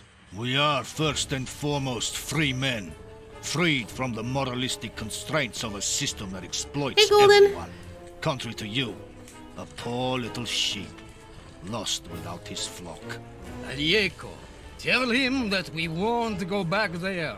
My brother speaks with the wisdom of a free man. If you come here to kill us, do so, but we will never follow you. We were fooled once. There won't be a second time. You are mistaken about me. I'm not a killer. Then you are even more of a fool than I thought. You don't even know why you are here. I pity you. You are even blinder than me. Are you responsible for blowing up a judge's house in London? Justice and its representatives are the double dealers in this country. Judge Beckett was one of the cogs. Thank God that it wasn't.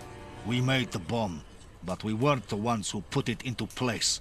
The one who ordered it placed it himself. Who?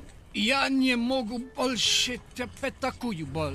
Let us look at my brother's wounds. He's suffering. No, don't move. I am a doctor. I'll do it.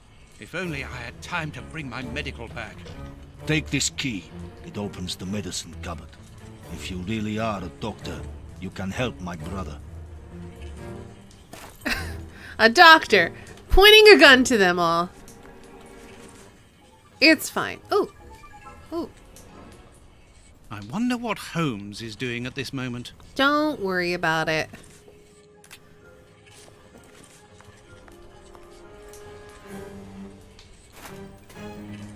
Hydrogen peroxide, commonly known as bleach.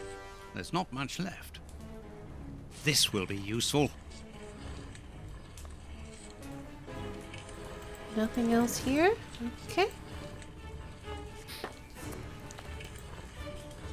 I am not saying anything. Alright, fine then. Can we do this? There we go. No, that's unsuitable for treating these wounds. Do I need something else? Oh, what about the vodka? There we go.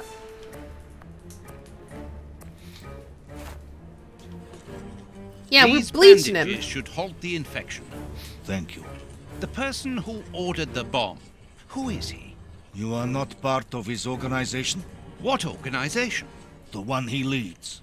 The one that is responsible for the state we are in. The one that tortured us. Why were you tortured? So that we should keep quiet. I understand. The head of a criminal organization ordered an explosive device which he then placed at Judge Beckett's house. Once the attack came off, he had you tortured to ensure that you wouldn't talk. Yes. And why Judge Beckett? He was in possession of certain evidence against him.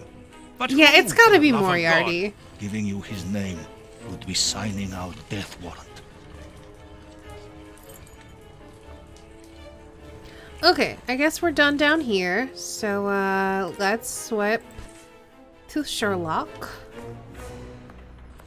I'm surprised I can't get that. I guess I need some other cog. Where else am I gonna find a cog?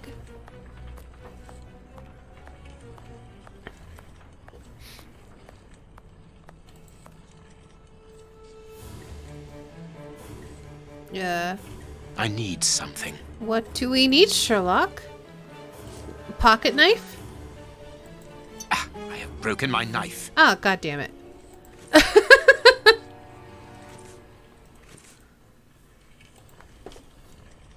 Oh. These bags are old and half empty. Nothing interesting. Oh. Well then. Moriarty's twin brother Ethicardy? I don't get it. This wall sounds hollow. Smash it! With keys! I don't know. I feel like you've got to do some sort of nonsense.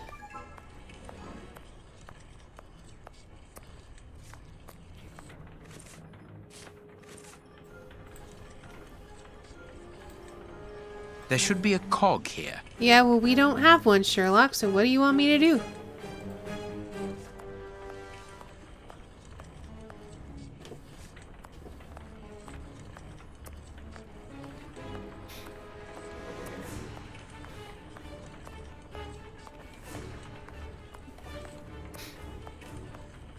I feel like everything we're doing is trying to smash this open, maybe?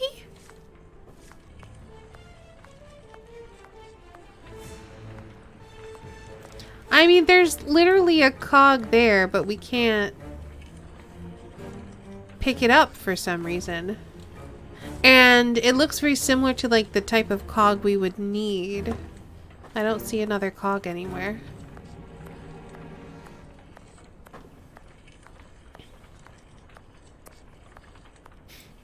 No, it is... Unlock it with keys! No, it is unnecessary. Light it on fire! No, it is okay, unnecessary. Fine.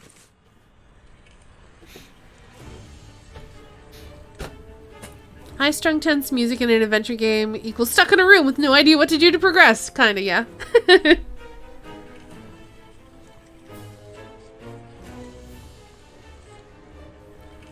Read or listened to all the original Sherlock stories, and I feel like I remember Moriarty appearing in a surprisingly short amount of time, given how much hype there is around him. Yeah, I remember, I haven't read the stories, but I remember hearing something similar, that, a lot of people, especially when they do, like, movie or game adaptations, or I guess, like, TV as well, they get really into Irene Adler, who I think appeared once or twice, and Moriarty, who again is not a huge figure. Can we leave? Yes. Okay, maybe we can look around outside. Ooh. Strange. This opening has been boarded up, but I'm sure that I didn't see it in the attic. Yeah, don't worry, we already know.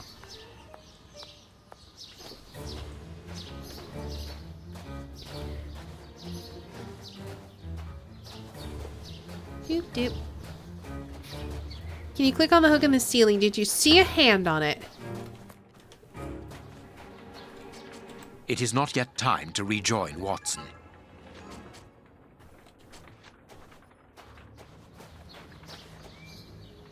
Impossible to open it.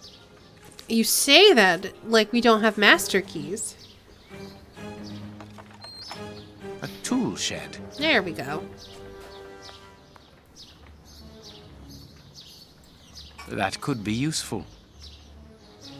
I mean, I think we should take the whole toolbox, but that's just me.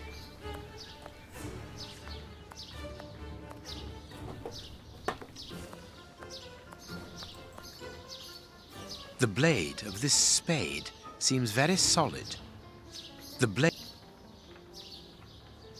Yeah, it does. Why can't I take it? Jam a screwdriver in there. Okay. I don't know then.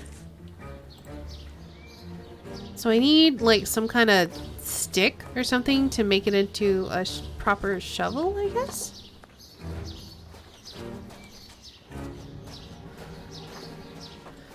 Maybe I can jab this into the wall. Ooh. Watson seems to be in control of the situation. Excellent.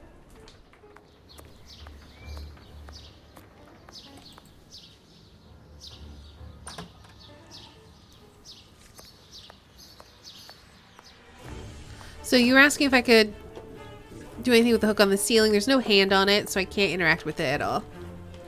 Alright, let's see if we can use the chisel. This wall sounds hollow. Nope. Alright, can I use it on the floor? No. Okay, what the heck am I doing with this screwdriver?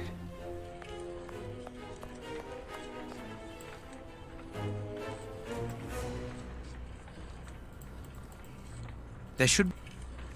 Why do I have this? There's one of my... I'm confused.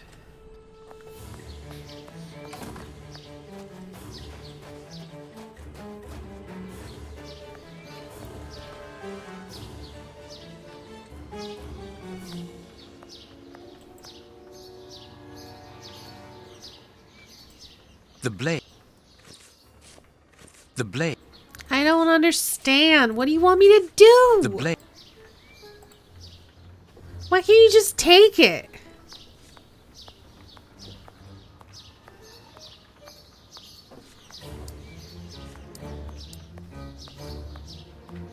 I can't take the hammer, Ice Bunny. There's no hand on it. I can only interact with things. You see how there's like a little hand symbol there? Or if there is, this, that has a hand symbol. Hold on.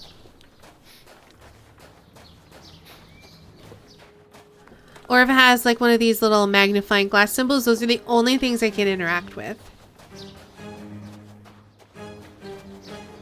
So I was able to pick up the screwdriver from a toolbox, and then he keeps talking about the blade of this is very solid, but I literally can't do anything with it when I click on it. When did we teleport to Skyrim? We're just at a mill. And we need to find... Oh, broom. I missed that. I need some. Well, you shouldn't have broken your... That could be used as a weapon in a necessity. Shouldn't have broken your knife, because that would have been useful there.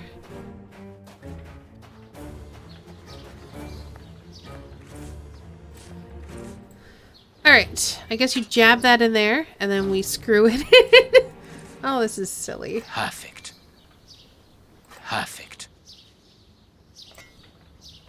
Alright, so now I have a shovel. Why? What are we supposed to dig up?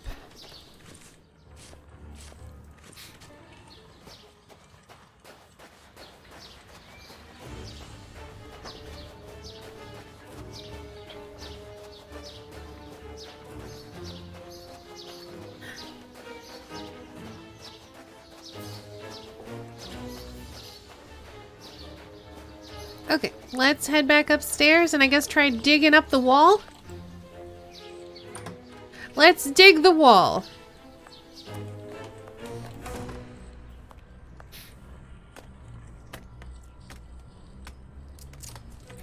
I like how we had to do this. There is an iron bar in this wall. When we could have just... Very good. The false wall's framework is held in place by an iron bar across it. Instead of, like, grabbing a hammer, we had to construct a shovel? Okay. I can't do that. Well, what do you want to do then? Very good. Okay, I guess, the rope. There. The rope is in place. Okay.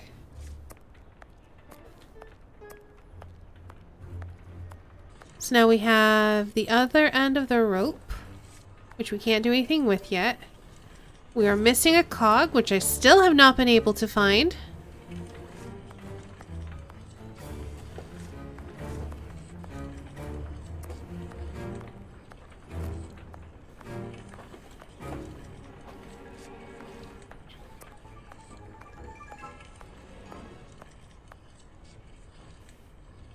Do you see anything you can use to construct a rudimentary lathe? I have no idea.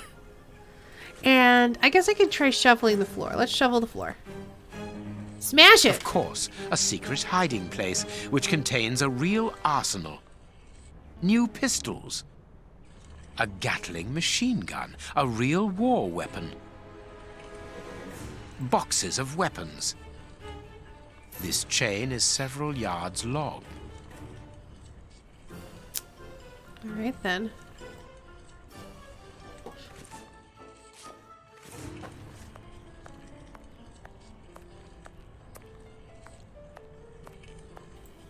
Perfect.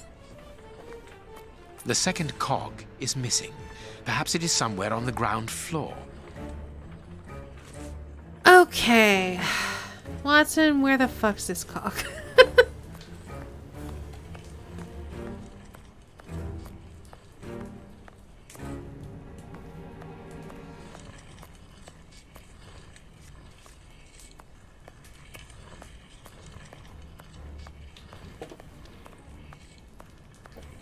Well, I don't see it.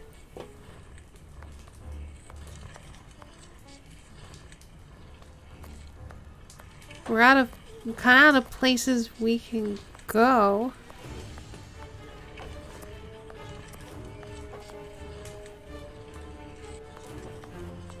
I guess I could try talking to the dudes. I can't go down here because I guess Watson can't open gates with his gun in his hand.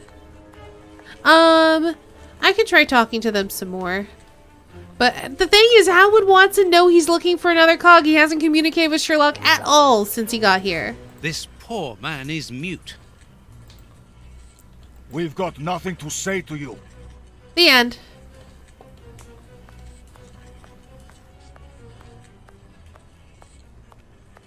I wonder what Holmes is doing at this moment.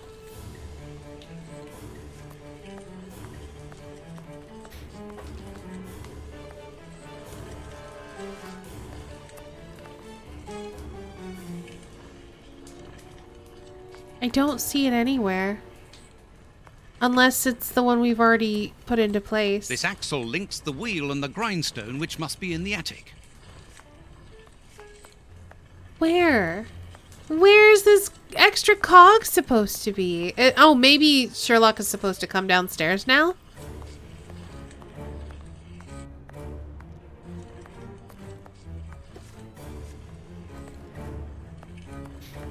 Or maybe he's supposed to yell at Watson? Watson! Watson! Have you almost finished? I need to get the millstone working again, but it seems there is a gear missing from the mechanism. I look on the ground floor. Perhaps it's down there. Yes, be quick. We shouldn't hang around here. All I can do now is wait for Watson. Okay.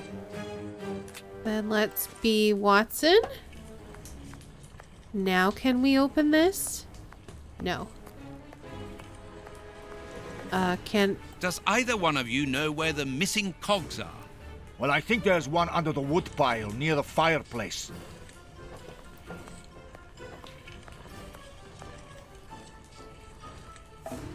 A gear? I must warn Holmes. Holmes, there's a gear here! Watch out! I need something. I mean, it's already in your inventory, but okay. There. Thank you, Watson. Warn is not the correct word there. Holmes! Watch out! There's a gear! It was under some logs you need to know.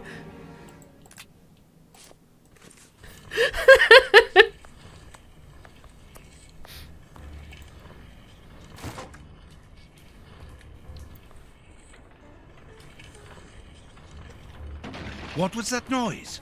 Don't worry about it. Everything's all right. Let us see what this wall is hiding.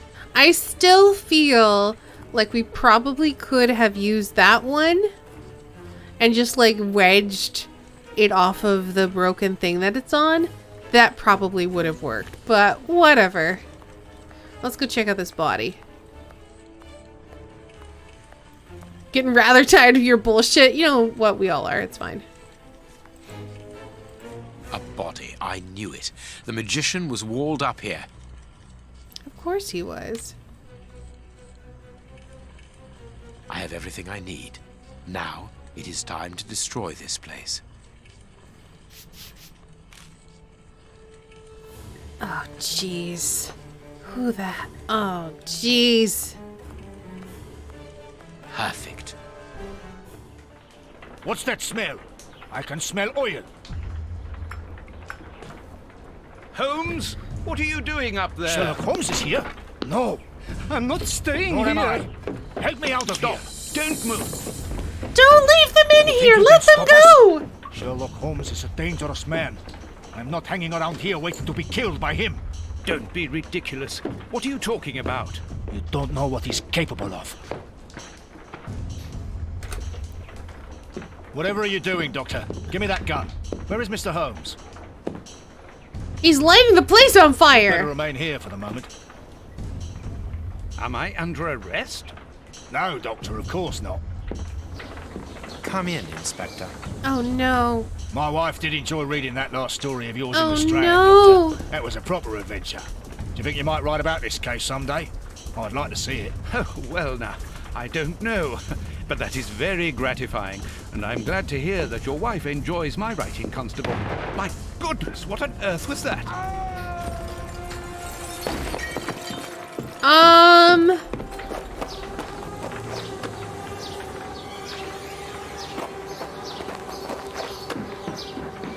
Inspector Baines is dead. The watermill is burning! See, this is why I think it's not Holmes. It's gotta be Moriarty. Holmes has managed to escape from the police. Doing something he weird. He manipulated me from start to finish, and to think that I played an indirect part in his crimes. I mean, to be fair, we have proven that Watson doesn't really remember what Sherlock looks like if someone's in a disguise. So it could be Moriarty disguised as Sherlock. Or maybe Sherlock's being mind-controlled with poison. Who knows? Either way, this seems like shenanigans.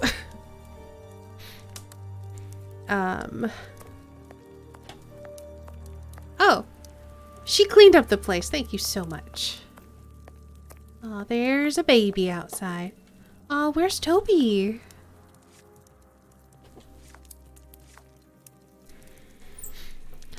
I'll say it a third time. If it's a poison, I'll be disappointed. If it's Watson somehow unable to recognize someone faking his husband, I'll be even more disappointed. It's gotta be something like that. It can't be the real Sherlock. Holmes's pipe. Broken. I didn't notice it the last time.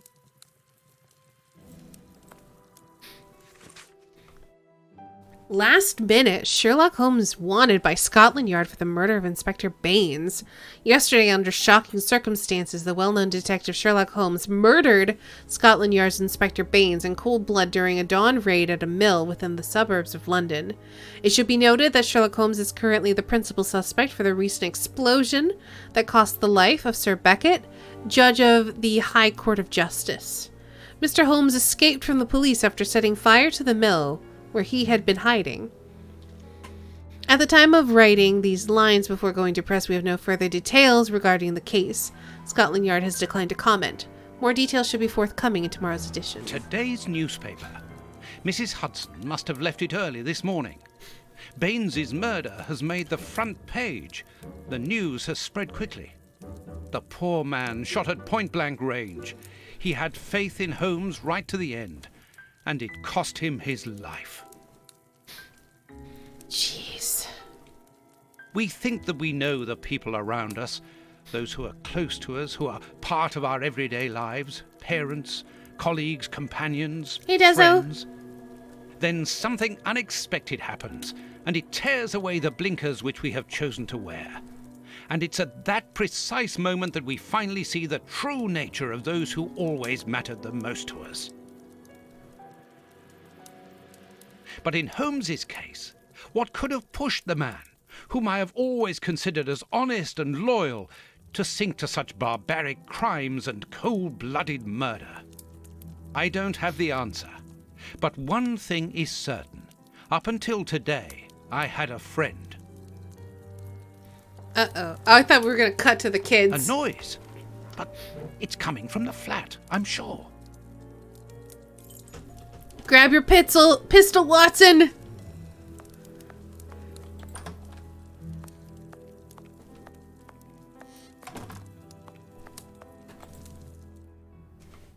Holmes! I know you are in there! Holmes! Open this door immediately! I think that I would rather not. Tell me the truth, Holmes! I need to know! You have no right to keep the truth from me! Tell me! I am sorry, Watson. Open this door, or I will break it down! Do what you like. The door is not locked. Wait, didn't this happen before? Driven me to this. Oh, this was the dream.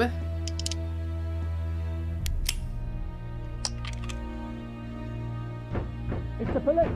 Open up!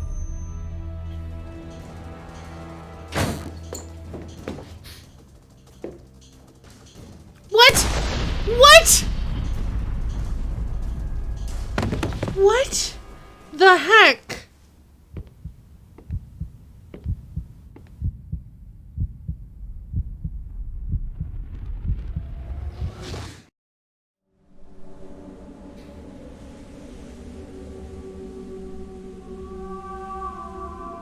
I don't know, Why Safeguard. did it have to come to this, Holmes?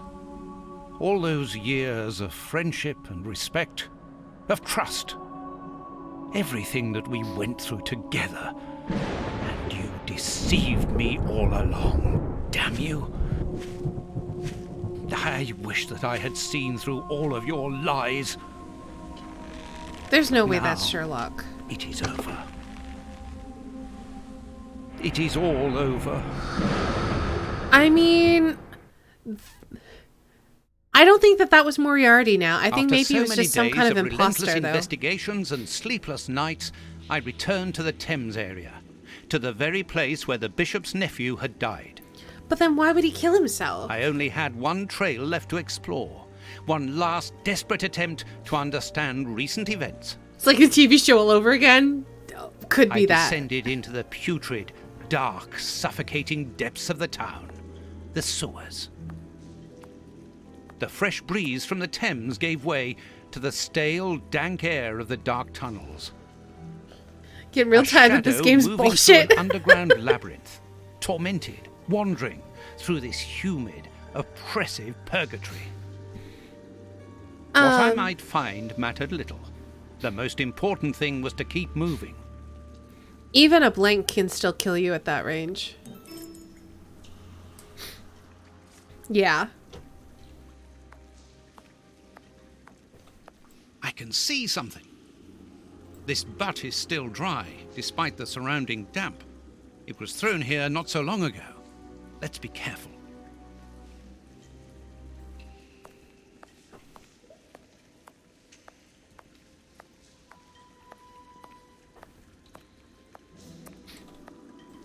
The bars are completely rusty. Okay, I think we have to go up there, so that means we're gonna need something for it. The bars on this grate are completely rusty. Well, give it to me. Alright. Maybe we have to look at this and be like, hey, we gotta get up there. Oops. This bar has come away in my hands. Oh, alright then. I guess we're not going up there. Maybe we're gonna use the bar to pry open the other bar? This will be useful. Ah, okay. Well, we're doing something.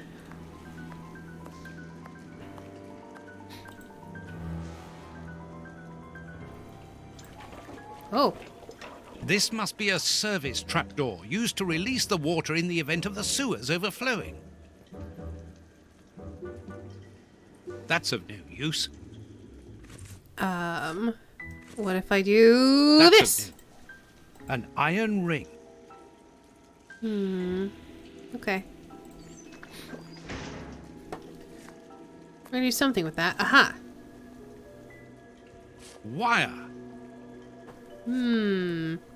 Electrocute the water! I don't know.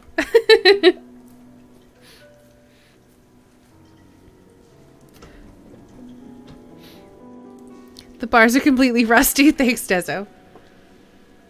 Gonna pass the bar exam.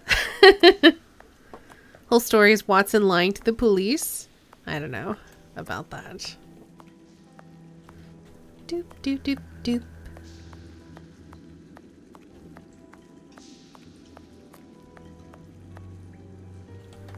Okay, I'm guessing there's another... A piece of rope that floats. If it's long enough, then it might be useful. Well, then grab it. It's very heavy. Is it?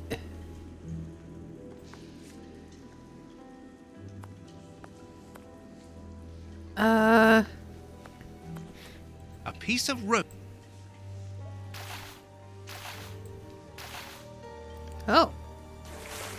Oh. A body. Oh, it was weighed down by the anchor. If I can retrieve the anchor, I can use it as a grappling hook. Well, let's retrieve There. it then. Well, that's a thing.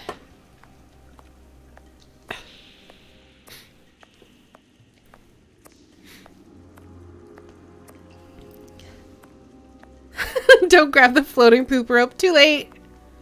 Hey, Manixer. Alright, what can we want to grappling hook?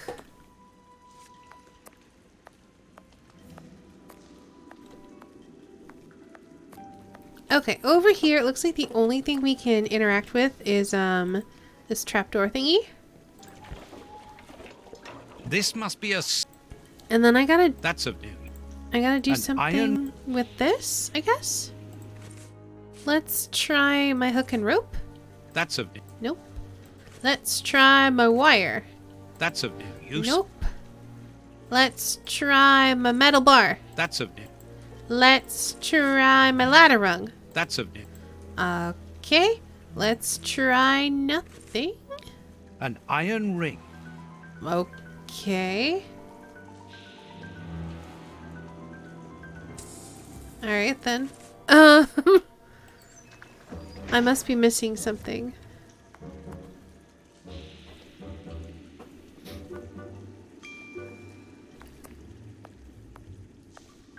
Oh.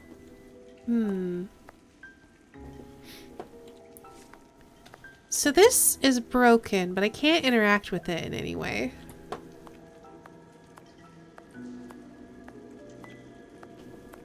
This is also broken.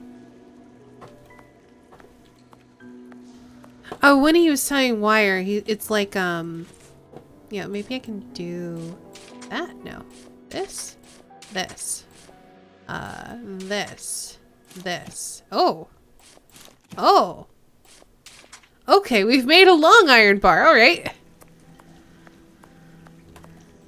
That's not what I was expecting. I'm guessing it wasn't long enough to do the thing I wanted it to do. This must be a service. What about The that? trapdoor is horizontal and solidly fixed. Okay. And now we can use this to get the boat. First try. Now let's pull the boat back here. The boat is tied up on the other bank. It's impossible to pull it back to me. But we can use it as a ladder, or ladder, bridge, whatever. An old scarf with blood on it. Game suddenly turns into Ark Survival Evolved and Watson starts crafting a base. This bit of iron seems new and looks like a piece from ordinary machinery. One of those horizontal ladders. Yeah, you know. Footprints. Someone has been here recently.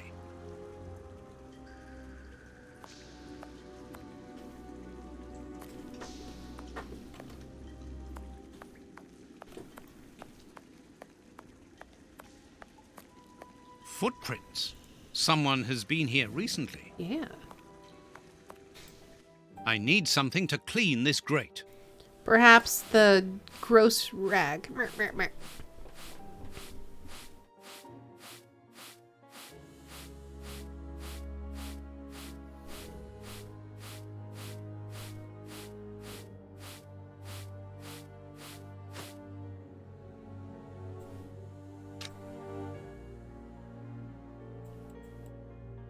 Incredible! This grate is new and has a mechanical locking system. Very much interested in calming tea. Have you tried any before? Oh. Oh, it's one of these puzzles. I have to get it there. Okay.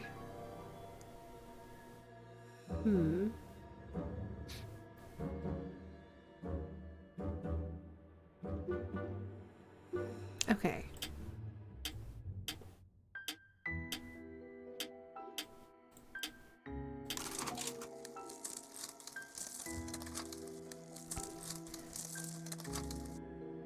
Okay.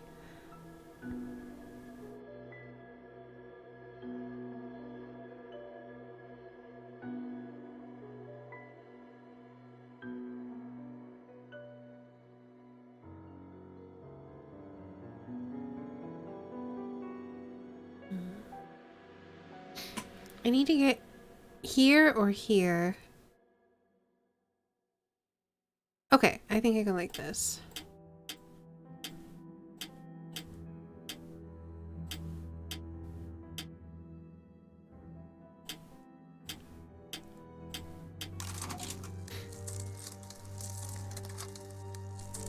But your stomach's upset. It's too late for it? Oh, okay.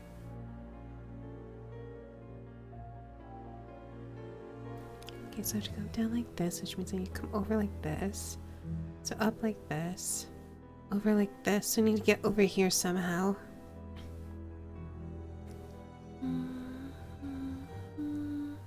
Okay, yep, that'll do it. I think. Good thing I don't seem to have like a set number of moves.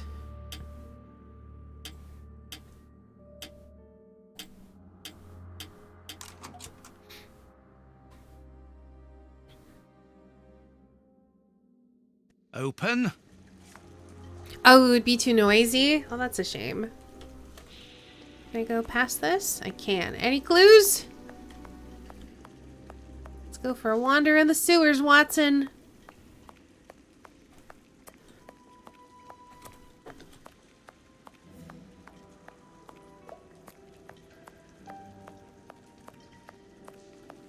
Come on, John. Courage. And here's another. See how you like that? Oh, and how does this feel? I don't think he like that much. That'll teach him. Let's see if I can break. There's so many dead bodies in this game that we're causing. Alright, we're gonna pull the mask off and it's gonna be Sherlock. And by mask, I mean like burlap sack or whatever.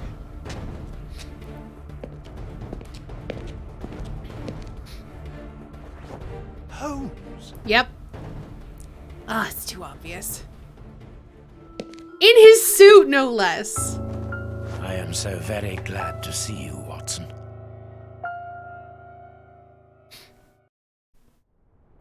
Whee! Yes, he's alive! The bad guys had better watch out now.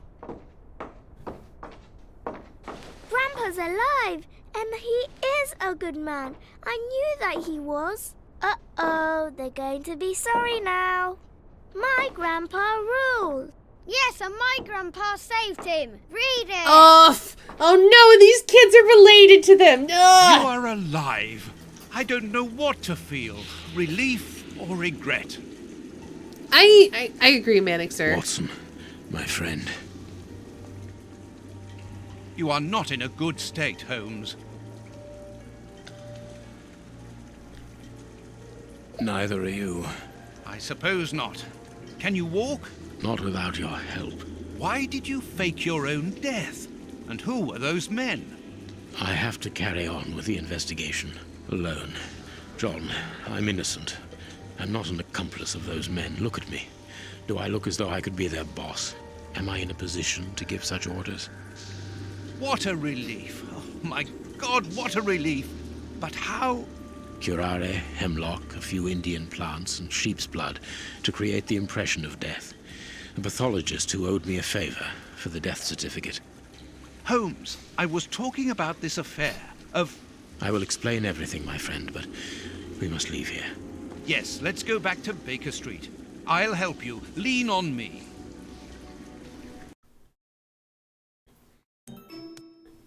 Home at last. I have missed this old room very much, Watson. Yeah, it's definitely not suspicious you being back here. But I didn't stay here. I couldn't face it. Sit down, my friend. It is time for you to know the full details of this case.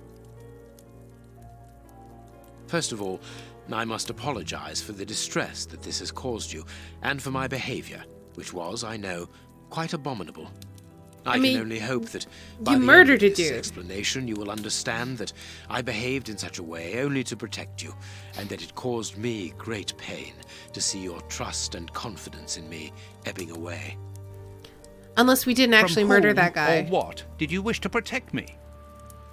From Professor Moriarty. Well, we did call it. It was Moriarty. We should not have taken pity on him in that Swiss asylum. Do you remember, during the case of the Awakened, our indulgence has cost us dear today? He's responsible for the bishop's murder? You did, Ice Bunny. But that was only a small detail in his plan. A detail which he had to eliminate, as it compromised the whole of his diabolical project. The bishop had in his possession a document which he suspected as being one component of a larger puzzle. The ramifications were unknown to him, but he considered the matter as sufficiently important that he should consult me.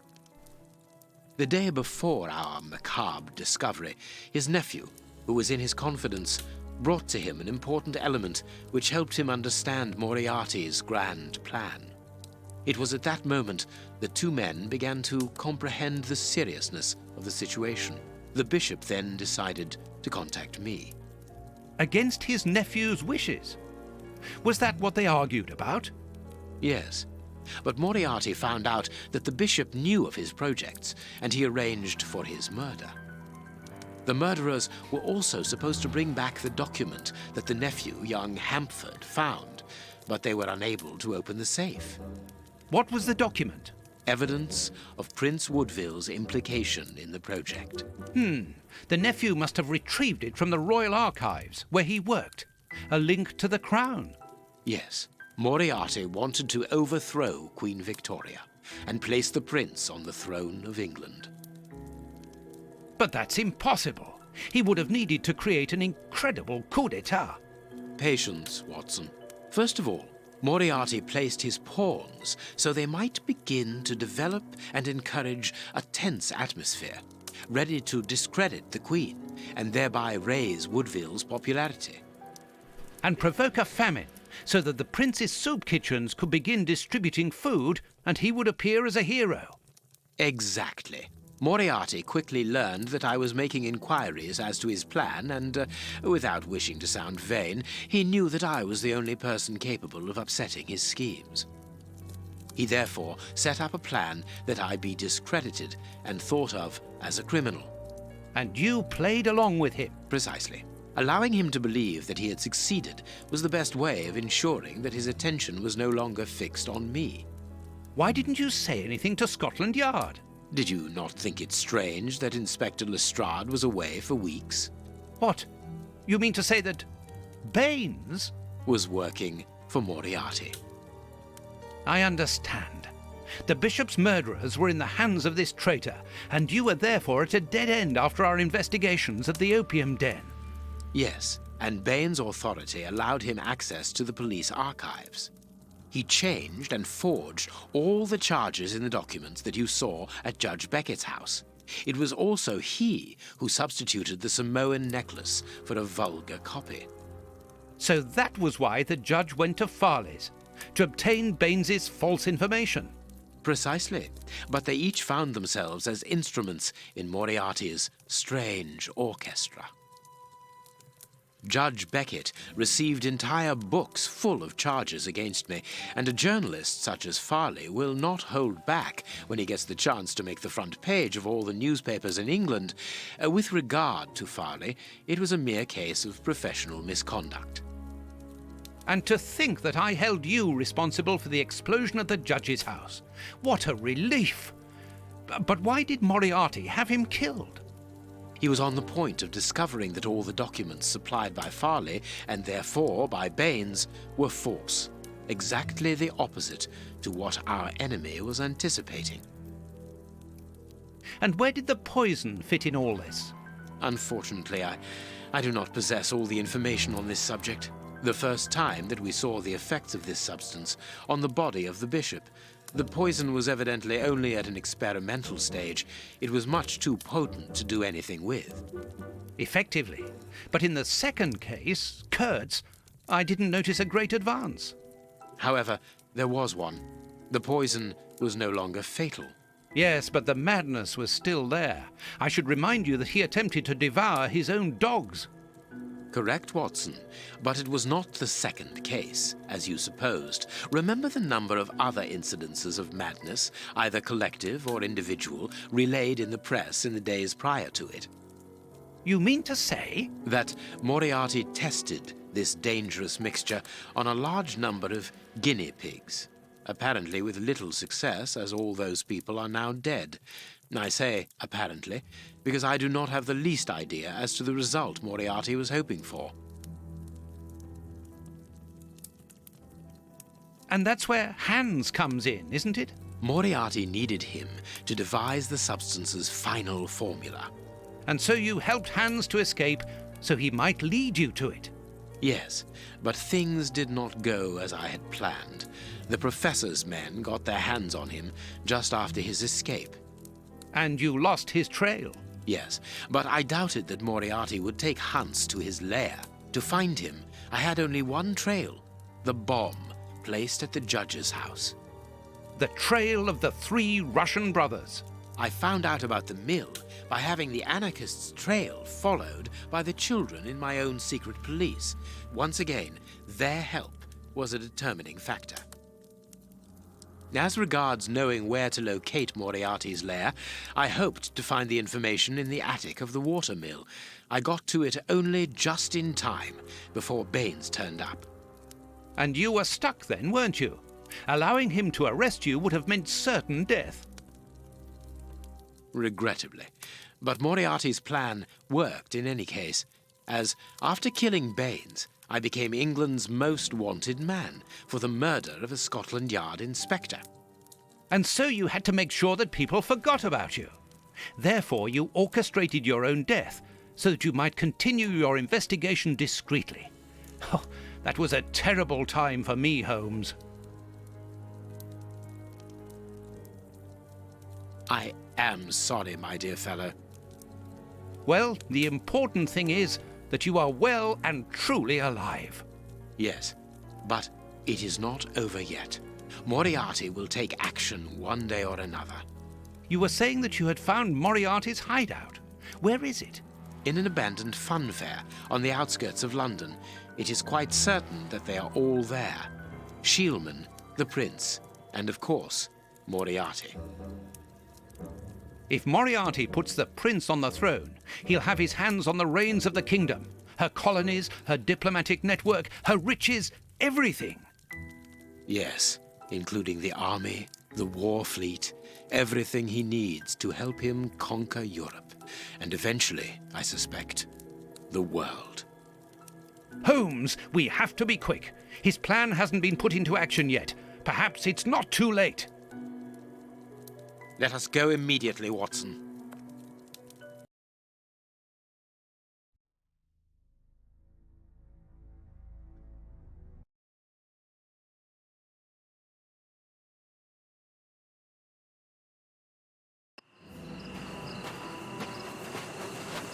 I really hope it doesn't crash after all this.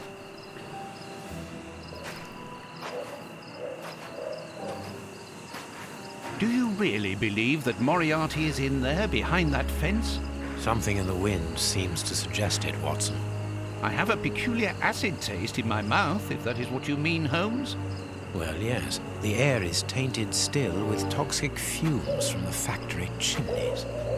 I believe that I read about this place. The fun fair was abandoned after the factory was built so close by. It was said that even the ice cream tasted bitter. Aren't you curious about the warehouse down there?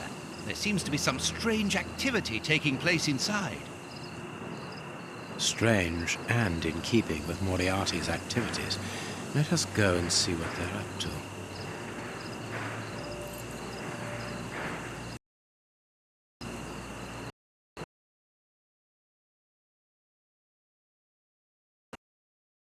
Well, it crashed. It doesn't like it when it autosaves. Oh, gosh. I don't know how much more we're gonna have to replay. Hopefully we can skip some cutscenes, though.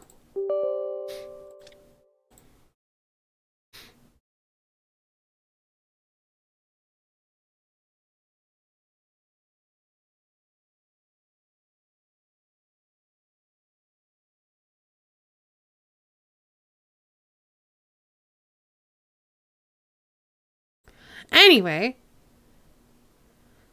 No, they full on murdered him. Because if he brought him in, he was working for Moriarty, and if he brought him in, he would have killed Sherlock, basically. So it was like a life or death situation. I do have a couple of issues with that little recap that Sherlock gave us.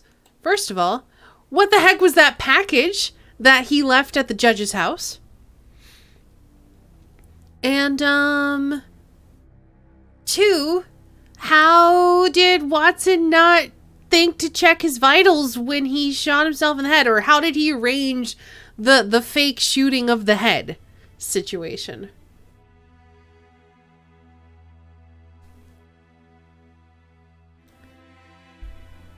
It was cakes? But why?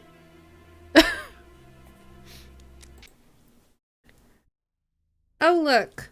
We're in the sewers. We're at the beginning of the sewers. Oh, you gotta be kidding me, game. I can see. Yeah. This.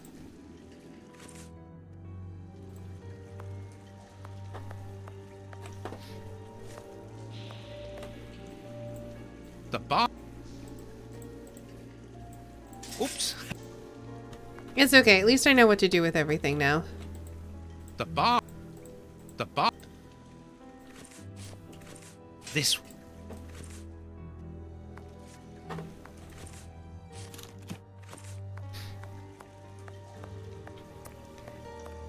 Yeah, gotta love it when the autosave is the thing that breaks the game. Alright, let's pull up a dead body. A piece of rope that floats. If it's long enough, then it might be useful.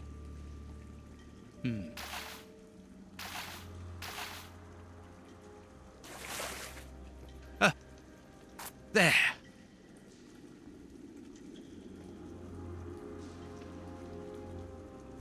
I'll make sure I save it before we go down the thing. And then we should be able to skip a lot of stuff, I hope.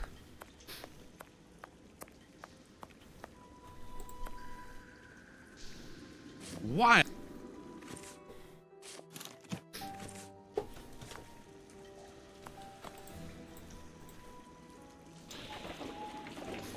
This must be.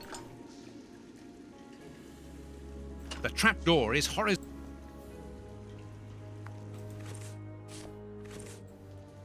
The boat.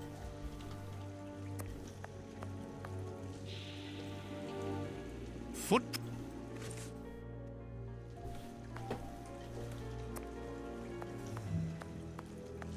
Foot.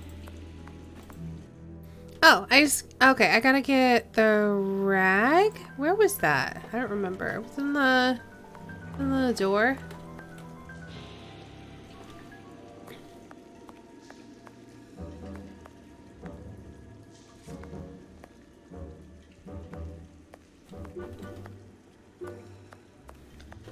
I need some kind of cloth thing to clean this. I don't remember where it is. I remember randomly picking it up somewhere when I was exploring before.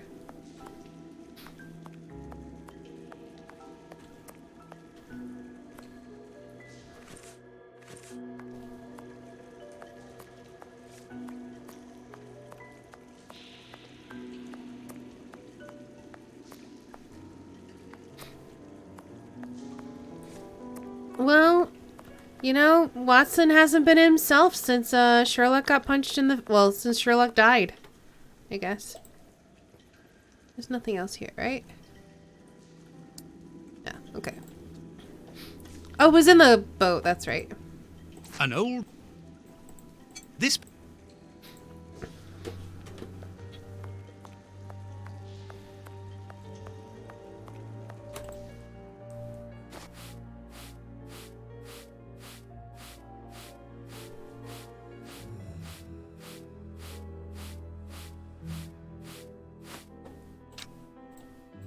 Incredible. Okay, so I gotta get here. So get up there, I gotta get here.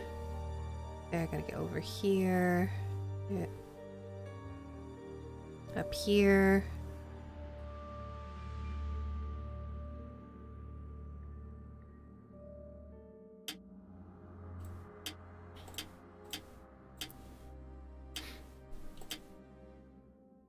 That's wrong.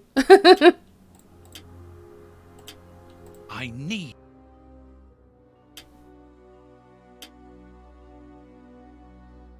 Okay, I don't remember what I was supposed to do here. Okay, so I gotta get here.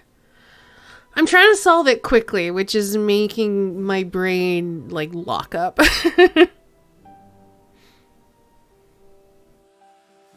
So I can get that from up here. So it's like, go up here, over, down, this way, this way. So how do I get here?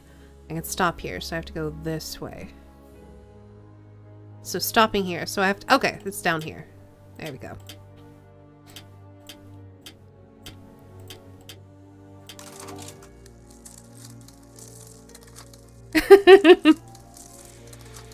Okay, so for this one, down here, so I have to go like this. So I have to stop here, which means loop around like this. Which means here, which means loop around like this. So I have to get up here. I have to start by going up. So how do I get here? From here? Yeah.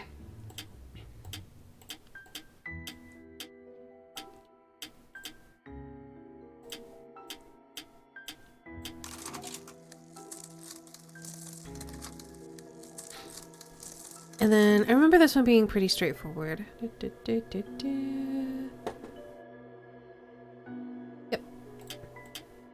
Oop. Uh-oh. Hopefully this is right. Yeah, okay, we're good.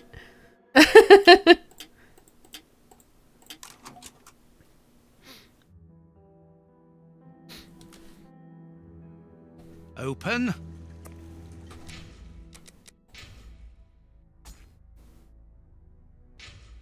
Come on, John. Alright, hopefully I can just skip this. Can I skip it?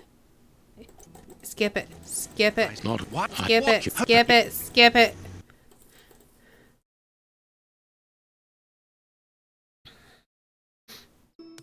Skip everything. Yeah, the bishop. It was. Skip everything. Yeah, patient and egg either and precise. Why did what was? Yeah, he so precise and he was on the first. If however, yeah, correct. You that more and so, yeah and yeah that I. And why is this not just like a cutscene to skip? Why is it like a whole thing?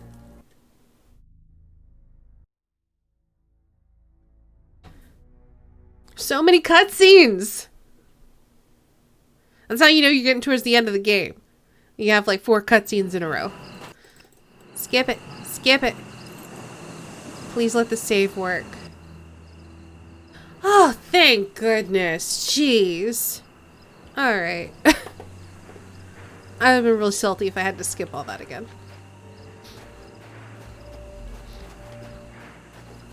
Okay, so to sum up, Moriarty is bad. The end.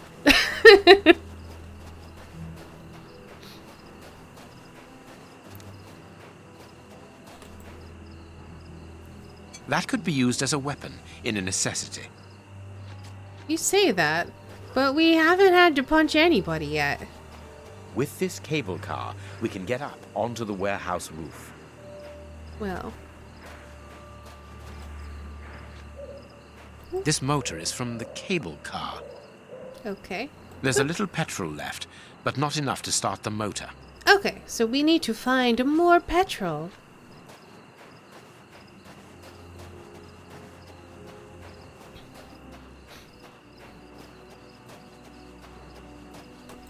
Ooh. Vodka. There's a little at the bottom of these bottles. Russian alcohol. Holmes, the 3 brothers.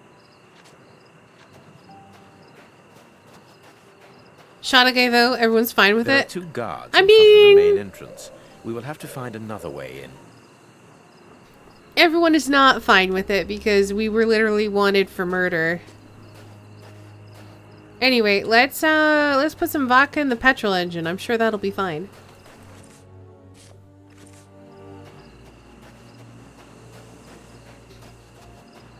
This motor. Here's what we can use for fuel. Look at this hole. This motor needs a starting handle. Well, good thing we picked up this iron bar. Look at this hole. Oh. Never mind.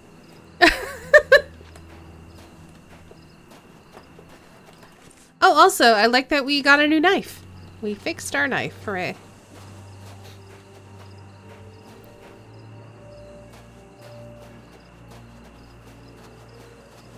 Oh no, I don't even want to know what you think that's a euphemism for, Uni.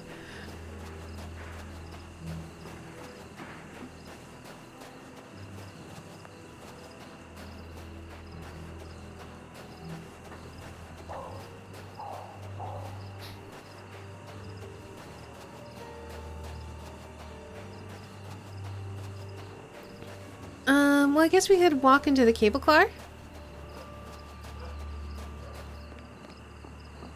Oh. Cutting pliers. They could be useful. Well, let's also... Oh, The lever is stuck. There is a metal ladder stuck under the cable car.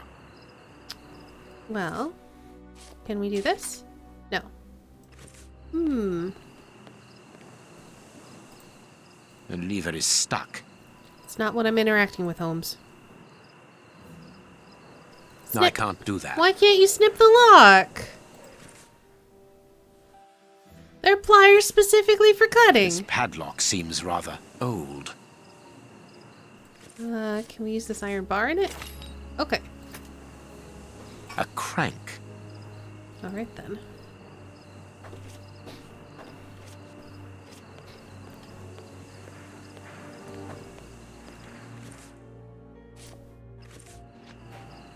This motor, the crank is in place. No, I can't do that. No, I can't. You can't crank the thing with the crank. Why? The lever is stuck. Pliers it! The lever is... Okay, I don't know. Maybe we have to use pliers on it? This motor... Even though he called them cutting pliers? No, I can't. Nope. Knife it. No, I can't do that. Light everything on fire. No, I can't. Okay, I don't know then. Empty. Judging by the smell, I would say that it's an oil reservoir. Given the maintenance, this cable car isn't used very frequently. True, Watson, but let us hope that it is still working. Empty. So I'm guessing we need to find some oil then. Alright.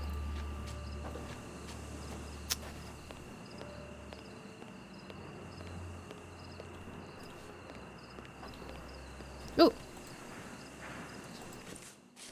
Snip, snip. A bottle of motor oil. Well, there you go.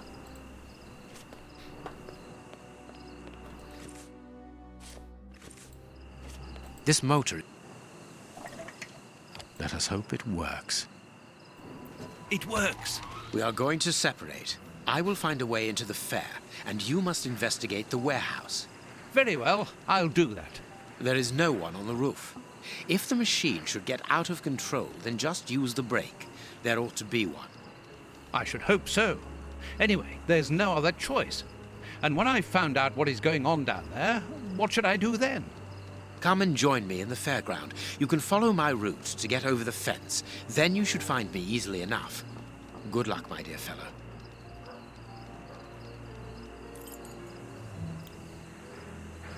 Every time it auto-saves, I freak out that it's just gonna crash. Alright. Come on, John. Courage.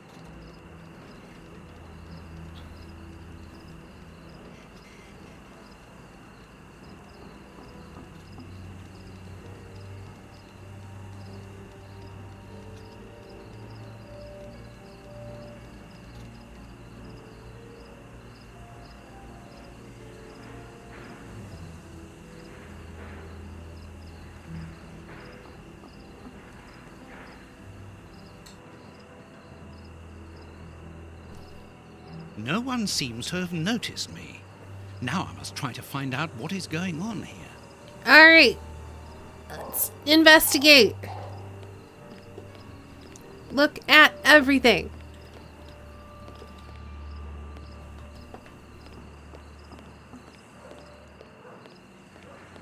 The bags contain rubble.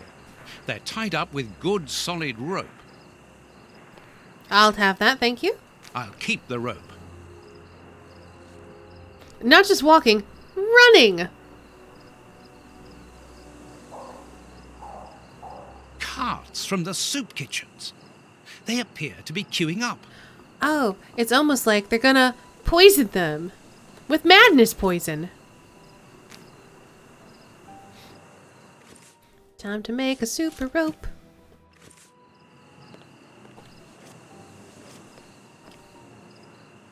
Nice to know the petrol-powered lift, I mean, technically vodka-powered, but I see your point, was deadly silent. Obviously. Running on a roof. Ooh.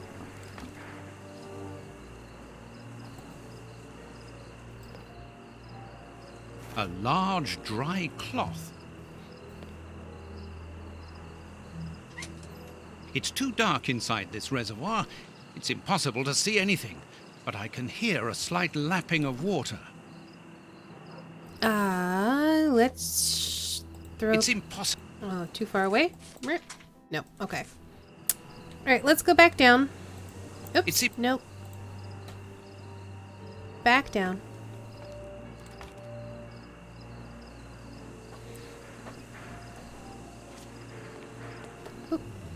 It's a miracle that this reservoir is standing. The feet are being eaten away by rust. Oh, yeah. Fair enough. Ooh, some more rope.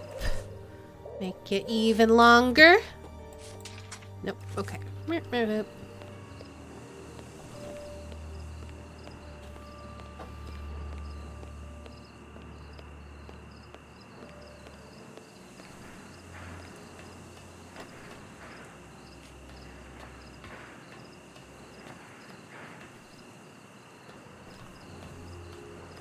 I must find out what is going on inside this warehouse, but have to be careful.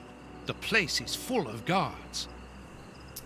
Okay, let's save it since you've said that.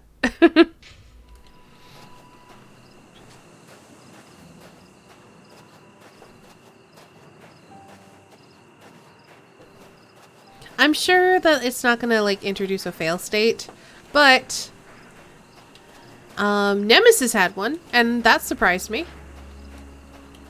It's too dangerous to go any further. Very well then.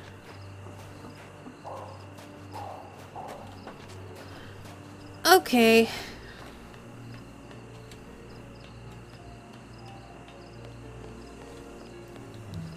there anything else I can interact with? I can look at the soup kitchen thingies. And I can climb up the ladder. Actually, I can't even look at that anymore, can I? Nope. Alright, I guess let's go up the ladder. It's impossible. I gotta be missing something. Maybe I have to switch to Sherlock, and Sherlock will do something to get the guard away. I mean, it can't hurt to try. Oh, it's not available. I can't be Sherlock yet. Alright then.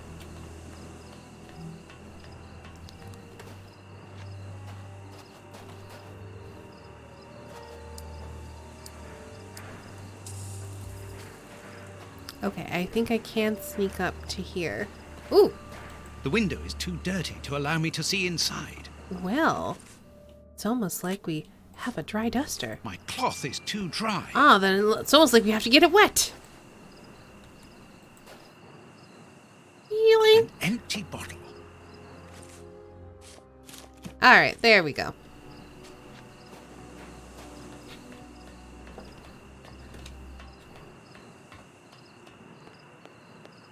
This is making me think of There's a Hole in the Bucket song. Because at one point, it's like, but the something's too dry. But wet it. But I can't reach the water. Then I have nothing to put the water in. Well, then get a bottle. But the bottle's too short. That's basically adventure game. The song is basically an adventure game.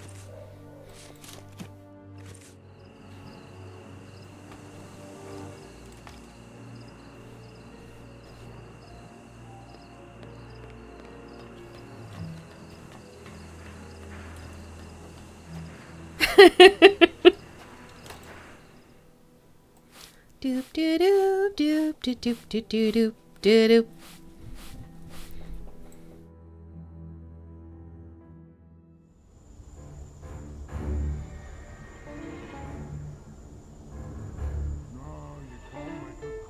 You better not look out that window. Uh-oh.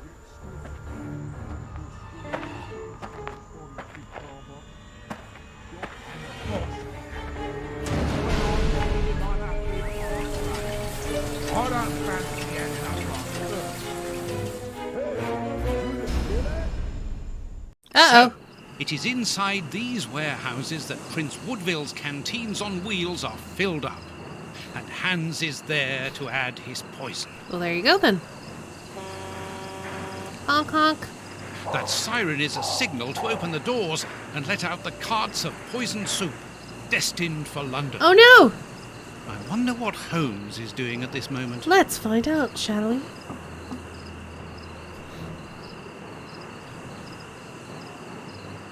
Hey guys, there's a strange man cleaning our window. Should we do anything about it? Nah, it's fine. I always thought those windows were a bit too dirty anyway. Oh gosh. Okay, the autosave again always freaks me out.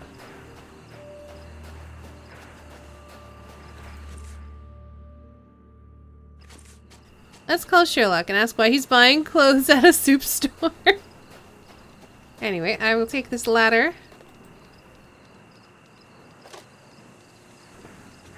Alright, where can I put it? I might have to get closer. Because this is all covered in barbed wire. Yeah, I can't go that way. Right!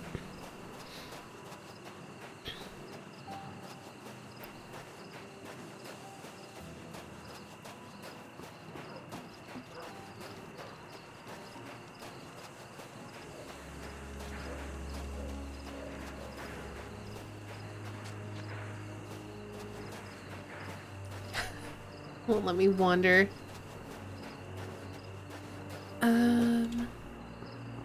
Should keep looking at places to see if there's like a gap in the fence. I'm not seeing one though.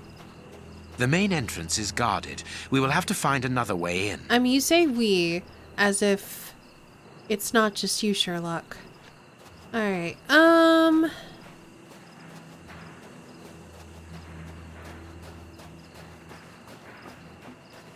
I mean, I guess there's like a tree there, but you can't interact with that. There's a tree here. You can't interact with that one. Ooh. Here?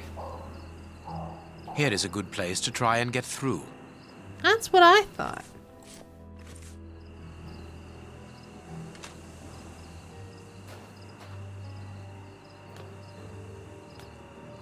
And then we can use our cutters? Ooh, these are bloody. It's covered in barbed wire.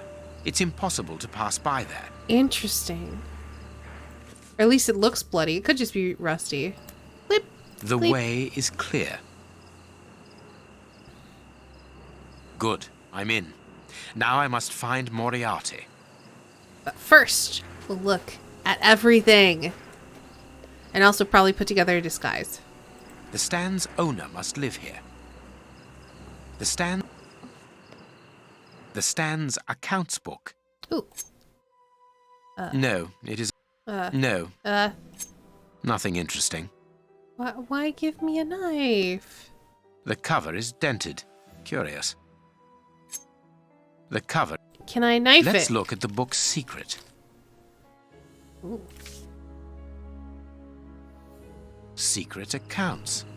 The stand's owner must do something other than manage a simple coconut shy, and there is a strange poem about animals. Turnip alcohol, 3 times 9 bottles, deliver Tuesday 11, total 8 pounds. Tobacco, hay, 50 packets of cut tobacco, delivery Tuesday 11, total 2 pounds. Information, SY, 10 pounds. Bought 12 adult rats from Tom, sold. Restaurant Luigi for today's special. Oof, oof, they're eating rats. 10 shillings. 2 revolvers, typewriter ribbon, 20 pounds. The gazelle is dead. It was dangerous to turn its back on the lion. All right. It's a knife secret you have there. It is. A target from a firing range. It depicts a lion. I feel like this lion is going to be a way to open a complicated puzzle.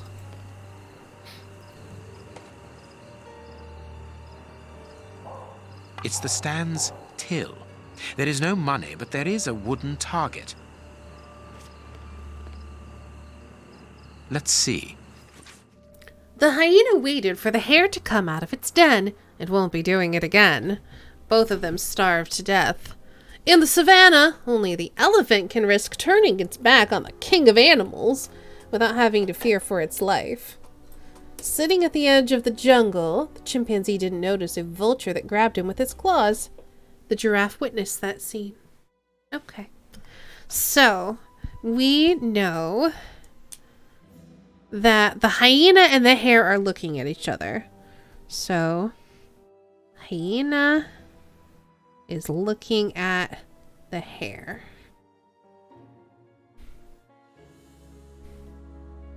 Elephant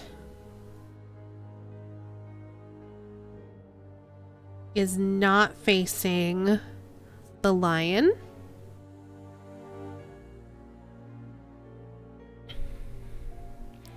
The chimpanzee is facing away from the vulture.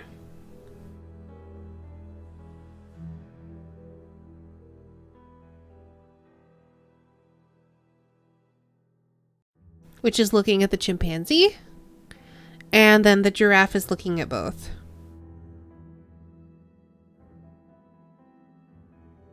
So at the vulture and the chimpanzee. And then we know that the gazelle is not looking at the lion, who is looking at the gazelle.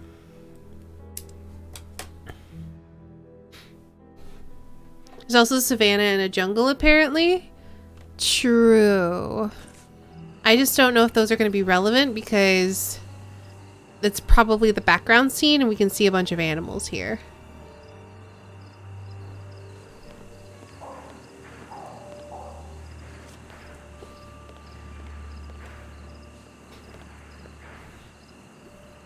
Let's see, are we missing one? I bet now. In other words, the crank is in place. Have a good night, Uni. Let's see. Do we see a hyena? No. I see a hare, a vulture. Oh, is this a hyena? I think that's a hyena. It's stripy, like a zebra. I think it's a hyena. It's a gazelle and an elephant. We picked up the chimp and we picked up the lion. We're missing a giraffe.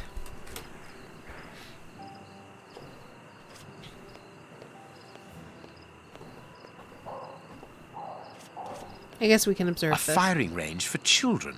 They have to throw leather balls at the figures of wild animals to knock them over. It's clear that there is a link between the poem in the secret accounts and the animal-shaped targets on the stand. Yep. But I think we're still... Ooh. It seems to me that there is something behind this poster, but it is stuck fast. Okay.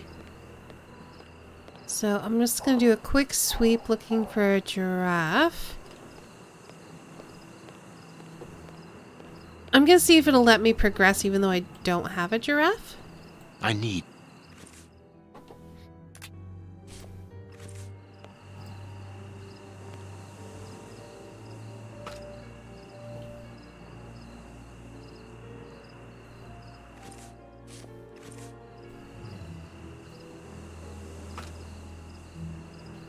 Alright, I still need to find a giraffe then.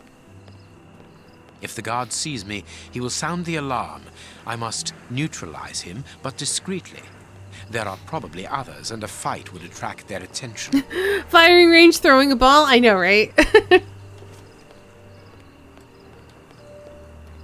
I don't know, maybe that's what it was called back then. I mean, it is kind of set up like a shooting range.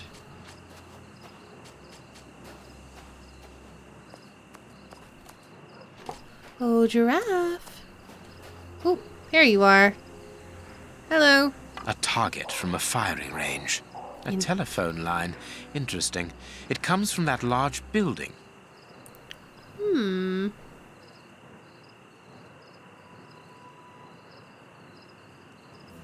Why are we still zooming? Okay.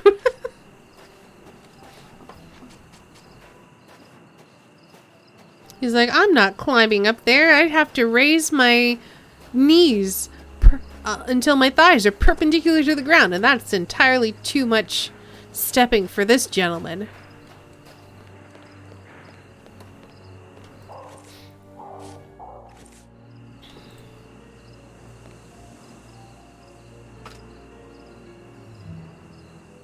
I am missing some information. I mean, you're not, though?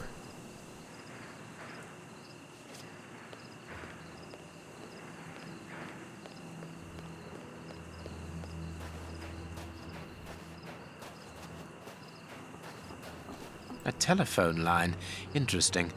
Yes, you already made that observation. I don't know why I had to run up and look at it.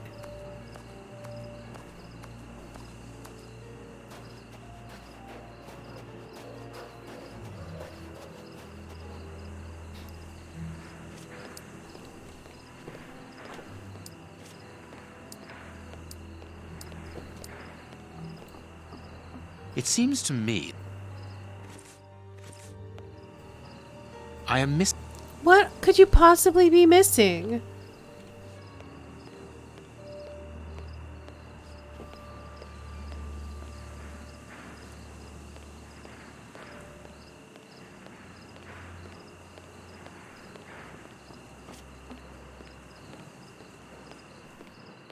Is there another book we have to knife? Like what?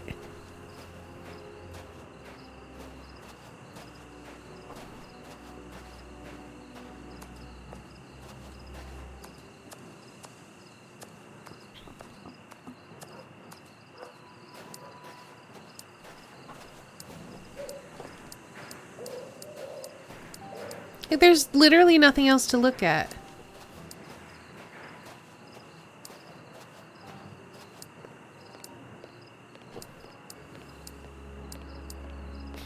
And we can't walk out here. Oh, we can.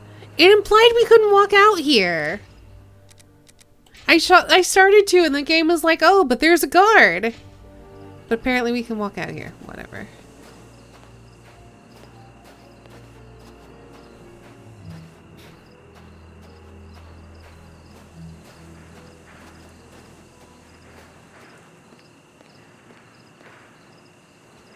It's open. This building was a menagerie. I'm in the service passage. The guard's real crap, apparently. I mean, I'm not surprised. Oh. Apparently it's a medicine chest for first aid, I presume. Yeah, too bad we don't have a key. Oh, what a smell. There must have been wild animals here once.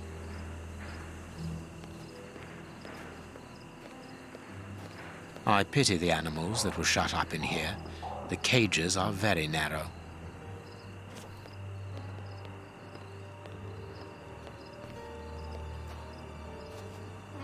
Oh, all right. This cage has been blocked with planks so that the interior is hidden from view. Hmm. Ooh, syringe. Old bandages. A large syringe for animals of a considerable size, evidently. Everything points to that cage having been used to treat sick animals. Ooh, key. A key. Okay. And what about... Hold on, there was another one we could open, wasn't there? Oh, Nothing just of looking. interest here. Oh, just a guard walking by. Hello, sir.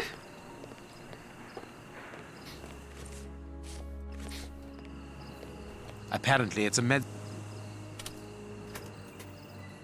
The only thing intact is this bottle of ether.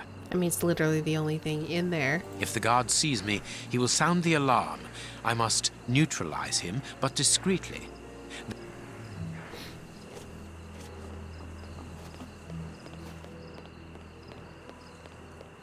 Ooh.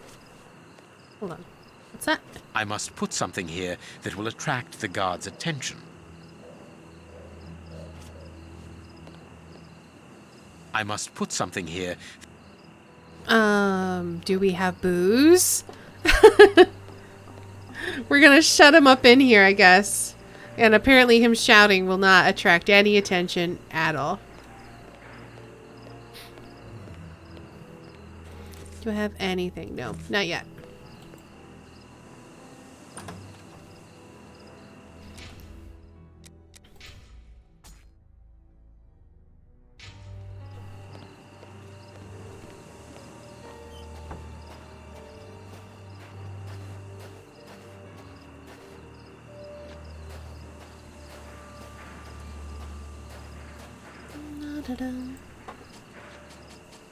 I must put something here that will attract the guard's attention.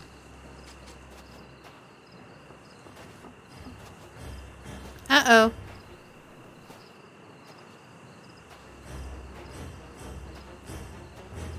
You there! Who are you? Alert! Is it a game over? No, he just ran away. Okay. It seems to me that I am missing... Okay, so if it's stuck fast, I guess we could try using our knife? Elementary. There is a hiding place here. Okay. Interesting.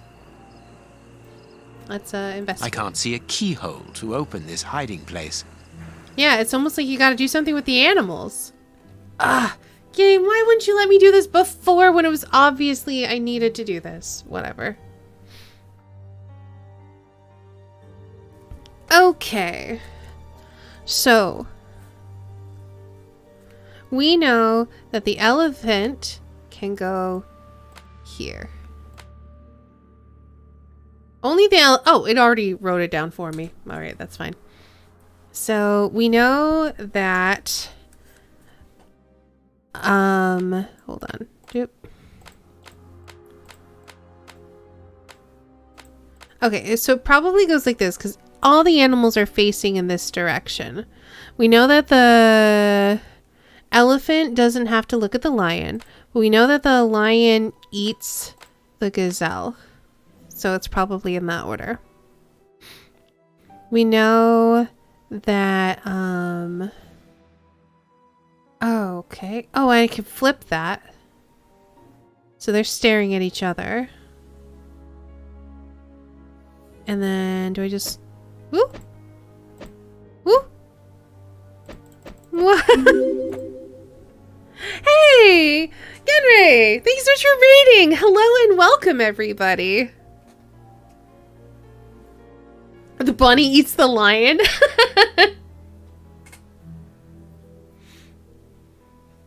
It's a chunky Genraid.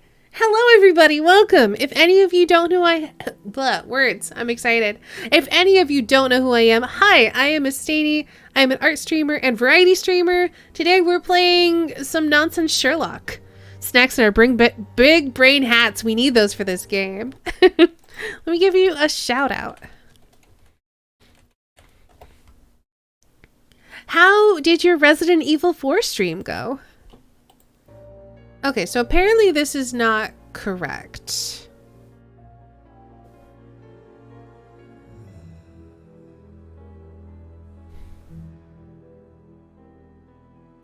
Oh, he and the hare were neighbors.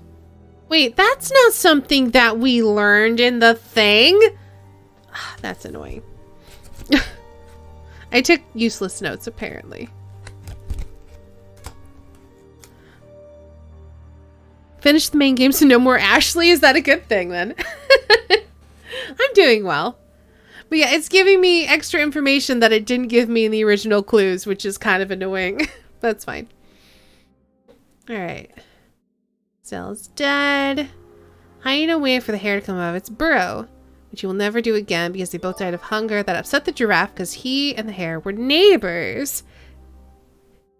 I'm not sure how to pronounce your name. Is it Ty, MD? Thank you so much for following. Hello and welcome. Ashley's a goober. I've never played the Resident Evil games, so I don't know most of the characters. Okay, so I can do this. And that. Oh, but these guys have to be more forward.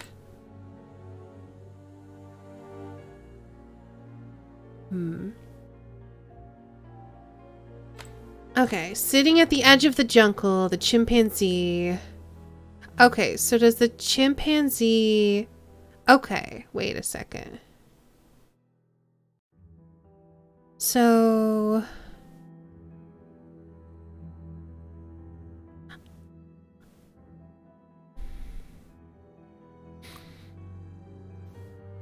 if you're at the edge of the jungle and the giraffe witnesses it, is it something like that? But now these two have their back, like this guy has his back to a lion, which technically shouldn't happen. So is it something like that?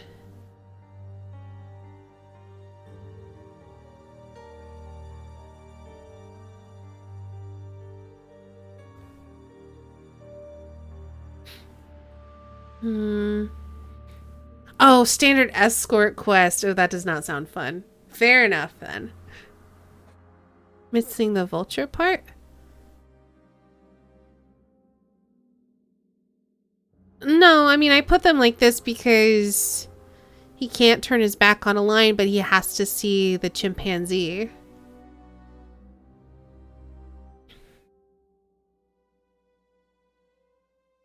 I don't know. I'm getting confused. Like, do they have to be adjacent to the thing they're killing? It doesn't specify.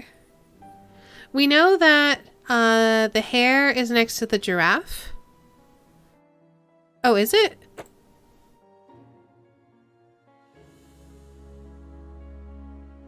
I don't know. Is it its body or its head? Either way, that didn't do it, so.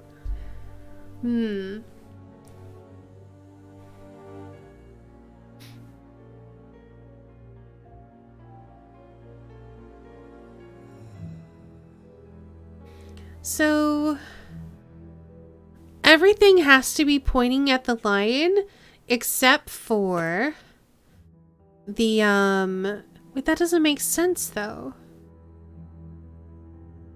Because the only way that the chimpanzee can't notice the vulture grabbing him is if he's like maybe, hold on. I don't.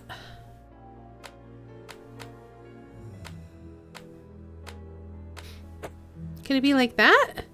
Nope, that's not right. I mean, I tried that originally, Crizzle. My original thing was, I wish I could just, anyway. This was my, like, original setup for the lion, but it says it's dangerous to turn one's back on a lion. So I think everything except for the gazelle, which gets eaten by the lion, and the elephant, everything else I think has to be looking at the lion.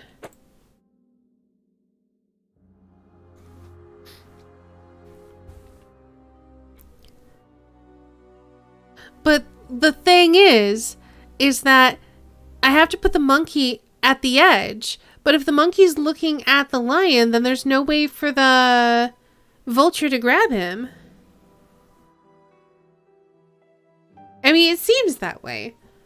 From what it's saying, it says it's dangerous to turn one's back on a lion.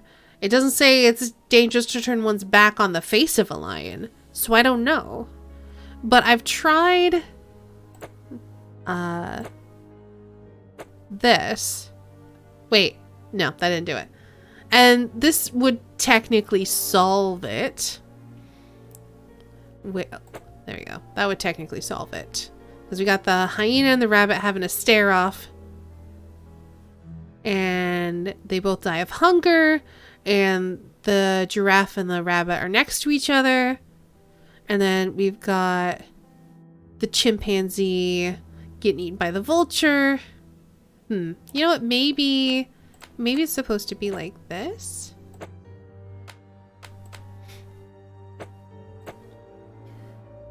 But then how does the giraffe witness both? I guess it doesn't have to. The giraffe is neighbors with the hare, but he isn't necessarily witnessing it. He's witnessing this. But then that doesn't make sense, because if both of these things are true, there's no way for them not to turn their back on a lion. Do I want a hint? Not yet. Is Maxine discouraged? If you don't know the answer, you can feel free to ask questions. If you know the answer, please do not tell me.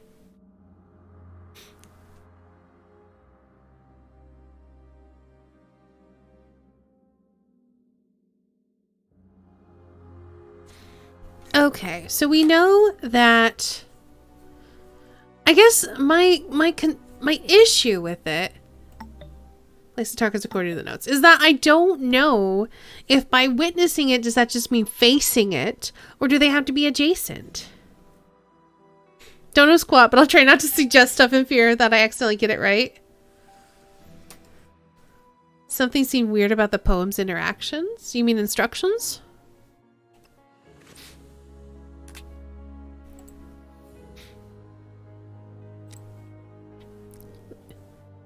It was dangerous to turn its back on the lion. Are you talking? Wait, what?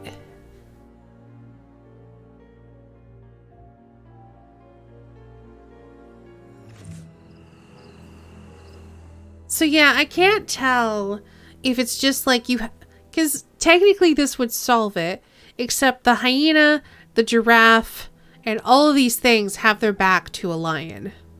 So that seems like that's not correct. I need a way, but then there's I think I have to do something like this.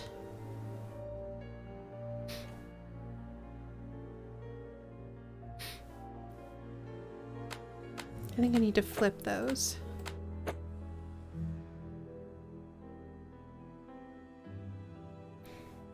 But then that doesn't, there's no way for the chimpanzee. Because if the chimpanzee has to face the lion, there's no way for him to not notice the vulture.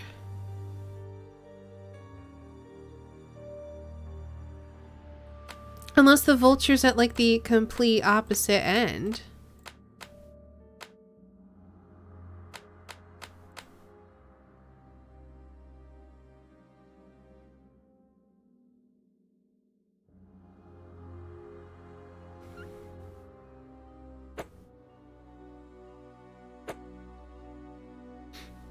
It specifies the vulture claws. Yeah, but that doesn't really matter.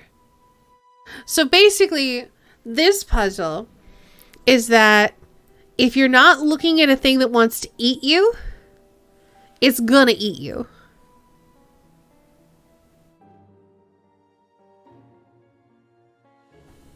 Maybe he can be looking back, but with his claws towards the monkey? Maybe?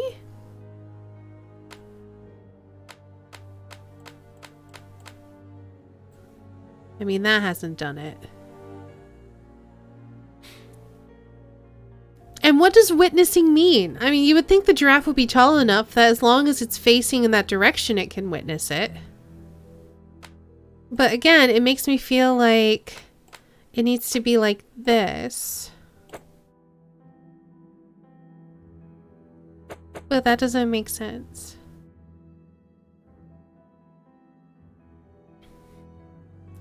The only things that we know are true. Let me get out another sheet of paper. We know that the lion is looking at the gazelle because it has to eat him. At least we assume the lion's looking at the gazelle. But we know that the gazelle is not looking at the lion. So in theory, it could be like this, or it could be like this. Or I guess it could technically be like this. I don't think that matters. I assume they're looking at things they want to eat. Because it says, like, the hyena waited for the hare to come out of its burrow, but which he will never do again because they both die of hunger, and that upsets the giraffe because he and the hare were neighbors. So that suggests that these two are looking at each other, right?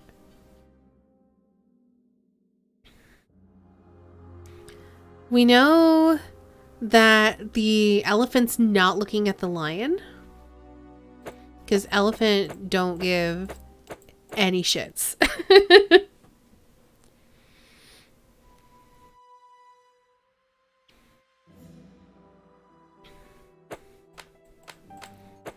So that's why I kind of did this, where the elephant can kind of just hang out over here, doesn't care. Lion can go do whatever. But that means that this hyena still has his back on the hare. I don't understand.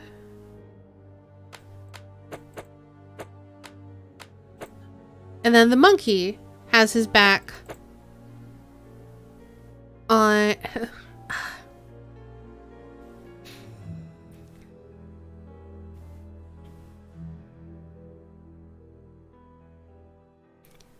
So the chimpanzee has to be on the end.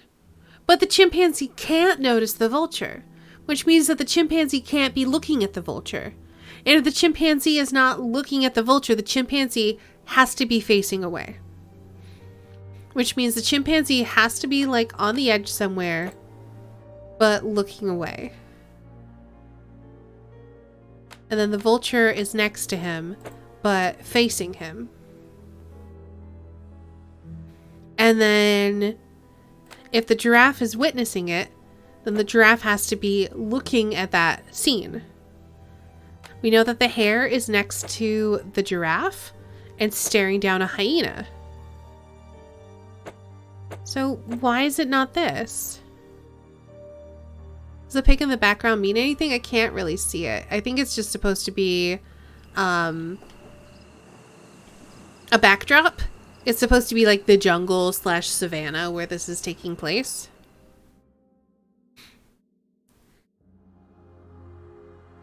So I don't understand why this isn't correct.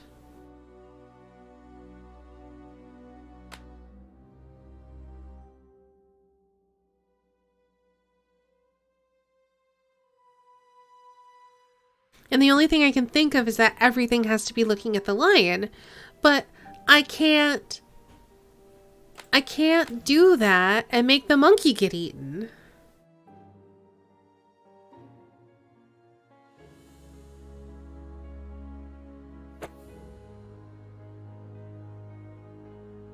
Unless the chimpanzee is not actually at the edge and it's the vulture at the edge.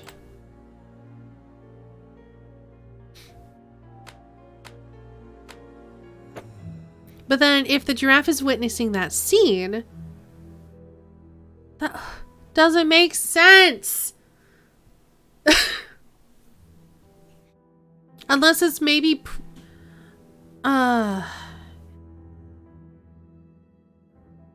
unless it's predators versus prey. Maybe predators can turn their back on a lion?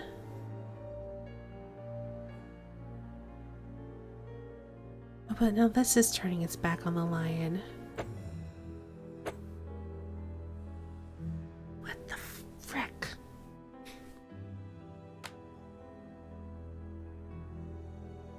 I'll ask for a hint when I'm ready, Gummy Bread.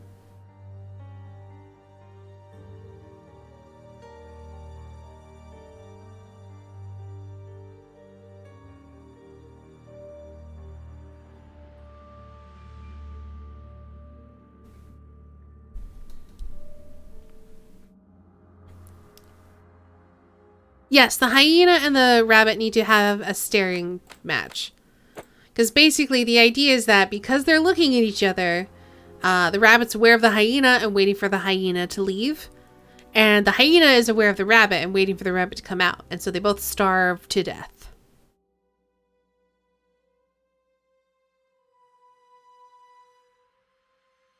We know that the giraffe is next to the rabbit. Maybe have them face the same way. Maybe the elephant is here.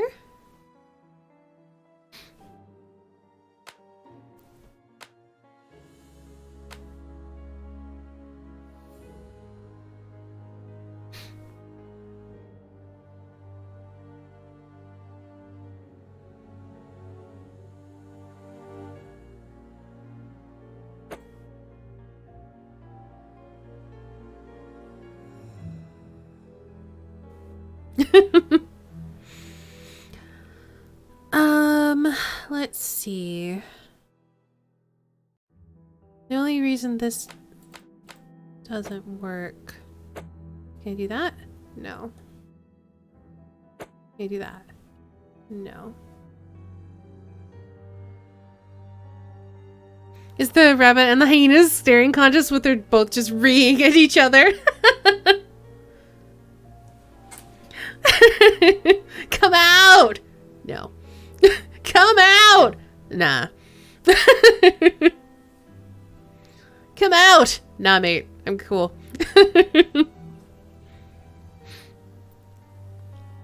Okay.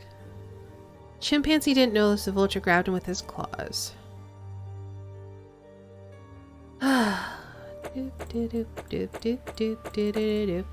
Wait. Do I have to lock them in? Wait, what? What does the up and down mean?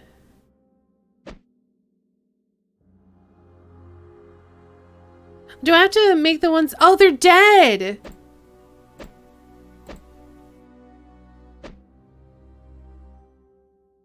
Okay. Alright, hold up. Yeah. I think that was the hint that Gummy Bread desperately wanted to give me.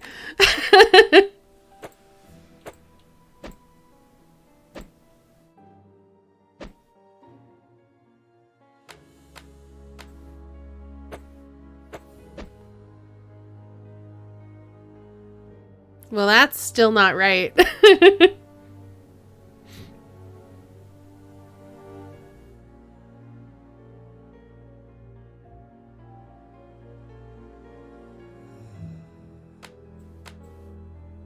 Is the bird the wrong way? Nope.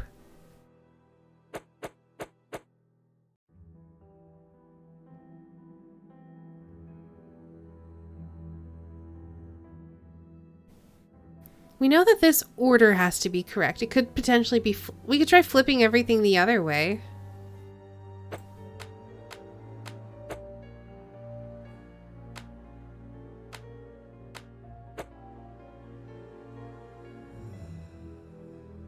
I don't know.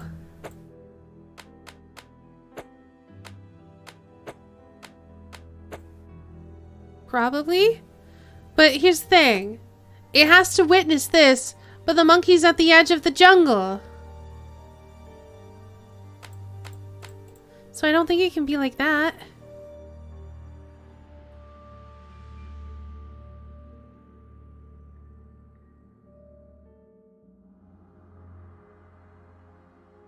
On the edge near the lion? I don't understand. Like, okay, if I do this, I don't think that works.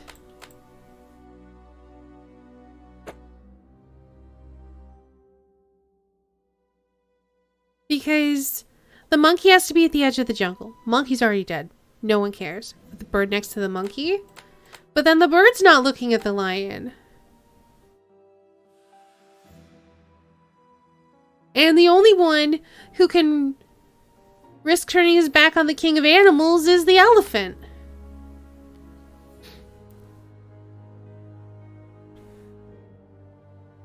But I think we tried that. I flopped him. And here's the thing, if I do that, now he's facing the wrong way. I guess I could, hold on. I could do that, I guess.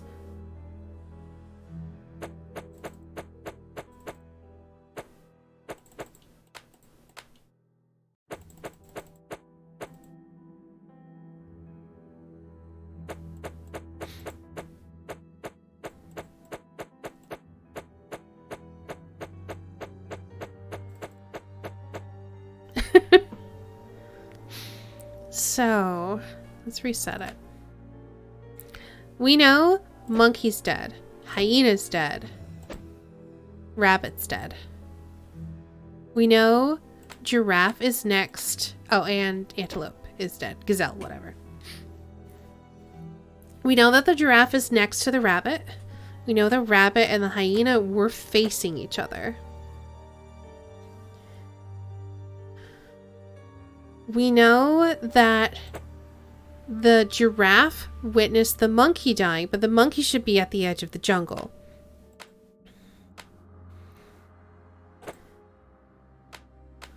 I don't understand why it's not this. Because this guy's facing the wrong way.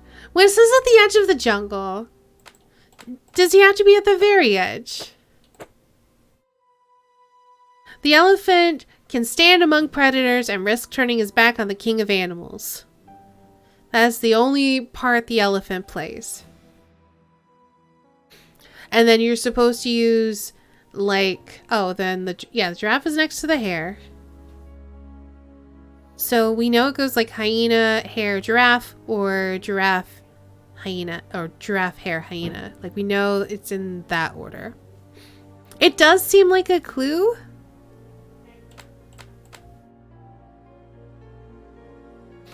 I guess it's possible it's like this. Oh, wait, you know what? Fair point. Could be like that. Well, it's among predators now. I guess we could try this.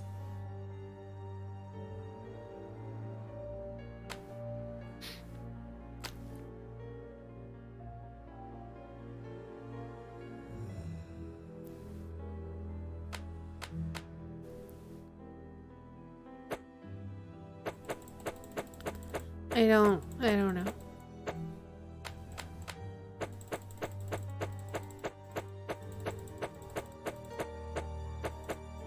Do you have to be among living predators? The thing that frustrates me is I don't see a way to have the monkey at the edge of the jungle. I guess it could be grab him with his claws. Maybe you're right in that he's facing the opposite direction of what he's attacking. So maybe that is correct. Which means that suggests that the lion or the elephant's here and it's like this. But then how does the giraffe witness this? When the giraffe is all, I mean, you're looking in that direction. So this is clearly wrong because it hasn't opened the thing yet. I mean, apparently he doesn't have long enough eyes because this is wrong. Otherwise it would be solved by now. So that means we put the giraffe here. But now the giraffe is not looking at the lion. How can the giraffe witness the scene and still look at the lion when the monkey's at the edge of the jungle? I don't get it. What if something that is killed by another animal isn't scared of a lion? Yeah, I don't think that matters. I think it's just the living animals are scared of the lion. So I could definitely have him facing away. Maybe that's it. Hold on. Is that it? No.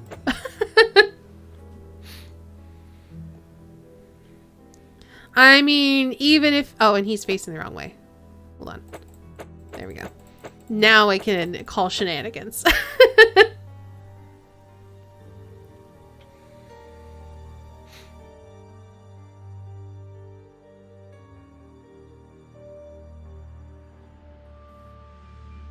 Giraffe and Hawk team up to witness a horrific murder. Hey, drummer boy. Oh, what am I doing wrong? So I think this is correct. I'm gonna try flip-flopping it and see if the game is that finicky.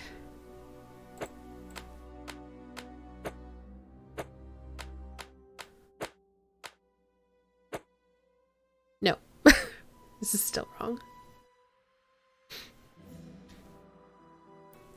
Okay. If the giraffe witnessed the scene, the giraffe has to be looking at this guy. But the giraffe also needs to be looking at the lion. So we know that the lion has to be in between them somehow. I just don't understand what else could be wrong.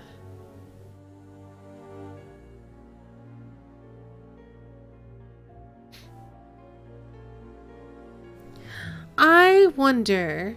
Well, no, because that's not possible. I was trying to think, well, maybe everything has to be facing the lion, even the dead animals, except for the things that are killed by him. But that's not possible to do with the monkey. Elephant between the lion and the hyena? But the gazelle needs to be looking... I guess I could do this, but I don't think that's right.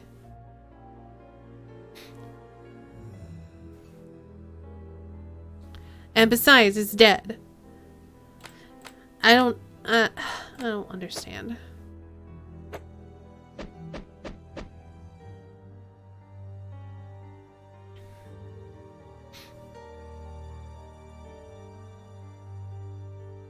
Lions don't even live in the jungle? I mean, correct. Alright. Sitting at the edge of the jungle, the chimpanzee didn't notice a vulture that grabbed him with his claws. The giraffe witnessed that scene.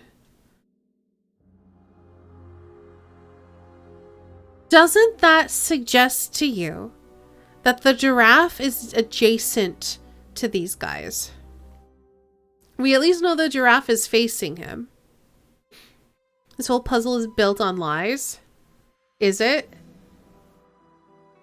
What's the lie? You can tell me, I'm asking.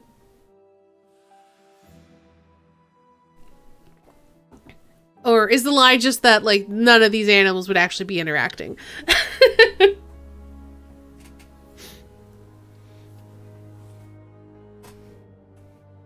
Gotcha. I don't understand. Alright. Not giving his, just being sassy. Okay. So the chimpanzee has to sit at the edge of the jungle. I think that, Crizzle, I think that you were right, that the claws need to face the monkey.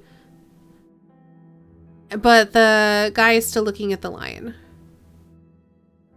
We have an elephant who's standing among predators and not turning away from the lion. The gazelle turned its back on the lion and died. These guys had a stare-off. I guess the issue could be that it needs to be like this. Or maybe, but I feel like they have to be adjacent to each other.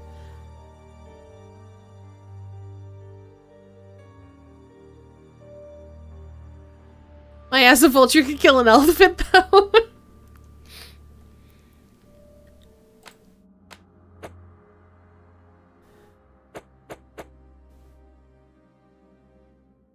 But the only issue with that is that there's no way to arrange these so that the monkey is looking at the lion, but not the vulture.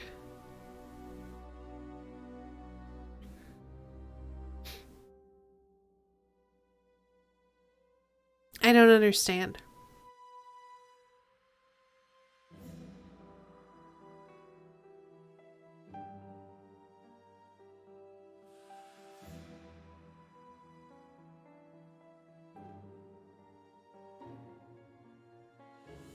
What moronic thing am I missing in this puzzle? I am literally asking you, chat, please help me before I look it up, because I'm getting frustrated.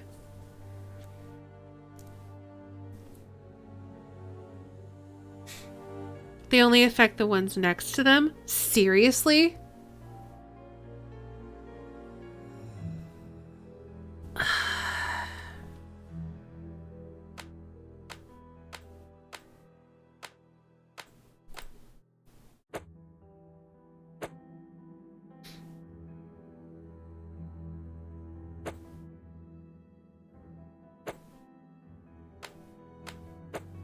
So then why doesn't this work?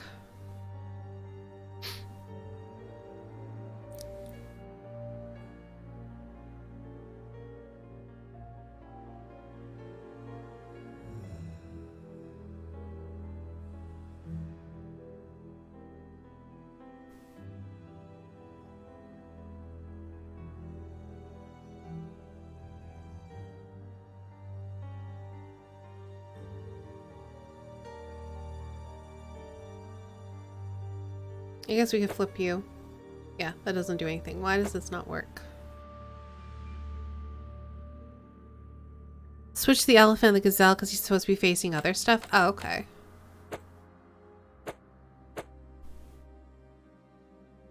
Oh, is the lion? No. Well, why doesn't this work then?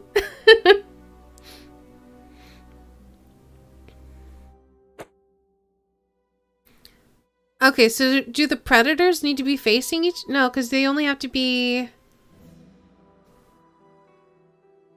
But wait. Why does this matter?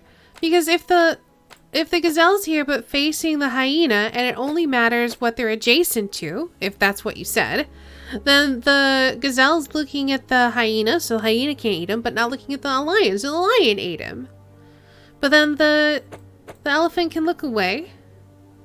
And it's not adjacent to anything else. I mean, I guess if it has to stand among predators, that would make sense.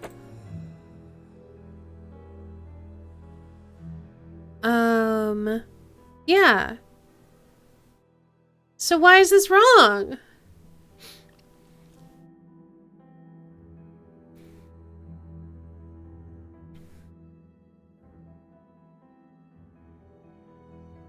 Because monkey, we have is dead. We have... I guess let's do this again. There we are. Jeez. It is simplicity itself. Yeah, sure. Whatever. Shut the fuck up, Sherlock. I hate you. The Stan's slush fund. I wonder what happened to the owner that he should leave without his savings. I already did it before you did the burp hint. Don't worry, gummy bread.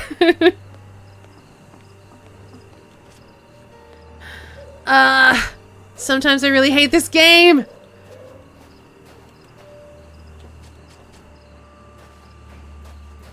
Alright, I'm gonna save it before I have to do that again.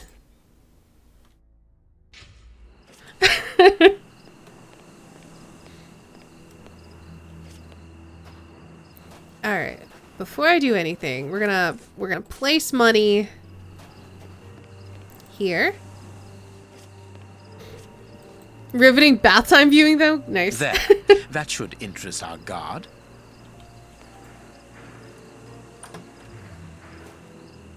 Just put money. Like, ooh, piece of candy, except it's gonna be, ooh, piles of money.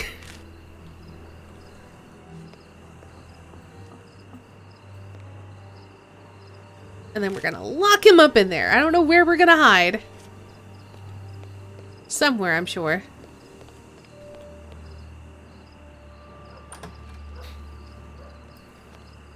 They affect the ones next to them, but the bird was just an asshole.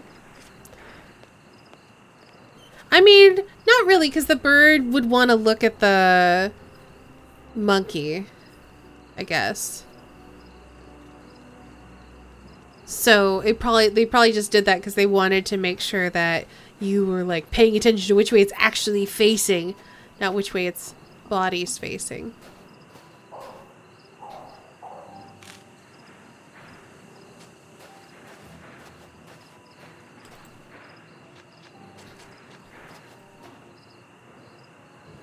Good. My little stratagem is in place. All I need to do is to wait for him to come back here.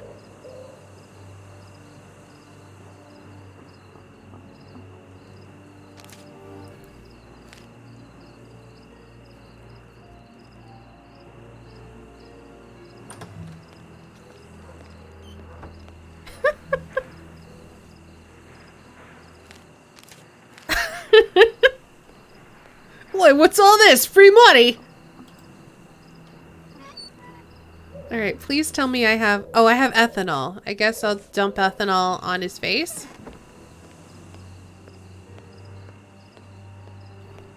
I better save it again.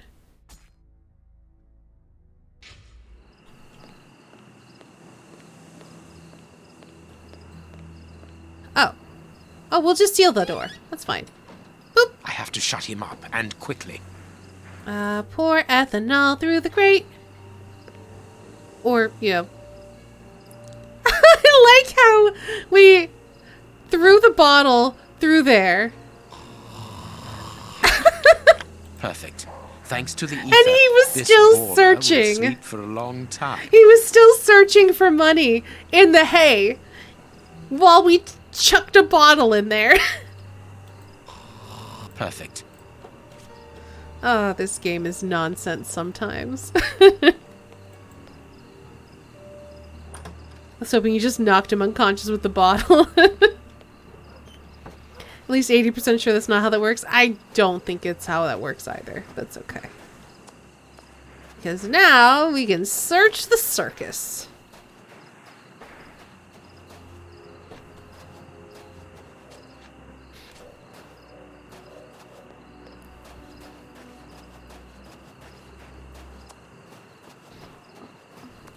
I'm probably going to keep playing this until we beat it because we're so close to the end.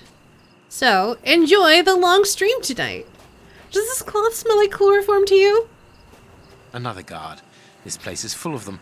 I cannot risk a confrontation. He'll see me coming and I'll lose the element of surprise.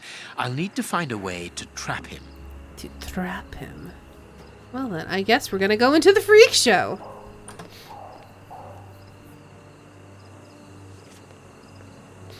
Ooh. They must have exhibited those poor wretches in these cages and presented them as being dangerous. Oof. Bearded lady.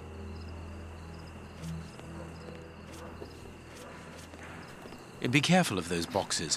They are balanced, one on top of the other. It would take very little to knock them over. That certainly sounds like something we'll be using.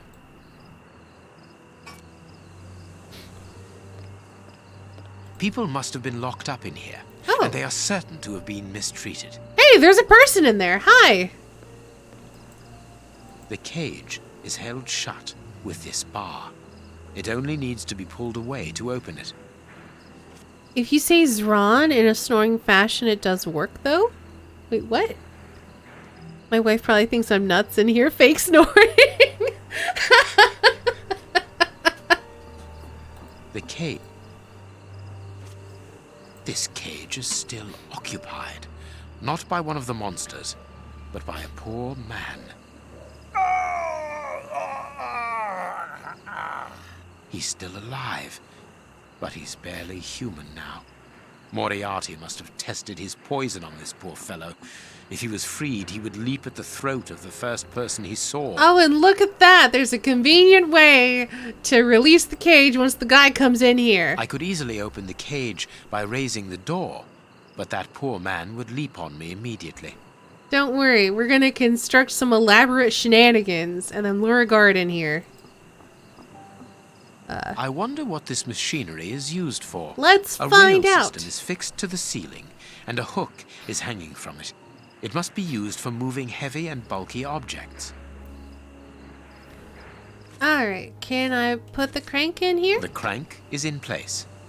The hook is above the cage of this poor wretch.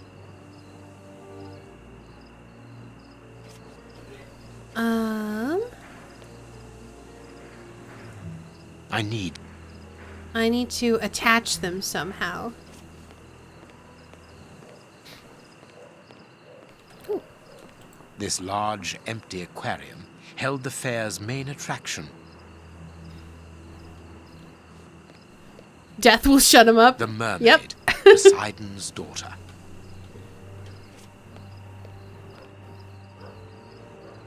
Something freaks. Can't read. What's that? Roning freaks? Who knows? Okay, well, I need something.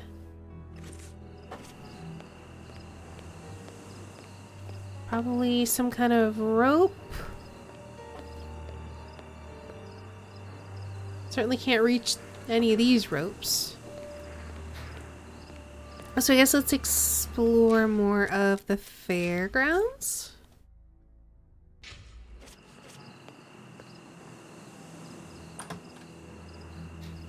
Let's see if we can find anything we can use. So that guy's over there.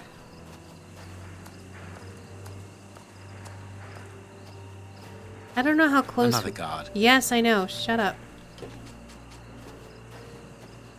Another guard. I know!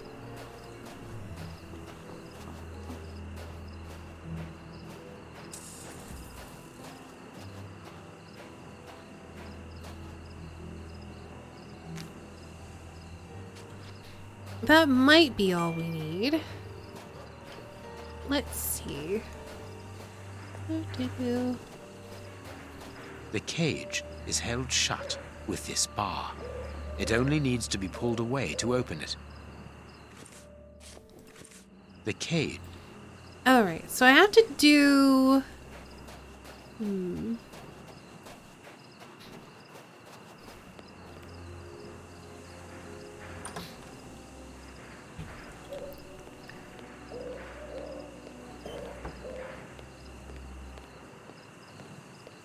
Let's see. There. The rope is in place. Is it?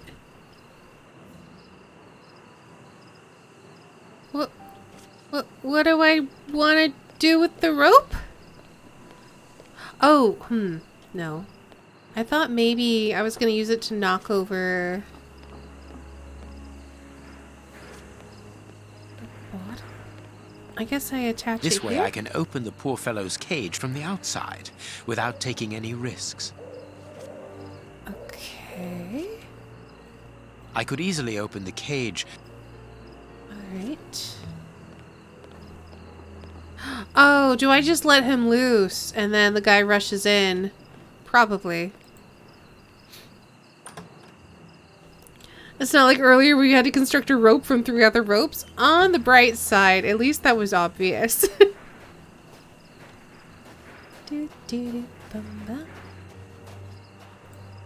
cage is held shut. Well, then do it. What else do I need to do then?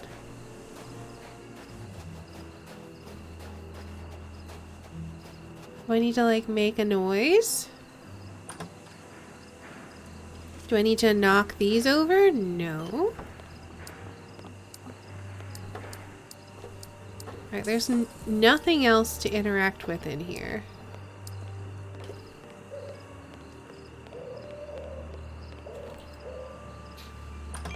Maybe there's a trail of sandwiches this time? Another guard. Yeah, I know, Sherlock. Another guard. No shit, Sherlock!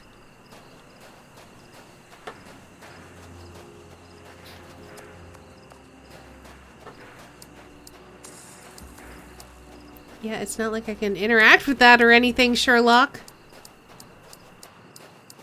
Sherlock vision sucks.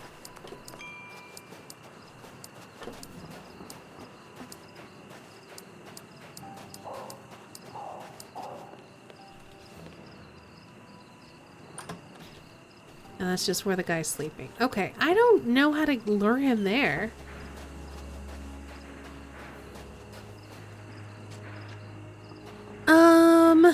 Alright.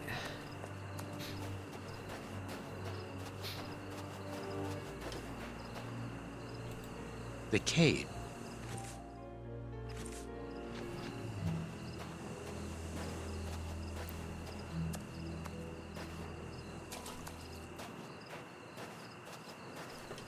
I would think that I would do something to make noise inside the tent so the guy would come looking for it and then release the crazy guy on him. However, I can't seem to interact with these at all. These boxes are precariously balanced. And I don't think there's anything in here I can interact with. So how am I supposed to lure him here? Oh, I can walk up I here. suppose Really? It was on this small stage that the monsters were presented to the public. Ah, here's something interesting. Hans's diary. It did not look like I could walk up that. If I were to guess, I would think that Sherlock just threw something at those precariously balanced boxes through the window. But I don't know if those boxes are facing the lion or not.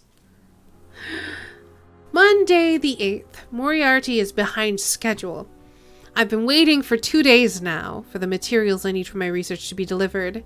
He will have to get a move on if he wants me to take over the work he has started. My patience has its limits. I have filled in my time by reorganizing this place. An old fair sideshow exhibiting monsters. You know what? That reminds me of another thing that doesn't make sense from this game. Why did Sherlock willingly release Hans from prison? He literally helped him escape, and then he's the reason that Moriarty now has Hans. Ah, Sherlock. My patience has its limits. I have filled in my time by reorganizing this place. An old fair sideshow exhibiting monsters. I don't know if Moriarty is aware of the irony of the situation. To calm my impatience, they brought me a subject at the end of the morning, a dirty old tramp in good health. He'll do. I'm going to test the latest evolution of Moriarty's poison on him. Night has fallen and the test is finished. We had to kill the subject. His continuous roaring annoyed the boss. I can understand now why he needs my genius to help him advance his research. The subject was in such a state of murderous madness that he became completely uncontrollable. He didn't even seem to understand the simplest orders. It's a long way from the desired result. Tuesday the 9th. The material still hasn't arrived. On a brighter note, I received 2 new subjects. A man in his 50s, thin, hairy, toothless, and another who was younger but equally repulsive.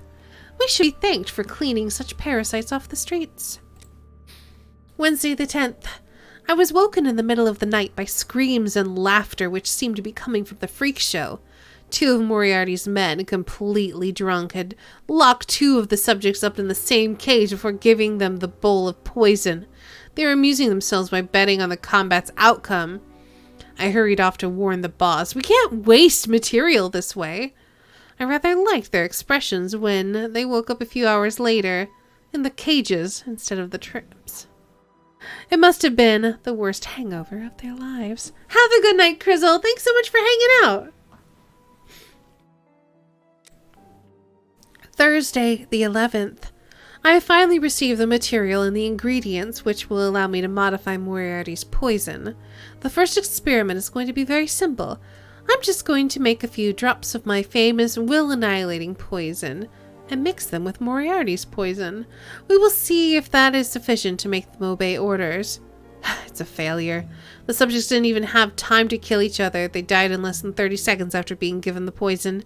The effects of the 2 poisons didn't add up as expected. On the other hand, I'll keep the dosage in mind. A poison that fries the brain so quickly cannot really be called a failure. Friday the 12th. I worked all night to develop the second dosage. This time I distilled the curare, I guess, differently to obtain a less powerful derivative. I also modified Moriarty's poison, but he was not very open about its composition, so I had to improvise. Another failure. The subject did not die immediately, but he was as uncontrollable as the others. The only difference of note is that the wounds and tissue damage did not get any worse after the poison was taken. That's of no interest. We're not here to treat them. Moriarty assisted in the experiment. He did not say anything and left in silence. He wasn't pleased. I think he is starting to get impatient. Saturday the 13th. Moriarty is becoming impatient. The idiot doesn't understand anything, and he dares to question my talent. He was the one who came to find me to modify his poison. He'd been trying for weeks without success, and now he wants me to succeed in 2 days. We had an overheated discussion about it, but I finally got him to admit that a chemist has no choice but to bow to the rules of science. It's nature that sets men the rhythm, and not the other way around. I tried another dosage. This third test was a semi-failure. This time the subject alternated the bouts of madness with a fall of blood pressure. He went from arranged to comatose in a few seconds. I think we are on the right track. Sunday the 14th. Moriarty doesn't want to wait any longer. This morning he openly threatened me. He has given me 2 days to obtain a conclusive result. He gave me to understand that past this deadline, I will go from being the researcher to becoming the guinea pig. I'm confident enough. I was able to worm the components of his poison out of him. And as I thought, the problem isn't with my creation, it's with his. His idiot apprentice chemist who worked on it made so many mistakes in the dosages that I'm amazed that it produces the effects that it does. I've spent more than 10 hours going over the dosages of Moriarty's poison, and I have finally obtained something sufficiently pure to be mixed with my personal composition. A new subject must be delivered as soon as possible. I can't wait to see the results. I succeeded. The problem wasn't with my poison, but with theirs. It was much too strong. I modified it, and the subject proved to be obedient without losing any of his fury. True, he did eat his own hand, but this time it was because we told him to. It's the first time I've seen Moriarty smile. We have attained the objective. At any time, Moriarty can poison a large section of London's population. The choice of the Whitechapel area is a natural one. It is there that the greatest number of the starving can be found. So, at the given moment, these thousands of ragged soldiers can invade the city and spread chaos such as the British Empire has never known. Nothing will stop their fury. The devastation will last for the time that the boss needs to seize power and place that pathetic clown Woodville on the throne. Then, the killing frenzy will stop of its own accord. I programmed the poison to last for 48 hours. Programmed! After that, the subjects will join their victims in the paradise of the Fleerid.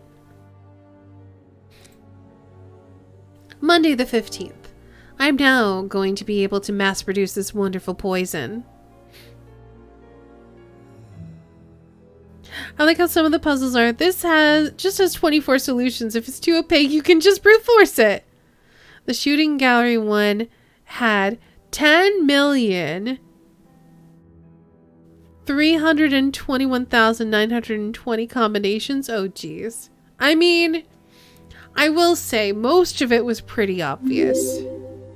Hey, Ori! Thank you so much for raiding! Hello and welcome! We give you a shout out. I did it! Lost Planet Extreme Condition. What is that? We're doing a late stream because we're so close to the end of Sherlock that I want to try to beat it tonight.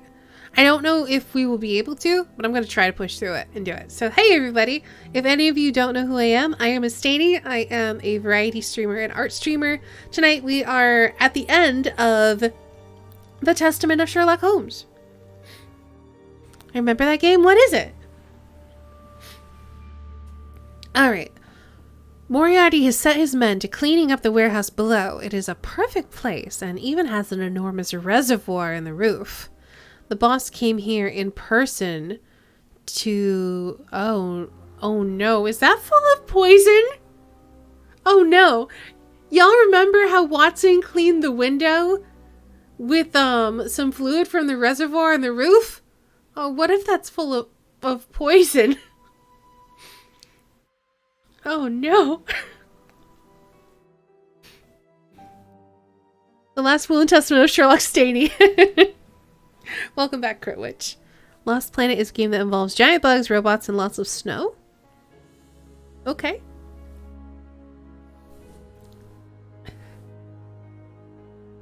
The boss came here in person to pay me part of the money I was promised for my work.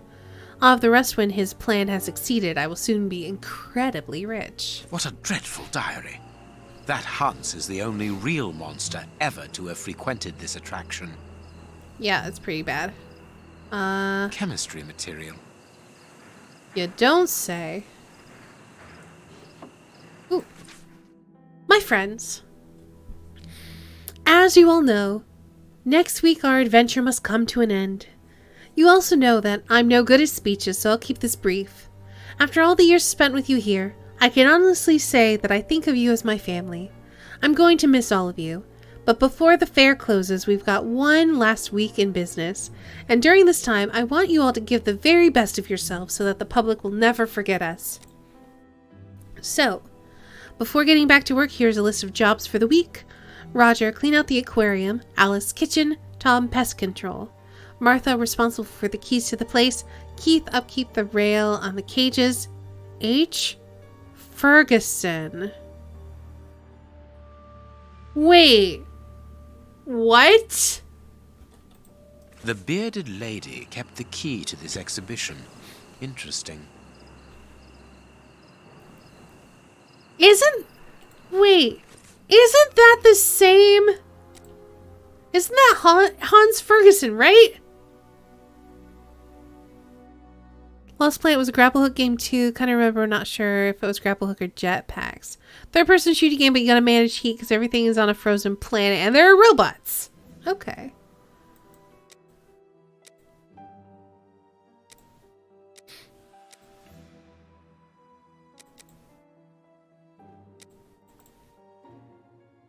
No, it's Hans Schielman. So wait, who's this Ferguson? Ferguson keeps coming up. Who are they?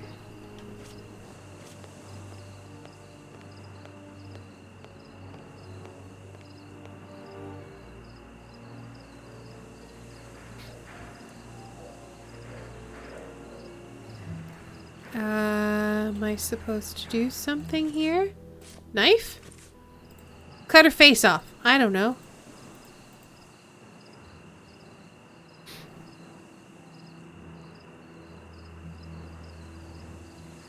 What? Why is it letting me look here? But there's like literally... Oh, what? Why there? What? Here's what I've been looking for.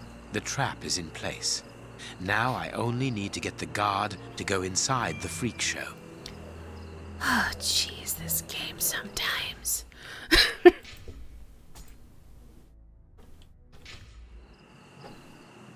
The guard must have been warned. I need to get out of here. Run! Don't worry, The guard is inside. I must close the door quickly. Don't worry. I'm just going to lock this guy in here with, a poisoned homicidal maniac. It's fine. Boop. Closed. I must find a way of neutralizing the guard inside. You say that as if I wasn't allowed to set up a trap before you'd let me get to this point. No, I can't do that. Oh, wait, what? Why can I not do that? Oh, and then I do this. Okay.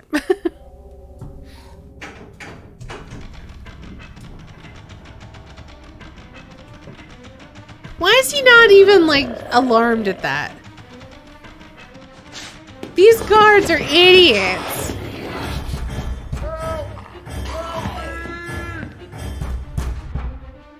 Well, I believe he has been neutralized.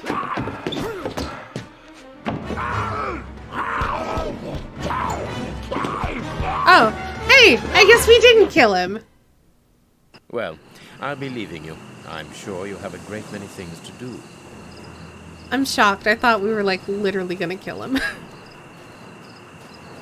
And we very easily could have. And that was the silent way in which he took care of the guard, by the way. Yep.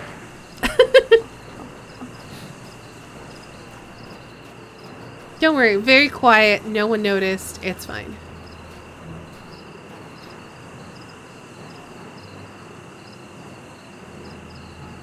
But what have we got here? Ah, there you are, Holmes.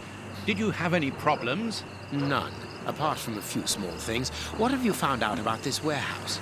Prince Woodville's soup is loaded and contaminated by hands. And in the direction of Whitechapel. What's In a few hours, Moriarty will have at his disposal a formidable army, more powerful and more terrible than anything that has ever existed. What? The soup is destined for a poverty-stricken, starving population who have been conditioned for months against the ruling powers. Moriarty won't have any trouble in sending thousands of raving mad people to ravage the city, sowing death and destruction. No force would be able to resist them, not the police, not even the army. A perfect army, knowing neither fear nor pity. A tidal wave of humanity which will cover London and will fall away again, leaving a city of desolation behind it. What horror! And the chaos will only make Moriarty's coup d'etat even easier. But how will he guard himself against this bloodthirsty crowd? The chaos will only last for the time he needs. You mean to say that these poor wretches will all die 48 hours after ingesting the soup, according to our good Dr. Shielman. So the victims will be joined by their executioners. An immense mass murder. What Moriarty would call clearing up after work, no doubt. Good. Have you found a way of stopping Hans's process? Yes, I think so. If we can weaken the reservoir's feet with the explosives, for example, it will collapse and take the building down with it. Good work. What are you looking at? Have you ever seen anything like this before? Never. Oh, please don't crash. Please don't crash. Please don't crash. Please don't crash. Okay, thank you.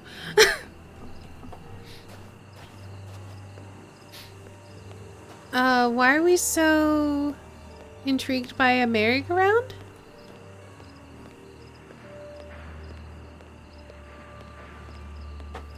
Look, Holmes, there appears to be some sort of control panel.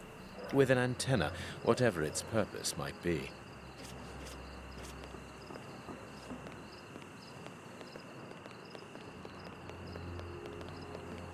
This is weird. Okay, well.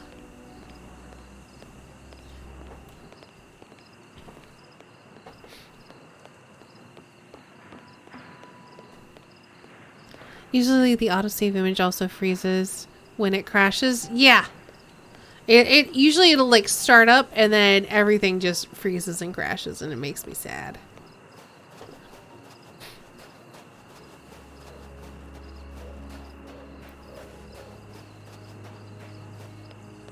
I can hear noises. We aren't alone. We had best be careful. Holmes, our priority now is to blow up the tank in the factory to stop the distribution of the soup.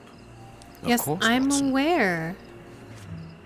I'm looking around for how to do that. It's not like you brought explosives, did you, Watson? So where are we gonna get explosives? That's right, I gotta look around and find them. Coal-powered carousel? Seems that way. A telephone line. It goes to the haunted house.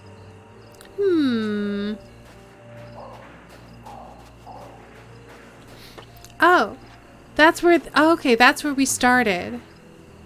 Okay, all right.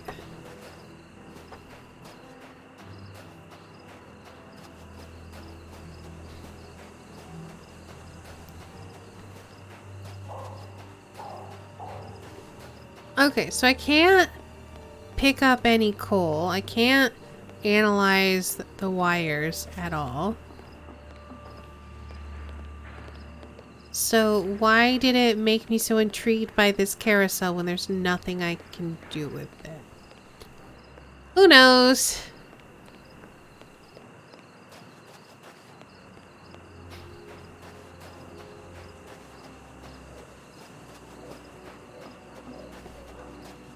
These caravans must be inhabited. Look, there is smoke coming out of one of them.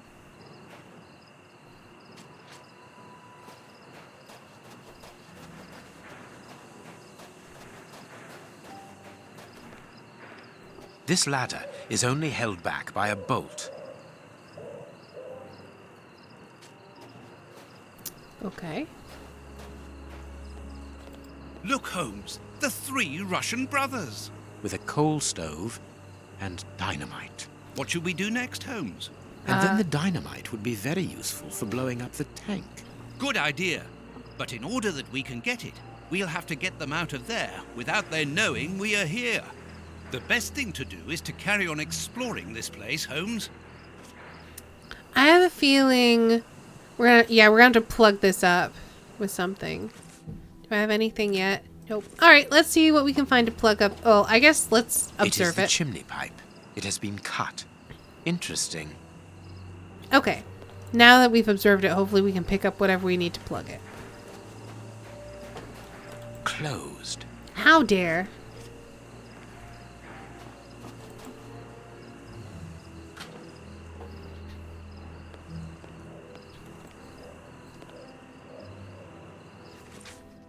Comrades! The explorers are thirsty and they want blah blah blah. An international anarchist's manifesto written in several languages. A metal plate. Ooh. Very solid. I guess we could put that over the thing. That's probably what we'll do.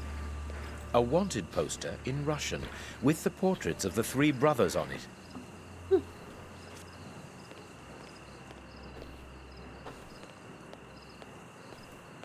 Okay, just making sure there's nothing else in here.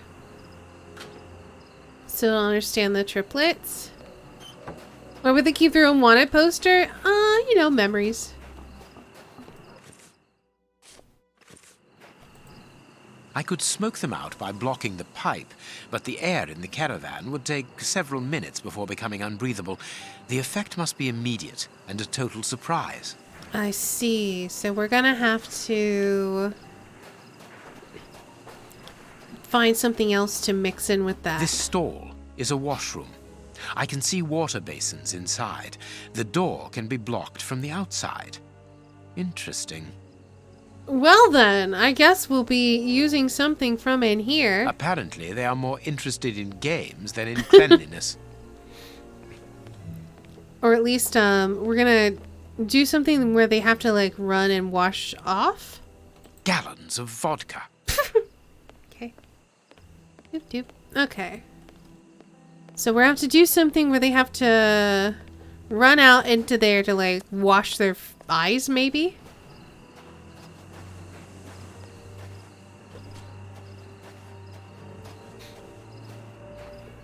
Or they'll have to get drunk, also that. But they all have to run at the same time.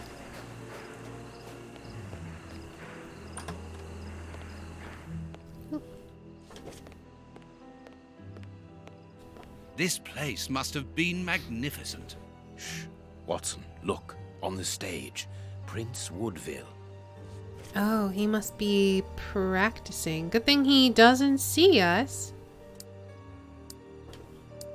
Alright, I guess, let's leave? I hit spacebar a couple of times and there's nothing to interact with, so I don't want to get caught.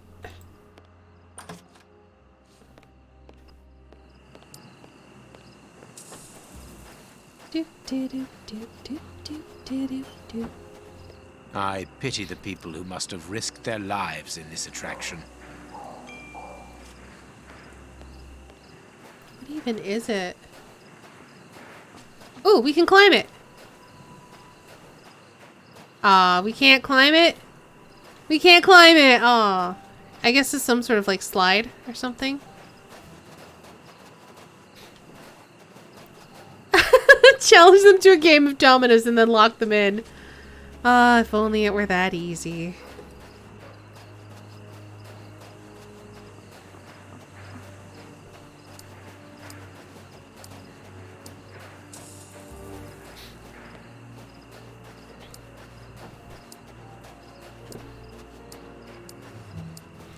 Alright, I haven't found anything else to, like...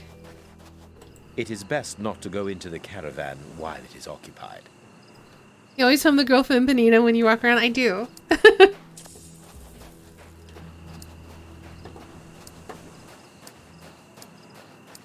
Okay, we can't go in here. Okay, what can we mix with the smoke to make it, like, the worst? Can we just have, like, Watson poop on it and then we cover it up?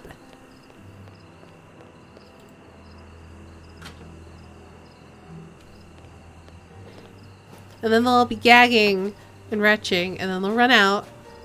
And we lock them in the wash basin while they're throwing up. It's a flawless plan. Oh, can I grab the coal now, maybe? Can I, like, create more of a fire in there? Nope.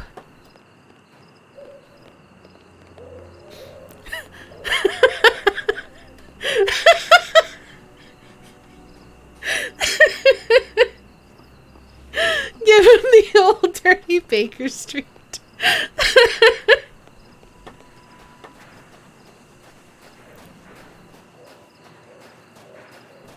I mean, Sherlock lives with the man. He knows how stinky his poos are. That's all I'm saying.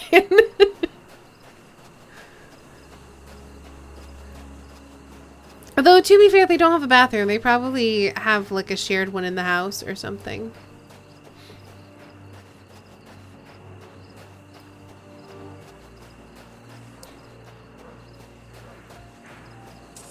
Oh! Okay, there's something to observe over here at least. It seems that this window is more vulnerable than the main door. I think it is too high. It's protected by bars with a closed window behind it. I mean, no, it's fine. Alright, let's see. I'm not sure. See, my thought would be like to load that full of coal or something and then light that on fire and then cover it with a plate. Or find some kind of chemical to have like vapors go in there, but we unfortunately broke that bottle of ether. Oh, we can observe this at least. The main entrance is not locked, but it is guarded from outside. But why should they want to get out after going to so much trouble to get in? My logic was going to be pepper and they would need to wash it. We haven't found any pepper though. And also, like, how would we make the pepper airborne?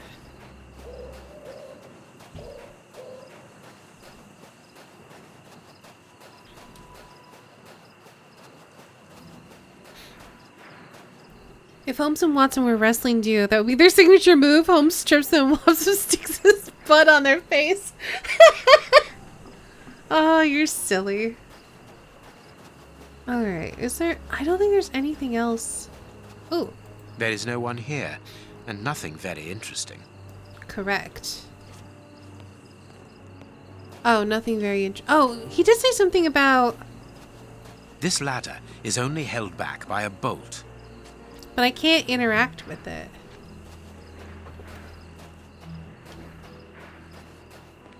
Closed. Can I knife it? Closed.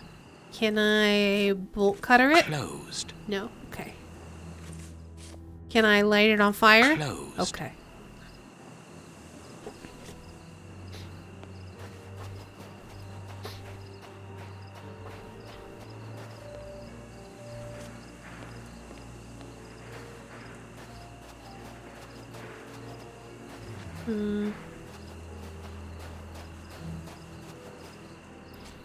I have no idea. I haven't seen like anything else I can interact with.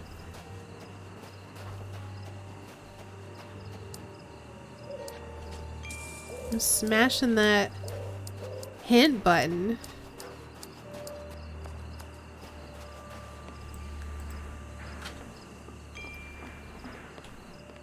Toby would have this solved right away, wouldn't he?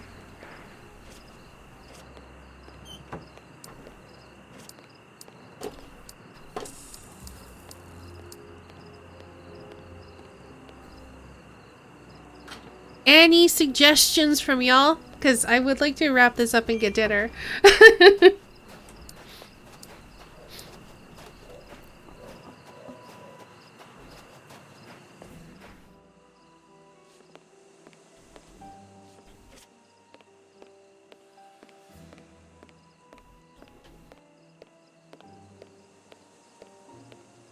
No, it didn't kick me out, so I guess I could go back there and see what happens. Where was he again? He was in the House of Horrors or something?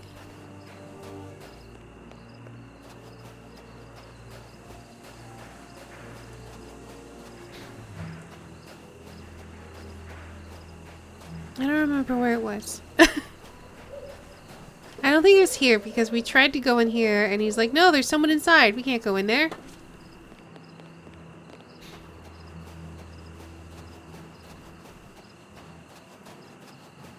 I mean, I guess it's possible he could be too wrapped up with his speech to notice us. I think it's over here, maybe? No. That's the freak show.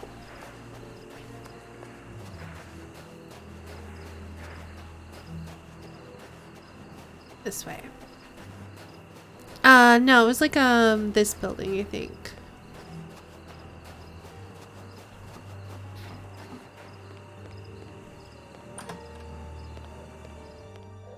Let's, save it just in case something bad happens. It's all good. Yeah, apparently he's not paying any attention. And it is with an immense pride that I take possession of the attributes of the crown and swear in front of you to serve my people with... Gentlemen, who are you? I don't believe I know you. Oh, I guess we are approaching him. Not as yet, Your Royal Highness, but I am overjoyed that you are familiar with the crowning ceremony. Of course. A good king should know it. That makes my duty so very much easier. Let me introduce myself. My name is Howard Sawbury, and I am in charge of the aforementioned I love how Watson looks away like, really, Holmes? Ceremonial events at Buckingham Palace. Yes, and I'm Sir John Cannard, in charge of the peacocks in the Royal Gardens. Congratulations, Sir John. Excellent imagination. I am pleased to meet you, gentlemen, but what brings you here? Do you mean to say that no one has informed you? Have you not been in the city? It is Queen Victoria, of course. She has been dethroned. Really? So soon? According to my special advisor, Professor Moriarty, that should not take place until a few days from now. The people have decided otherwise, sir, and now they're calling for their new sovereign, the benevolent, most understanding Prince Woodville. Ah, gentlemen, you bring me great news. My good people have carried out their duty. I can finally take my rightful place, and happily before the bombs detonated. Bombs, you say? Actually, sir, we're here to warn you that you are in grave danger. What do you mean? Among your close advisors, I regret there are traitors who are already plotting against you. We have reliable information that these terrorists are part of an international anarchist network, and... Ah, gentlemen, I know who you are talking about. I'm sure you mean the strange gentleman employed by Professor Moriarty. Asians or, Russians, sir. Whatever. These men must be stopped before their bombs explode. Their bombs? Yes, Sir John. Bombs placed all over London. I was not at all fond of the idea, but Professor Moriarty was quite adamant. Do you know where these bombs are precisely? Of course not. But I do know that those anarchists created their exploding devices here. You must tell us everything that you know about the bombs, sir. Why should I? You're not a pyrotechnist, are you? I must speak urgently with Professor Moriarty.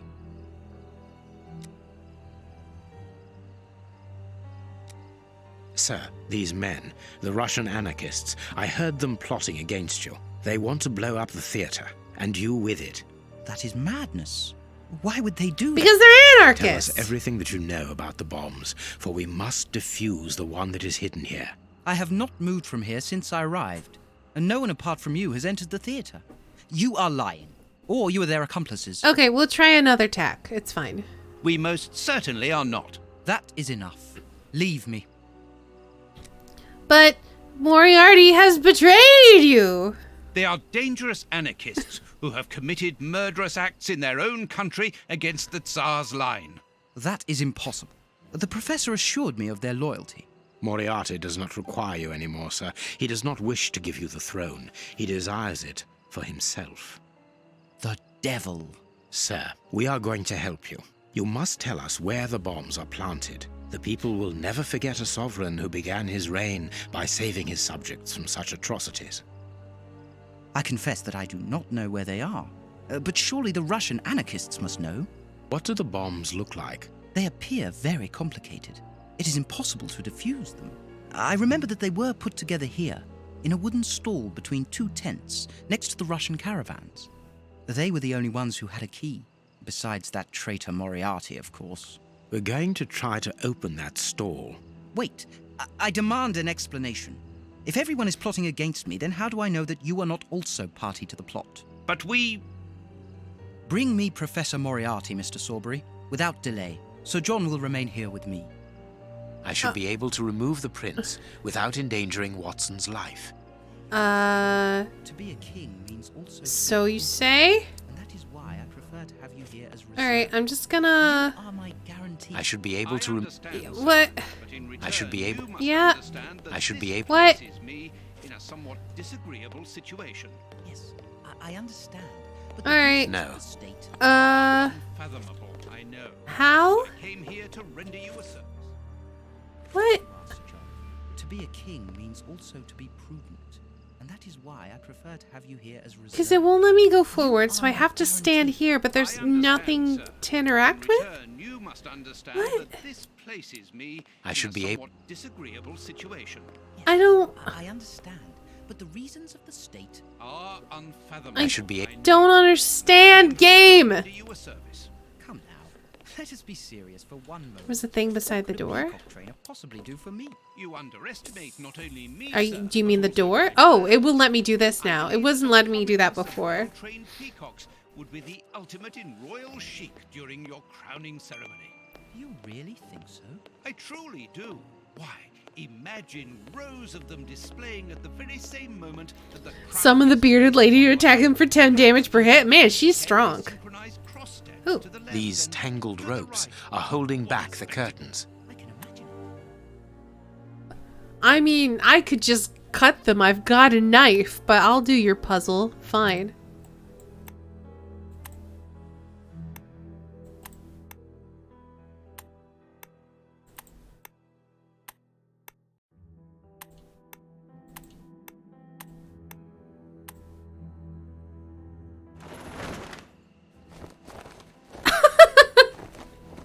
As if that's what would happen.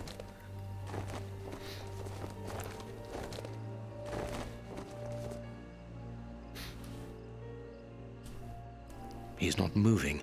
He appears to have passed out. What? But he could come around at any moment and What? sound the alarm. Yes, before leaving the theatre, we must make certain that that does not happen. We'll just Not so long kill him. ago, those words coming from you would have frozen my blood. Rest assured, my friend, that Sherlock Holmes no longer exists. Get rid of him now. With fire! There is a label underneath this lever. Oh. Magician's Trap Door, middle of the stage. Exactly where the prince is standing. Well, there we go then. Look. Bye-bye. Hey, presto, it's magic. No more paranoid prince. Well done, Holmes. Look, Holmes, Prince Woodville lost his ring during the fight. Ooh. Well, let me go collect it. Since you're just going to stand there and be useless.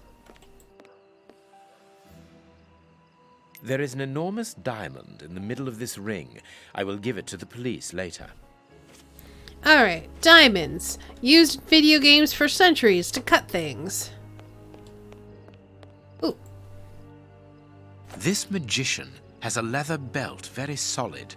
There is a small bag attached to it.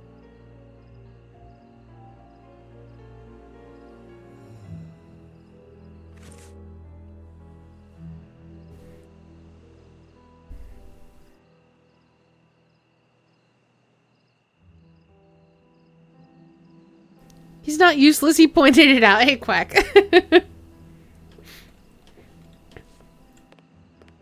What were these dummies at the front of the stage used for? The prince put them there to represent his public.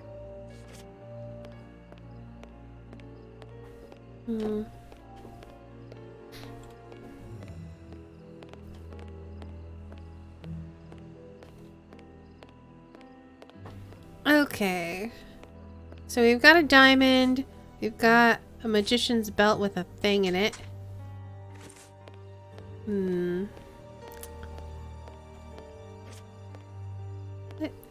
Something else popped up and then it like moved. What? Did I imagine that or did that happen? Whatever. Okay. I probably have to put something in the pouch of the belt.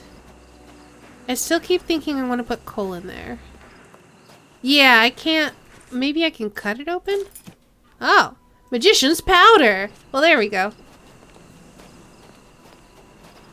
I didn't realize it was a full pouch. Also, why the heck would magician's powder be on a dummy magician's belt? Whatever. I don't care. Let's just do this. The illusionist's smoke powder. Abracadabra. And then... doop. Magic powder and a metal plate. The revolutionaries won't resist it. Hide, Watson.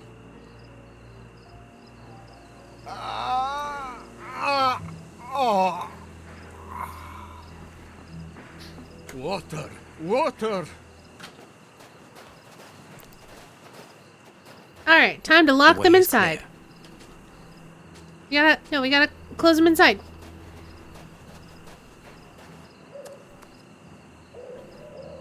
Doop. Perfect. I can hear the chinking of a bottle and talk in Russian.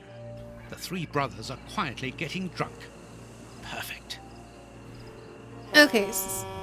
Ooh. We must hurry, Holmes. Each chime tells us that the preparation of the poisoned soup is advancing. I thought that was someone's cell phone I just going need to off. unblock the chimney.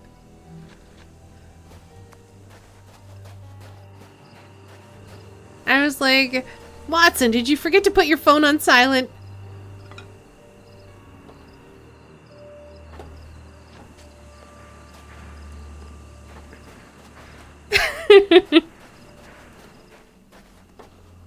This caravan is as disgusting as the first one. This piece of art shows the hatred the anarchists feel towards Prince Woodville and everything he represents.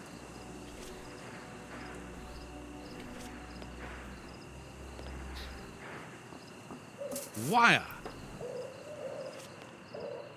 A Russian-English dictionary. Ah, my personal communications device from a Mr. Samuel Sung.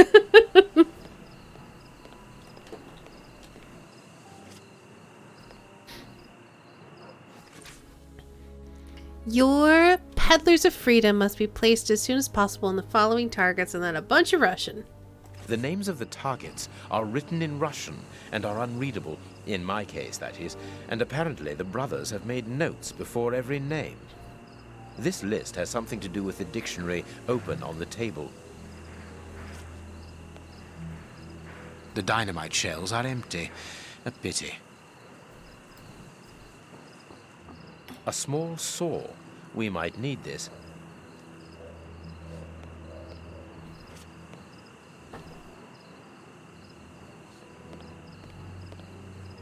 I mean, it's not open, but okay. Let's see. Doop. That's not right. Okay, so we need to find this one. It's like it's Buckingham Palace. Okay. And we need to find the DC. It's probably gonna be Scotland Yard or something. And then the N.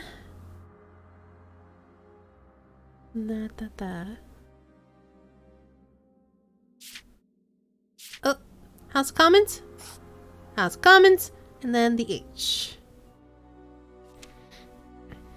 Bank of England. Alright.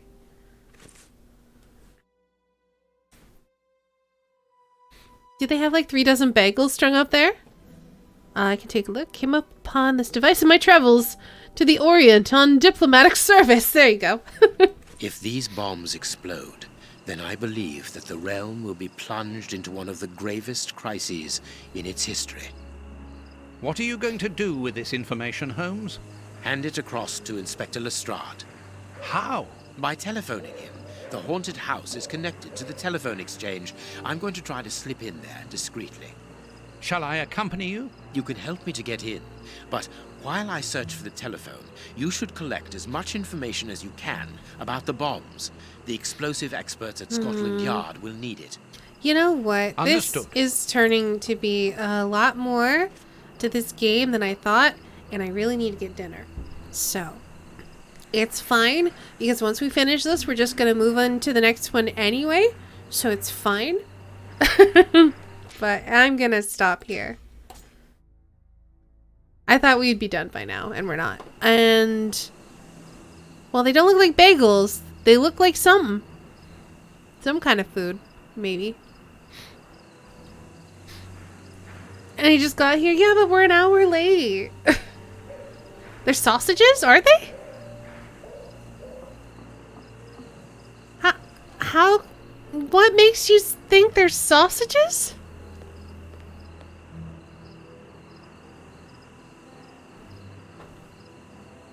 I'm sorry, Clock, but I haven't had dinner and I'm very hungry. I thought so before you turned the camera. Infinity sausages. Anyway. We're gonna stop here. Sorry, Quack. I appreciate you coming to hang out, but I gotta eat food.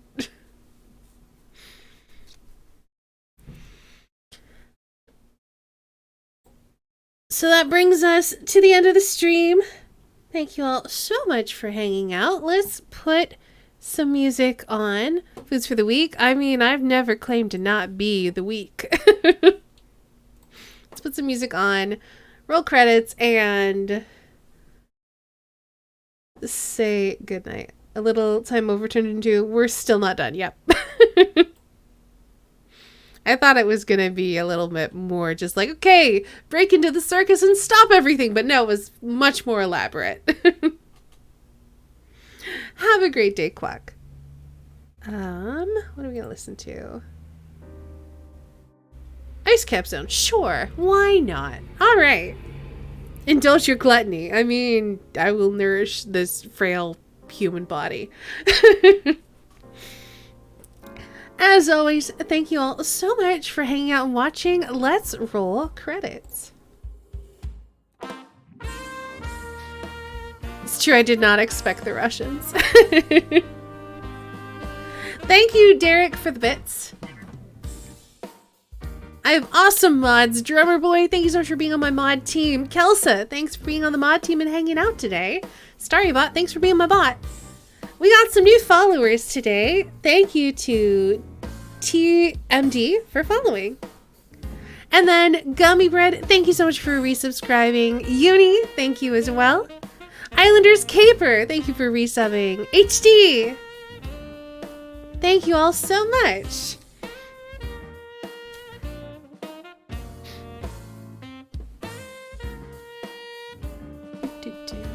Yeah, it was Gummy Bread with 6 months, Uni with 20, Islanders Caper with 4, and HD with 13. Thank you all so much. We will be back tomorrow with an art stream. I have some stuff to work on and we'll have doodles to do and song requests. It's always a chill, fun time. So if you like that, come hang out for that. On Thursday, I haven't decided what we're going to play yet. And that's the same with Friday. I will say though, for those of you who are used to my normal schedule, we don't have D&D on Friday. So I'm going to be here at 3 p.m. instead of 4:30. So we're going to have like a normal full 6-hour stream on Friday because D&D is not coming back until the following week. So, I need to decide what we're going to be playing. I know that The Witcher 2 is coming up. I don't know if we're going to be doing that on Thursday or Friday. I know that I want to play Satisfactory, but I might have other stuff I want to play before getting back to that. So, if you want to keep posted on what is going on with the stream, then you should consider joining the Discord. Not only is it a great place to hang out when I'm not live, it is the best place to keep posted for stream news. Like what's going on with my schedule, upcoming games. If I do giveaway stuff, usually that goes on Discord. Sometimes I do good segues, Drummer Boy. So yeah, join the Discord if you're new here. It is pretty chill. You can also follow me on Twitter. I always tweet when I'm going live and sometimes tweet other stuff, but not really, so I'm not going to clog your feed. So if you want other ways to find out when I'm going live, you can find out on Twitter. I do have a Patreon if you want to check out my art stuff. Patrons get special rewards, but you can also see almost all of my art up there for just free if you want to check that out. I'm working on special rewards that are going to be new for January. Whoa. For June. So that's pretty exciting. I'm going to be making some role-playing game asset stuff, and patrons are going to get some freebies. So that's exciting. January, yes. I'm really liking how they're coming out, so I'm excited about that. And also I'm excited because it's stuff that I can work on stream on. So that means I don't have to like keep them hidden. I can like post them with like watermarks so y'all can like see what you're getting by becoming a patron. So I like that as well. So I'm excited for that. If you're interested in merch or art prints, I have a store for that. And then last but not least, I'm a Humble partner. So if you're looking for another way to support the stream, you can use my affiliate link whenever you're shopping in the Humble store. Okay, I think that's everything. Yeah, because I'm gonna be off on Saturday still, right? Oh, hold on, let me look at the calendar. No, actually, I'm pretty sure on Saturday I'm going to be on Kelsa's channel. I think Republic City by Night is coming back on Saturday. So let me give Kelsa a shout out. Just in case I'm right.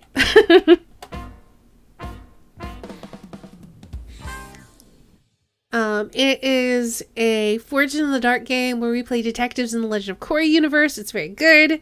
Y'all should come hang out for that. I will be off on Sunday, but then am I back on Kelsa's channel on Monday? I think so. Busy weekend. So. And if it's going to be on Monday, I'm not sure if it is or not, but if we're back on Monday on Kelsa's channel, we're going to be starting a long-form game of The King is Dead, which is like Firebrands if Firebrands was Game of Thrones. So that'll be exciting. So keep posted on that, mostly through Twitter, I think. I will keep you updated here in the streams as well about whether or not that's happening. Rip that king! He dead! Power vacuum! And then we gotta all try to seize that power. And then Tuesday's gonna be the continuation, or conclusion, hopefully, of the Testament of Sherlock Holmes, and then I think Crimes and Punishment is after that. So that'll be the plan. I think it's installed. Yeah. So I think we're just gonna keep doing Sherlock Tuesdays until we get through all the games. Because even though I'm like a stain reading at them like half the time, I still find them very fun. So anyway, that is gonna be it for us for tonight. Thank you all so much for hanging out and watching. I hope you all have an excellent night. Glad you had that long outro. I was across the room. Hey, Critwitch. Go eat and rest up and have a wonderful night. Thanks. You too, Critwitch. There's only a few more left. I mean, there's Crimes and Punishment, and then there's The Devil's Daughter, of which I have both. And then I guess trying to figure out how to get Jack the Ripper to work, which I haven't looked at all. I'll try to figure it out at some point, but I don't like it locking up my PC, so I'll do some Googling and see if I can figure that out at some point. Alright, have a great night, everybody. Thank you all so much for hanging out and watching, and I'll see you guys again next time.